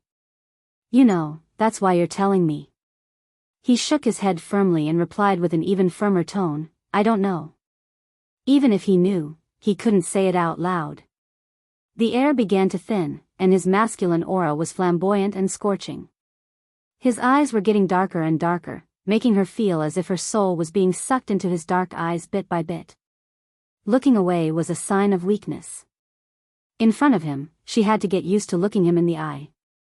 She couldn't show any weakness. Once she did, he would start to gain the upper hand again. Actually, I told you a long time ago. Captain Xia also reminded you that the more you reject me and resist me, the more I will cling to you. Look, you're resisting me right now. It's hard for me not to mess around with you or not to do anything to you. Chapter 890. He chuckled as he approached her step by step. It wasn't the kind of approach that would make Yi Qian want to run away, but the kind that would make her afraid of losing herself in his gentleness. Little by little, as light as silk, he approached her. Before she realized it, he would entangle her more and more, until she couldn't escape and was completely trapped in his gentle net. This feeling made Yi Qian panic. She didn't know what to do. She could trust him, trust that his deadly gentleness gave her a sense of security. We can't do anything right now. Don't forget, we have an agreement. We have to get to know each other first before we interact. This is our agreement, Captain Xia. I don't think you'll forget it. He was so close that her mind was a little confused. Her heart was messed up by his breath and his gentleness. Yi Qian secretly took a deep breath to calm her flustered heart. She looked up at the man whose entire body was wrapped around her. She saw her tiny figure in his eyes and also saw the faint smile in his eyes. She pursed her lips and said calmly, also, you're right. I shouldn't resist. This will make you want to conquer me. It seemed that his nearness made her panic. Very good, there was only panic and no fear. Xia Jinyuan's smile deepened. His handsome face looked as lazy as if he was drunk. His smile had the sexiest charm of a man. But I really like your resistance. Because even though you're resisting me, you're also accepting me. There were still 2 years left in high school.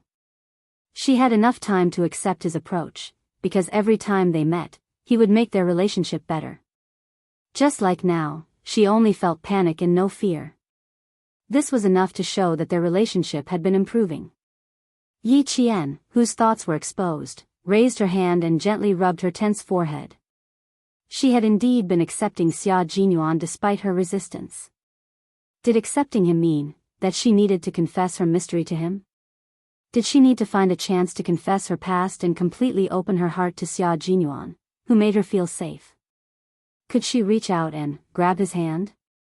Looking at Xia Jinyuan's gentle gaze, Yi Qian couldn't deny that he had the urge to do so. Then, the impulse only flickered in his heart like a spark.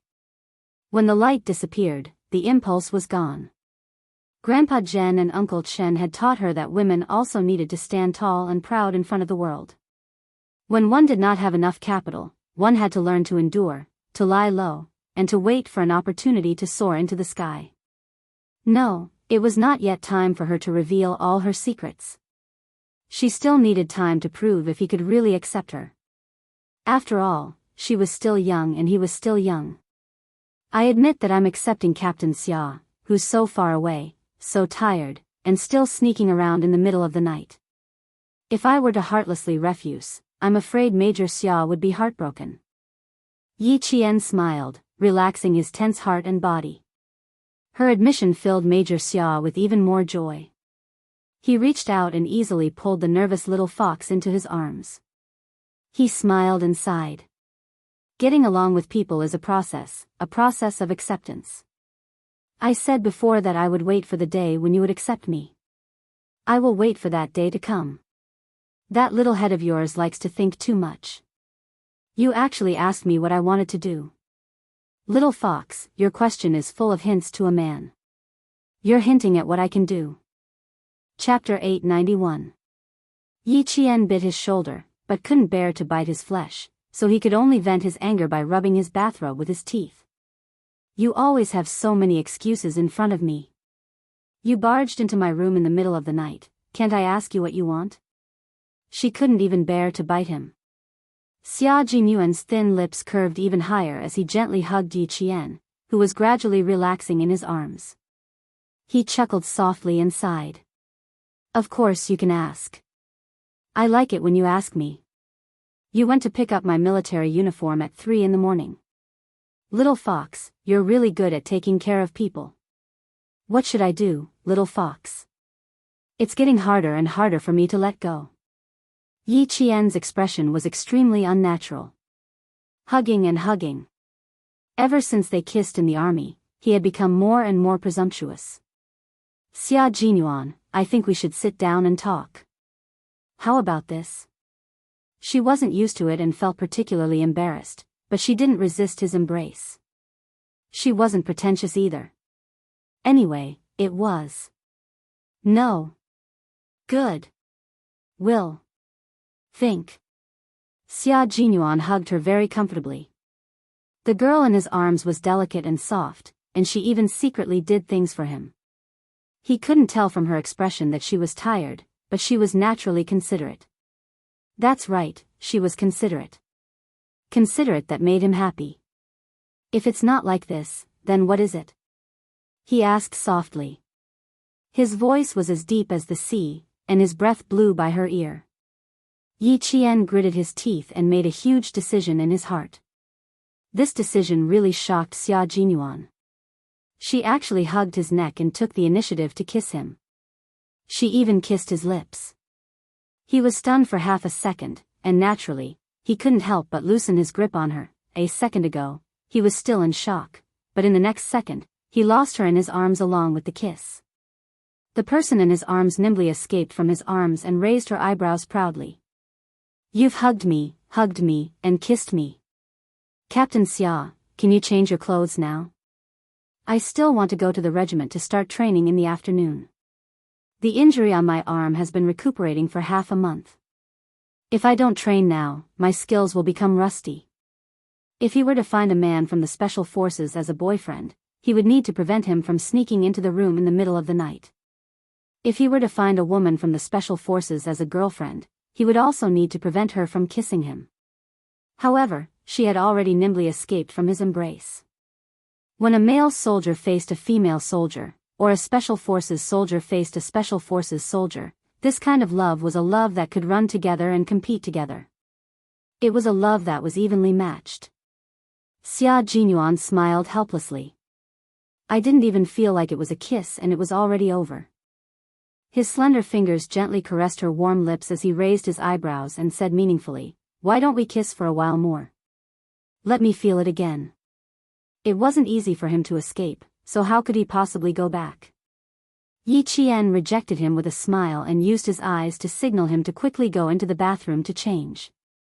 You're not wearing your school uniform, but you're wearing such a beautiful dress. Then, Xia Jinyuan put the military uniform back into the wardrobe and said with a smile, I'm not wearing my military uniform today. I'll wear casual clothes. He glanced at the breakfast on the cabinet in the entryway and said, I'll wash up first. You can watch TV while eating breakfast. How about the international news channel?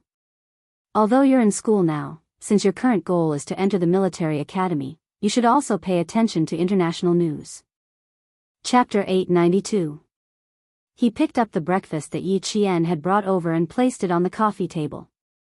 Under her slightly serious gaze, he said casually, the morning news is over. Let's watch the 9 o'clock news. Didn't I say that our operation this time was a decapitation operation? Can you see if you can find anything from the international news? Yi Qian's expression was serious. Xia Jinyuan, this is the second time you've mentioned your operation, and you haven't forgotten the top 10 confidentiality rules. Why? Why do you have to mention it again and again in front of me? You can watch it first. Okay, this is the channel. For this operation, he had to let her understand it step by step.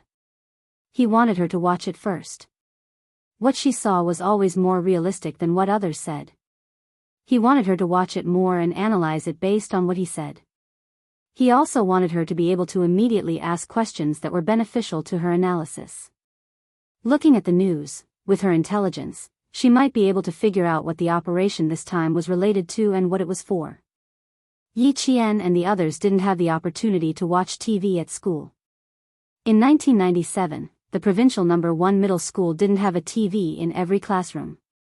The only TV was placed in the auditorium and no one dared to sneak in to watch it. Yi Qian sat on the sofa with a heavy burden on his heart.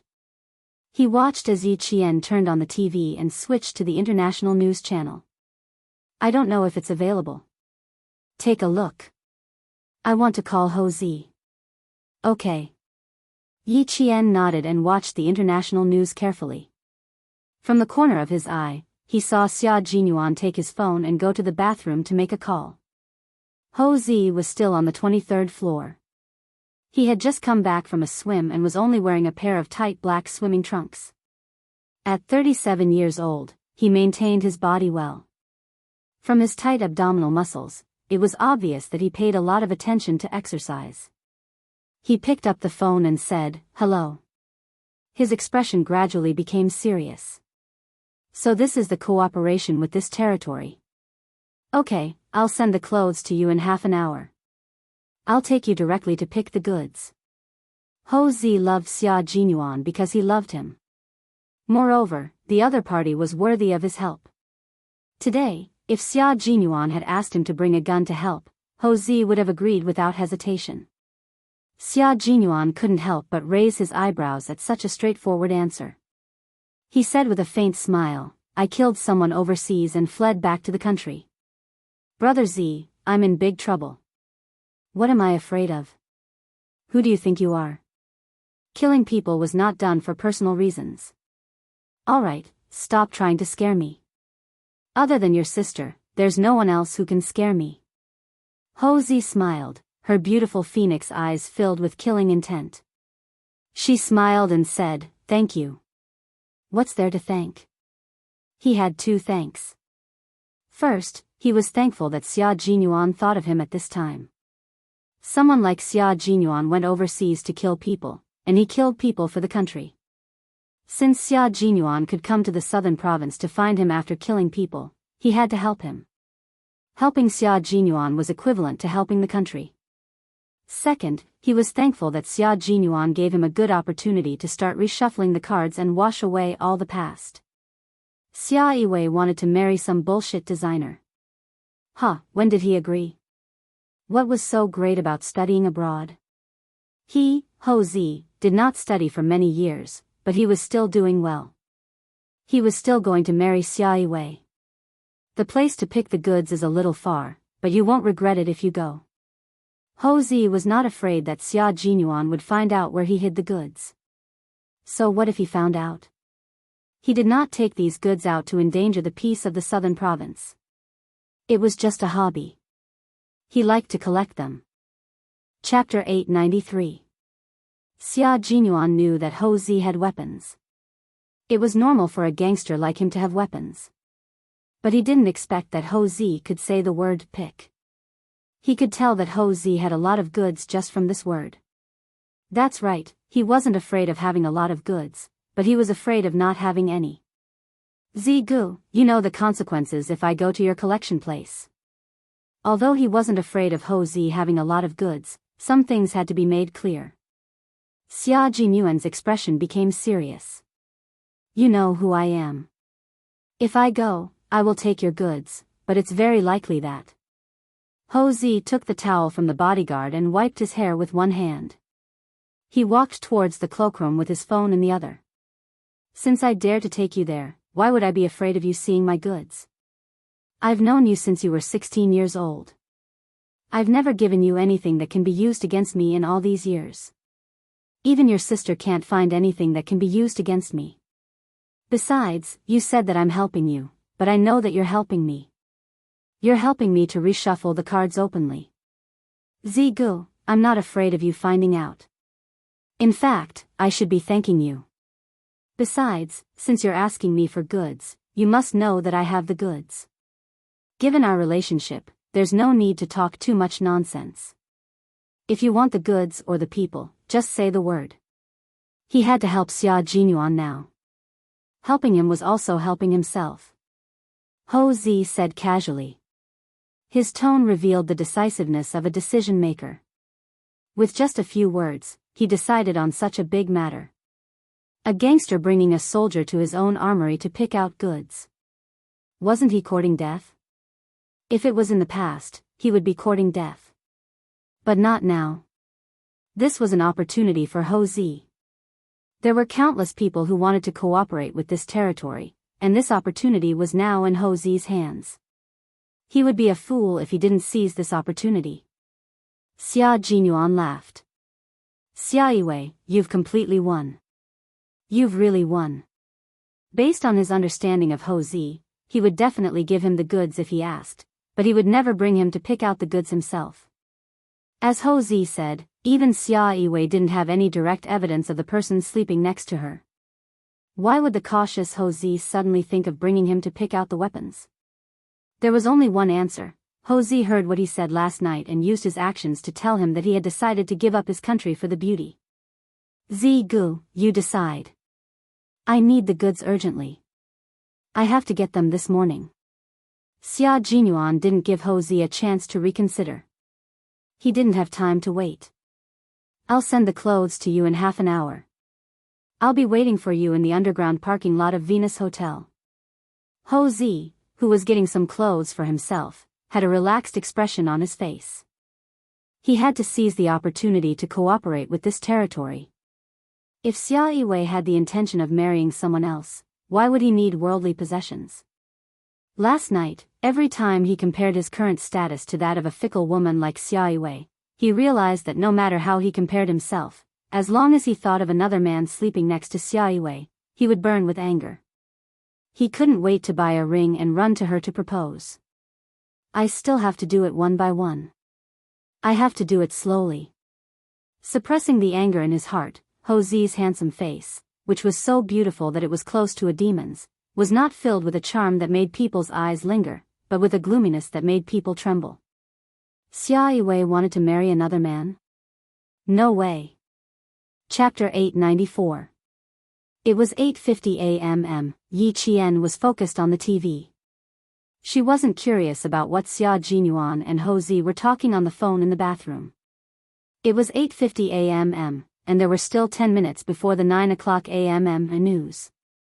The news that could be shown on TV had to be edited and reviewed before it could be shown. She never thought that she would be able to find out what mission Xia Jinyuan and the others were carrying out from the news. After hanging up the phone, Xia Jinyuan came out of the bathroom and said to Yi Qian, "Someone will deliver the clothes in half an hour. Let's go out for a walk then." Go out for a walk in half an hour? Then she wouldn't be able to watch the entire episode in detail. She just hoped that she would be able to find some clues from the trailer. Must we go out for a walk? Can't we go to the training ground? Yi Qian raised her head and looked at the man who had decided on the itinerary for the day. She frowned slightly and said, "Captain Xia, why do I feel like you're hiding something from me?" Xia Jinyuan raised his eyebrows and said, "We really can't go to the training ground today. As for what it is, watch the TV first. I have breakfast, right? I'm suddenly a little hungry." He immediately changed the topic, which made Yi Qian even more suspicious. "There's breakfast. You can eat it and tell me why you must go out with me today." Xia Jinyuan smiled at her. His deep eyes were deep and mysterious. "Continue watching the TV. Eat your breakfast slowly. I'll be there soon to accompany you." Little Fox's curiosity was piqued. Hopefully, she wouldn't be so scared that she would cry. That didn't seem likely. How could a strong little fox cry? Less than 10 seconds later, Xia Jinyuan walked out with a cold expression. He was holding Yi Qian's blood-stained school uniform in his hand. "What happened on the way there?" he asked in a low voice. He even sounded a little anxious. "Did you meet any suspicious people?" Did you get rid of them directly? Ever since he entered the country, he had been on the lookout. It was impossible for a snake from outside the country to discover his whereabouts in such a short time. Could it be that he had been too careless? Had someone already made a move to kill the little fox? Yi Qian, who was watching TV intently, looked up and saw his handsome face tensed up as he held the bloodied school uniform she had left in the bathroom. She was a little surprised by his reaction and immediately explained, "I was on my way to the airport when I bumped into a car accident. The blood on my uniform wasn't mine. It was the blood of the injured people in the car when I participated in the rescue." So that was the case. He was really frightened just now. She looked at the school uniform in her hand. Although the dried blood on it did not belong to Yi Qian, her heart sank. He didn't show any strange expression on his face and said with a smile, "So that's how it is.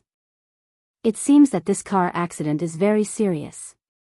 You participated in the rescue and were stained with so much blood. It's pretty bad. I wonder how the driver is doing now." Yi Qian furrowed his brows when he saw that Yi Qian's brows had loosened after his explanation. Even his expression had relaxed a lot. What exactly happened to their team during this operation? Why were they still so tense when they were back in China? Also, did he just say that he met any suspicious people? Did she get rid of them directly? How could she get rid of anyone directly? No, it wasn't that she could get rid of anyone directly. There was someone who needed to be dealt with directly. Someone followed Xia Jinyuan back to China. Otherwise, why would he burn the clothes he wore that day on his way back? Chapter 895. Yi Qian's pupils constricted. She walked over with an unprecedentedly serious expression. "Are you in danger now? Are you in great danger? Someone followed you back to the country. Is that right? Answer me, Xia Jinyuan." Her voice was sharp and urgent, and it carried with it a chill that broke through the ice. Seeing her angry expression, Xia Jinyuan quickly comforted the little fox whose hair was standing on end and whose expression was tense. "Don't be too nervous. If this is someone else's car accident and you are just rescuing him, then I am safe in the southern province. I've been covering up my tracks. I won't even wear the clothes I've worn a second time. If someone really followed us, I think we'll find out together and get rid of these little tails together." He stroked her hair and maintained a faint smile. "Our profession is special. There will be danger at any time, but in our own country, it's relatively safe." He had been dealing with these people to buy time for the J5 and the others to escape. Now that the military had received text messages saying that his comrades were safe, his plan had succeeded. He had successfully lured all the snakes to himself and allowed his comrades to return safely. He talked about dangerous topics as casually as if he was talking about the aftermath of a movie. Even his expression was indifferent, as if it was not worth mentioning. That smile made Yi Qian a little breathless. The car accident did not scare Yi Qian. It made her lose her cool. Yi Qian's heart sank even more. She looked at him with a determined gaze and said softly, "If someone followed us, I will definitely share the danger with you." Her fearless gaze made Xia Jinyuan's eyes ripple. His little fox would not back down just because he was in danger. She would definitely choose to stay by his side and fight side by side with him. "I believe in you. If I'm in danger now, you will definitely stand by my side. So, I'm back, and I'm back with danger. Little fox, will you be angry?" Yi Qian's brows furrowed more and more as he spoke. Angry? She was not in the mood to be angry. In that case, Xia Jinyuan's return to the country did not mean that the mission was over. Since the mission was not over, why did he come to the southern province? "There's one more thing I need to tell you. There's a reason why I can't wear this military uniform. It's because I can't wear the military uniform that represents our country with my current identity. This bastard." Since he couldn't even wear his military uniform, he was 100% sure that he still had a mission to complete. Why didn't he make things clear when he sent her back to the hotel last night? Why did he have to wait until today? Why didn't he tell her in advance that he was coming back with danger? He was sleeping so soundly when she went to the airport. What if the danger came at that time? If she had known that he didn't need to wear his military uniform, she wouldn't have gone to the airport so early in the morning. She couldn't think that way. If she hadn't gone to the airport in the early hours of the morning, Auntie Song might have gotten into a car accident. His words made Yi Qian lose all interest in watching TV. His voice was tense as he asked, "Why? Why can't I wear it?" "Because I'm not a Chinese soldier now, but an illegal mercenary." His words made Yi Qian's breath catch in his throat, and his heart instantly tightened. What kind of special force was Xia Jinyuan in? What kind of special forces were they? They could actually change the identity of a Chinese soldier and turn him into a mercenary. Chapter 896. He had become an illegal mercenary without an identity and was not allowed to show his face in any country. Once he was exposed, the Chinese military would not be able to easily protect him. This was because they were no longer Chinese soldiers. Their names were not even in the entire military system. Erasing everything and sending them on a mission was enough to prove that once their identities were exposed, they could only rely on themselves to save themselves. Thinking of this, Yi Qian's heart trembled. "Then why did you return to the southern province?" "Xia Jinyuan, you must have a reason to return to the southern province, right? The southern province is ZGE's territory. Did you think that if something happened, he would not stand by and do nothing? Is that why you returned to the southern province? Is that so? Also, Captain Xia, since you dared to contact Ho Zi while you were still on a mission, you must have other motives. Am I right?" Compared to Yi Qian's tense expression, Xia Jinyuan's expression was much more relaxed. "Smart, you guessed it so quickly. You're right, little fox. I did have a reason to return to the southern province. You were talking about the decapitation operation. The decapitation operation is the biggest operation, and it involves matters between countries. For such a big matter, even if Zigu has power in the southern province, he might not be able to guarantee your safety." Yi Qian pursed his lips and looked at him even more carefully. He said with certainty, "Captain Xia, the reason why you had to return to the southern province is definitely not that simple." Xia Jinyuan chuckled softly. His elegant and handsome face looked indifferent, but his voice was cold. "My identity is now an illegal mercenary." He emphasized the word illegal and looked sharply at Yi Qian. "Yi Qian, tell me, why did I have to return to the southern province? What's the reason why I had to return?" The southern province was Ho Zi's territory. Ho Zi would not stand by and do nothing when a snake from abroad attacked him. The reason why he had to return to the southern province was because Ho Zi had a weapon. Yi Qian's brain never stopped working. He kept analyzing the reason why Xia Jinyuan had no choice but to return to the southern province. He also thought about how Xia Jinyuan had suddenly told him about Operation Decapitation. He didn't say anything that wasn't supposed to be said in the confidentiality agreement, but what he said seemed to be on purpose. No one could help them. They could only help themselves now. No, she could help him too. If it was as she guessed, Xia Jinyuan deliberately wanted her to know about their operation. It was also the military's intention. Otherwise, as a soldier, how could he tell him about their operation so easily? He only dared to say it after getting the approval of the military. The military knew that he had returned to the southern province, that he had contacted Ho Zi, and that he had contacted her.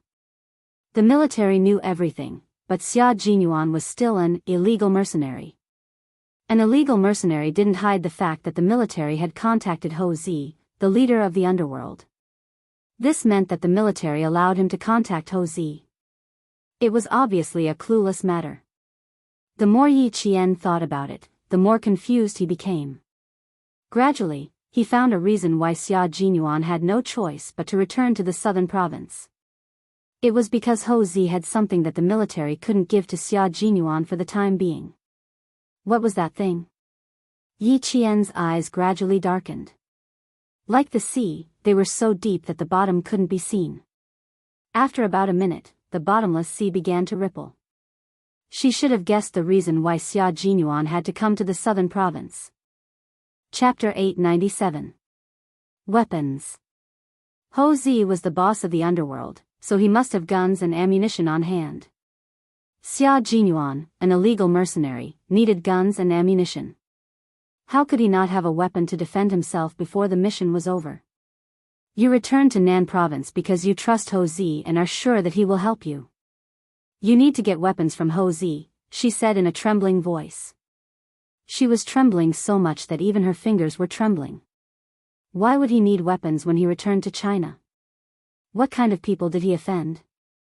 One thing was for sure, the people he offended back in China also had weapons in their hands. The smile on Xia Jinyuan's face deepened, and so did his eyes. He had guided Yi Qian to understand the dangers of his mission. When he heard her analyze the purpose of his return, he felt a sense of pride. This was his little fox, a brave and strong girl who would never give up easily in the face of difficulties and setbacks. That's right. Also, I'm an illegal mercenary now, so I can't return to the army to get weapons. If I want guns and ammunition, I can only get them from Ho Zi. Returning to Nan province is my best choice. Our mission after returning to China is to lure the snake out of its hole. I'm responsible for leaving clues along the way to lure these foreign snakes to Nan province and give my comrades a chance to escape safely. So, Yi Qian, I came to your side with great danger. Are you afraid? That was what he asked her. It was only 3 words, and his voice was soft, but every word was heavy. Every word was like a mountain pressing down on her. Yi Qian wasn't afraid. She wasn't afraid of danger at all. She wasn't worried that he would bring danger with him. When Yi Qian spoke again, she realized that her voice was as tense as a string that was about to snap. Then what are you going to do now? What about your identity? That's right, she wasn't afraid of danger.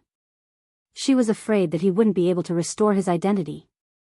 Her words made Xia Jinyuan tear up. The girl he liked was not afraid of the danger he brought to her, but she was afraid that his identity would not be restored. Major Xia, whose heart was aching, resisted the urge to pull her into his arms.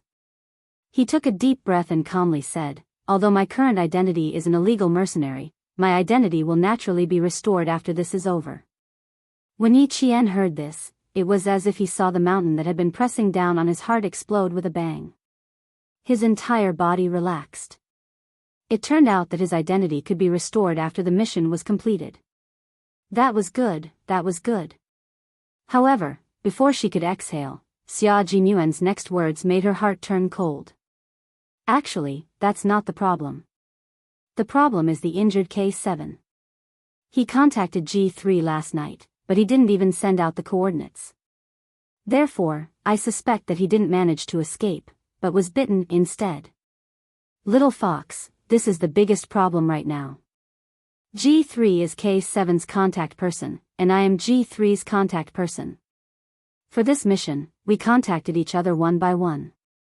When K7 crawled out from the gunfire, his random mercenary uniform was blown into strips. When he saw your uniform and thought about K7's injury, he stopped. He didn't want to personally voice out his suspicions that his comrade was injured and captured. He kept looking at Yi Qian with a heavy gaze.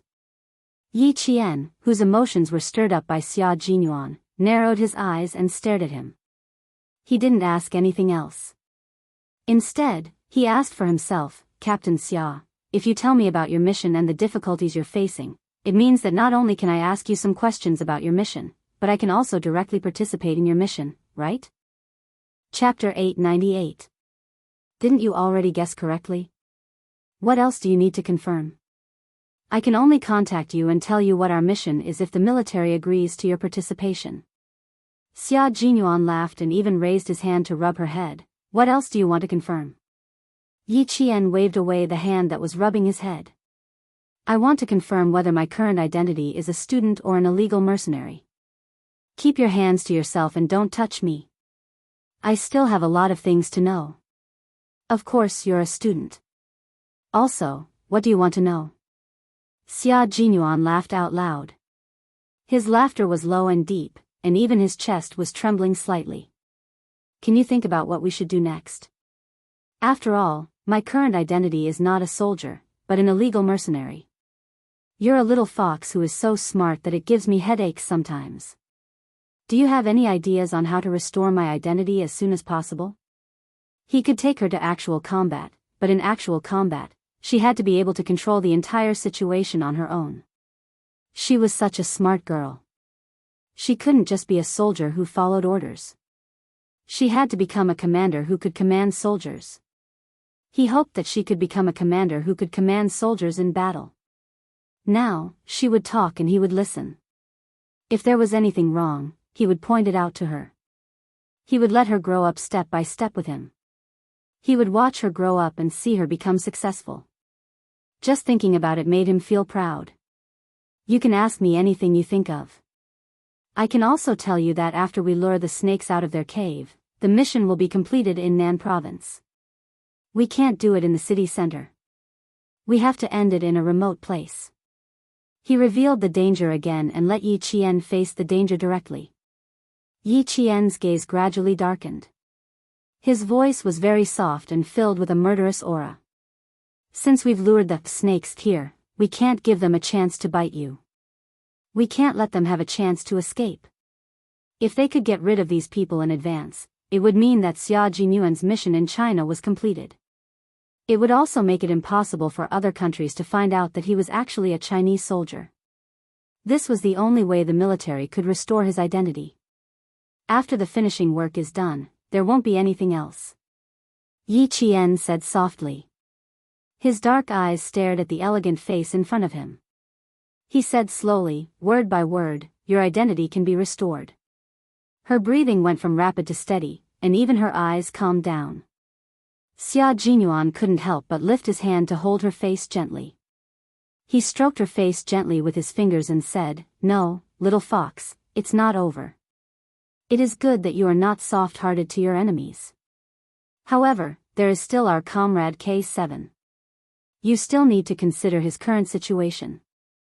I came to the southern province to divert everyone's attention and ensure the safety of my comrades. But as long as one of my comrades is still alive, my mission will not end, and my identity will not be restored. For this operation, the identities of all the comrades participating in this operation will be changed. As long as one of them is still alive, no one will be able to restore their identities. Xia Jinyuan explained everything to Yi Qian. When he was done, he gently touched Yi Qian's trembling lips with his lips. Little fox, you still need to learn how to control the entire battle. You need to control it from all aspects. Chapter 899. You're not a good soldier if you don't want to be a commander. You have to remember that your goal isn't just to be a soldier. You have to become a soldier who knows how to fight. You have to know how to fight and how to command soldiers to fight before you know what to do. Yi Qian's body was trembling. She stared at him fixedly as he spoke softly. She said, I want to drink water. I want to drink water. She was very thirsty. She was so thirsty that she was panicking. She rushed to the side of the coffee table and covered the teacup with a lid. After stabilizing her trembling fingers, she grabbed the teacup tightly and drank the remaining cold water from last night in one gulp. She wanted the coolness of the water to suppress her panic. She didn't think that she would be the one to command soldiers in battle. She only knew that they were in danger. There was also K7. The mission couldn't end before K7 was confirmed to be out of danger. They couldn't give up on their comrade, so the mission had to continue. The cold water seemed to suppress the panic in her heart. Yi Qian took a deep breath and turned around. She looked at Xia Jinyuan coldly. You said that K7 and G3 were in contact, but they didn't send their coordinates. So, you suspect that K7 contacted you last night to tell you that he was safe so that you wouldn't have to worry. You also suspect that he had the determination to sacrifice himself so that you wouldn't have to look for him. Comradeship could be so deep that they would exchange their lives for each other's. If K7 was really captured, she didn't doubt that he had the determination to sacrifice himself so that his comrade wouldn't come back to save him. K7's thin but handsome face flashed through her mind. He was a young soldier who didn't speak much, but every word he said was precious. Yi Qian clenched her fists. Her voice was bloodthirsty. You have to go back and look for K7 after you finish the mission in Nan province. This is something you have to do. I support your decision to go back. What I want to ask is, what about the other comrades? Do they also have to go back? But you guys are illegal now. What about your weapons? What about your weapons? The weapons that Ho Zi provided at most are guns. If it's life-saving grenades, you have to prepare them. You have to consider this. I mentioned G3 earlier. Since G3 is K7's contact, where is he now? Yi Qian did not ask one question at a time.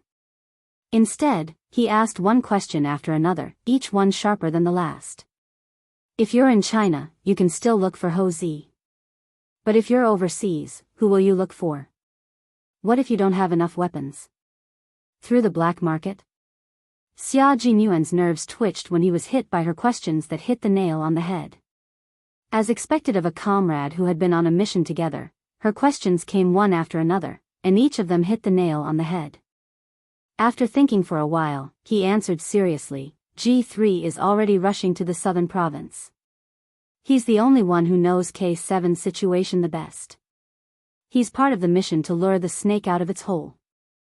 G3 also needs weapons. When he arrives at the southern province, we have to take away the best weapons in Ho Zi's hands. Even if Ho Zi has a weapon, will it be enough? Our country forbids private collection of weapons. This is illegal. Even if Ho Zi has a weapon, how much will it be?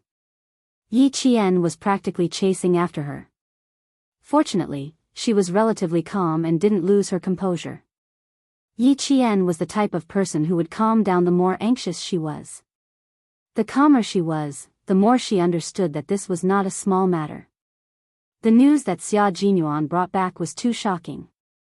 She wasn't involved before, so no matter how calm she was, she still seemed a little anxious. Chapter 900. Xia Jinyuan had been speaking to her calmly so that she could remain calm. Faced with her questioning, he smiled and said, You don't have to worry about the weapons. Ho Zi has a hobby of collecting guns. He definitely has the best guns. We have the weapons from southern province. As for the weapons after we leave the country, we will find other ways to get them. We will only know if K7 needs to be rescued at 3 in the afternoon.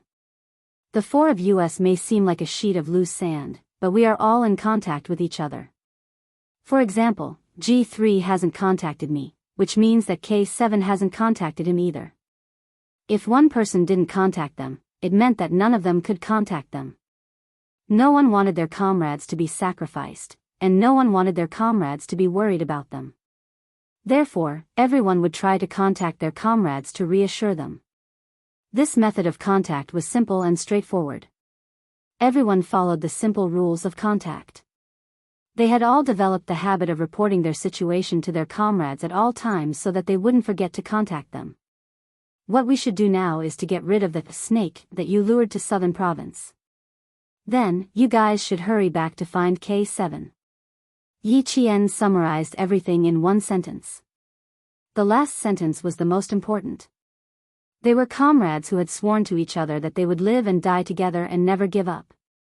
This was their oath, and it was engraved in their hearts forever.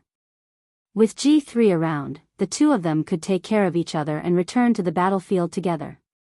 She felt a little more at ease. Yi Qian glanced at the wardrobe. She thought about how he couldn't wear the military uniform that she had brought back. Her eyes instantly turned red. She turned her head, and tears welled up in the corners of her eyes. That military uniform. I'll take care of it. When you come back, wear it again. Wear it openly. She was sad.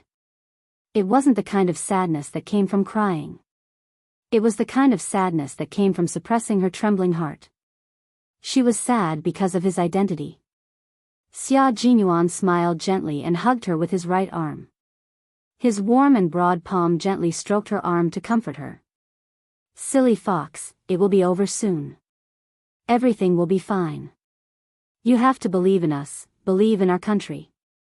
We will not give up on ourselves, and our country will not give up on us. A country can't stand without defense, and the people can't be at ease without soldiers. We are defense, but we are also soldiers. No one will abandon us as soldiers. His embrace still made her feel at ease. The faint scent of mint flowed into her body bit by bit. His presence and his scent were comforting her, allowing her to calm down. Yi Qian forced his tears back. He raised his head and looked at him with determination. I've always believed in you. I'll take care of the uniform for you. I just want to take good care of it for you. Because I was the one who brought it back from the airport. I was the one who cleaned it. Only I can keep it. She was so serious that Xia Jinyuan's heart palpitated. He had wanted to comfort her, but now he wanted to love her dearly. She was telling him that she had been waiting for him to come back, waiting for him to personally take back his military uniform from her. She wanted to see him safe with her own eyes, and not find out about his safety through other channels. He hugged her tightly in his arms and hid her completely in his wings with only the strength of his right arm. He used the strength in his arms to express his throbbing emotions. Okay, I'll give it to you. I'll give it to my current comrade and future girlfriend. Chapter 901. This was a promise made using the military uniform as a medium. He promised her that he would definitely come back and take back his military uniform and the epaulets that represented his military rank. He also promised Yi Qian that his identity would never change. A country could not be established without defense, and people could not be at ease without soldiers. He was both a defender and a soldier, so how could he give up his identity so easily? Xia Jinyuan let go of her hand and smiled. Since you helped me wash the clothes, I'll help you wash them too. But I'm not sure if the bloodstains on them can be washed off. It's unlikely that they can be washed off. I plan to take them back to school and see if I can get a new set or buy one. He would not make promises easily. Now that he had made a promise, he would definitely be able to do it. She believed that he would definitely be able to do it. Yi Jian smiled. Bloodstains are the hardest to clean. But if you can clean them, that would be the best. I will wash them very seriously. It was his first time washing someone's clothes, and it was his future girlfriend's school uniform, so he had to perform well. Letting Xia Jinyuan wash his clothes for him. Yi Qian thought about it for a while and felt that it was quite interesting. He did not wash the clothes immediately. Instead, he soaked them in water. After washing up, Xia Jinyuan sat beside Yi Qian for breakfast. After straightening out the matter, Yi Jian once again looked at the TV that had not been turned off. The 9:00 news had already started. However, it was all domestic news and had not been broadcasted to foreign news yet. After breakfast, Xia Jinyuan accompanied Yi Qian to watch the domestic news for a while before he got up and went to the bathroom. It was not easy to wash his future girlfriend's clothes, so he had to finish what he started. After soaking for 10 minutes, he could start washing them. After scrubbing hard, Xia Jinyuan looked at the light brown stains on the school uniform. He put it in the water and scrubbed it a few more times. He picked it up and looked at it again. There was no way to wash it clean, so he could only change it. Performance, failure. There was a knock on the door. Ho Zi's assistant stood outside and respectfully handed the clothes to Xia Jinyuan. This is what you will wear today. When you come back, 10 sets of clothes will be prepared for you in the car. Brother Z is waiting for you in the underground parking lot. Ho Zi had already arrived at the parking lot. Xia Jinyuan could go straight to him after he changed his clothes. Thank you for your hard work. Xia Jinyuan took the clothes. After the man politely closed the door, he said to Yi Qian, the reason why I insisted on going out with you today is that after I change, you need to accompany me to Ho Zi's to pick out some goods. The goods are a little far away. I'm afraid you won't be able to go to the group training today. Then I won't go. Your matters here are more important. Choosing goods was choosing weapons. She would definitely go. When it was time for the 30-minute news broadcast, Yi Qian answered as he stared at the television screen. Yi Qian saw several dignitaries from the Middle East walking into the meeting in splendid attire. This was a religious exchange meeting. Xia Jinyuan, who had changed his clothes, came out and saw the news. His elegant and handsome face flashed with a trace of gloom. From the dark to the light, it seems like they are afraid, he suddenly said. Yi Qian's eyebrows twitched slightly. He looked at the television again. Religious exchange meeting? Did their beheading operation have anything to do with religion? The television screen flickered. Xia Jinyuan turned off the television. There shouldn't be any problems if it's on the domestic news. One of the people involved is a weapons expert. Chapter 902. The television screen flickered and Xia Jinyuan switched it off. He said calmly, there shouldn't be any problems if it's on the national news.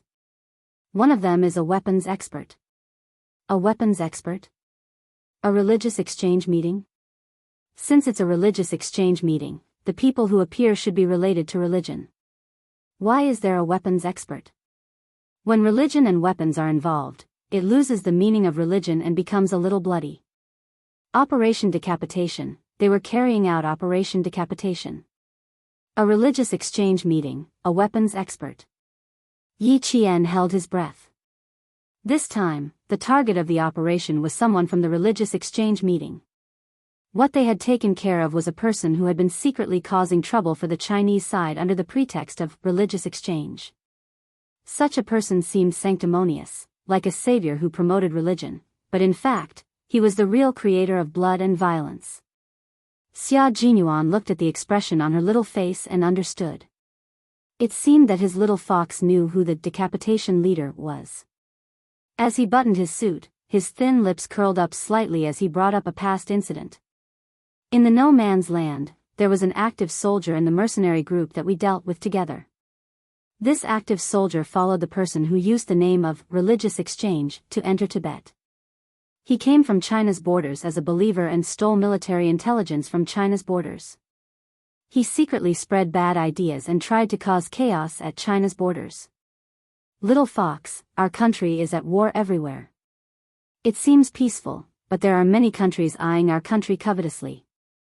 They want to take the opportunity to stir up trouble and weaken our country's strength to achieve their unspeakable goals. What we need to do is to eliminate these people who are secretly stirring up trouble. While warning other countries, we also need to maintain the stability of our country's borders. They were soldiers, and the duty of soldiers was to protect the country's security, the country's borders, the stability of the government, and the stability of the society. Once there was an abnormal situation that threatened the peace of the country, they would draw their swords. Yi Qian listened quietly. When he looked up, he saw Xia Jinyuan in a black suit standing in front of him. In the blink of an eye, he had changed from a powerful soldier to a calm and reserved businessman. He pursed his lips and smiled. Captain Xia, you're a natural. Very suitable. Not bad.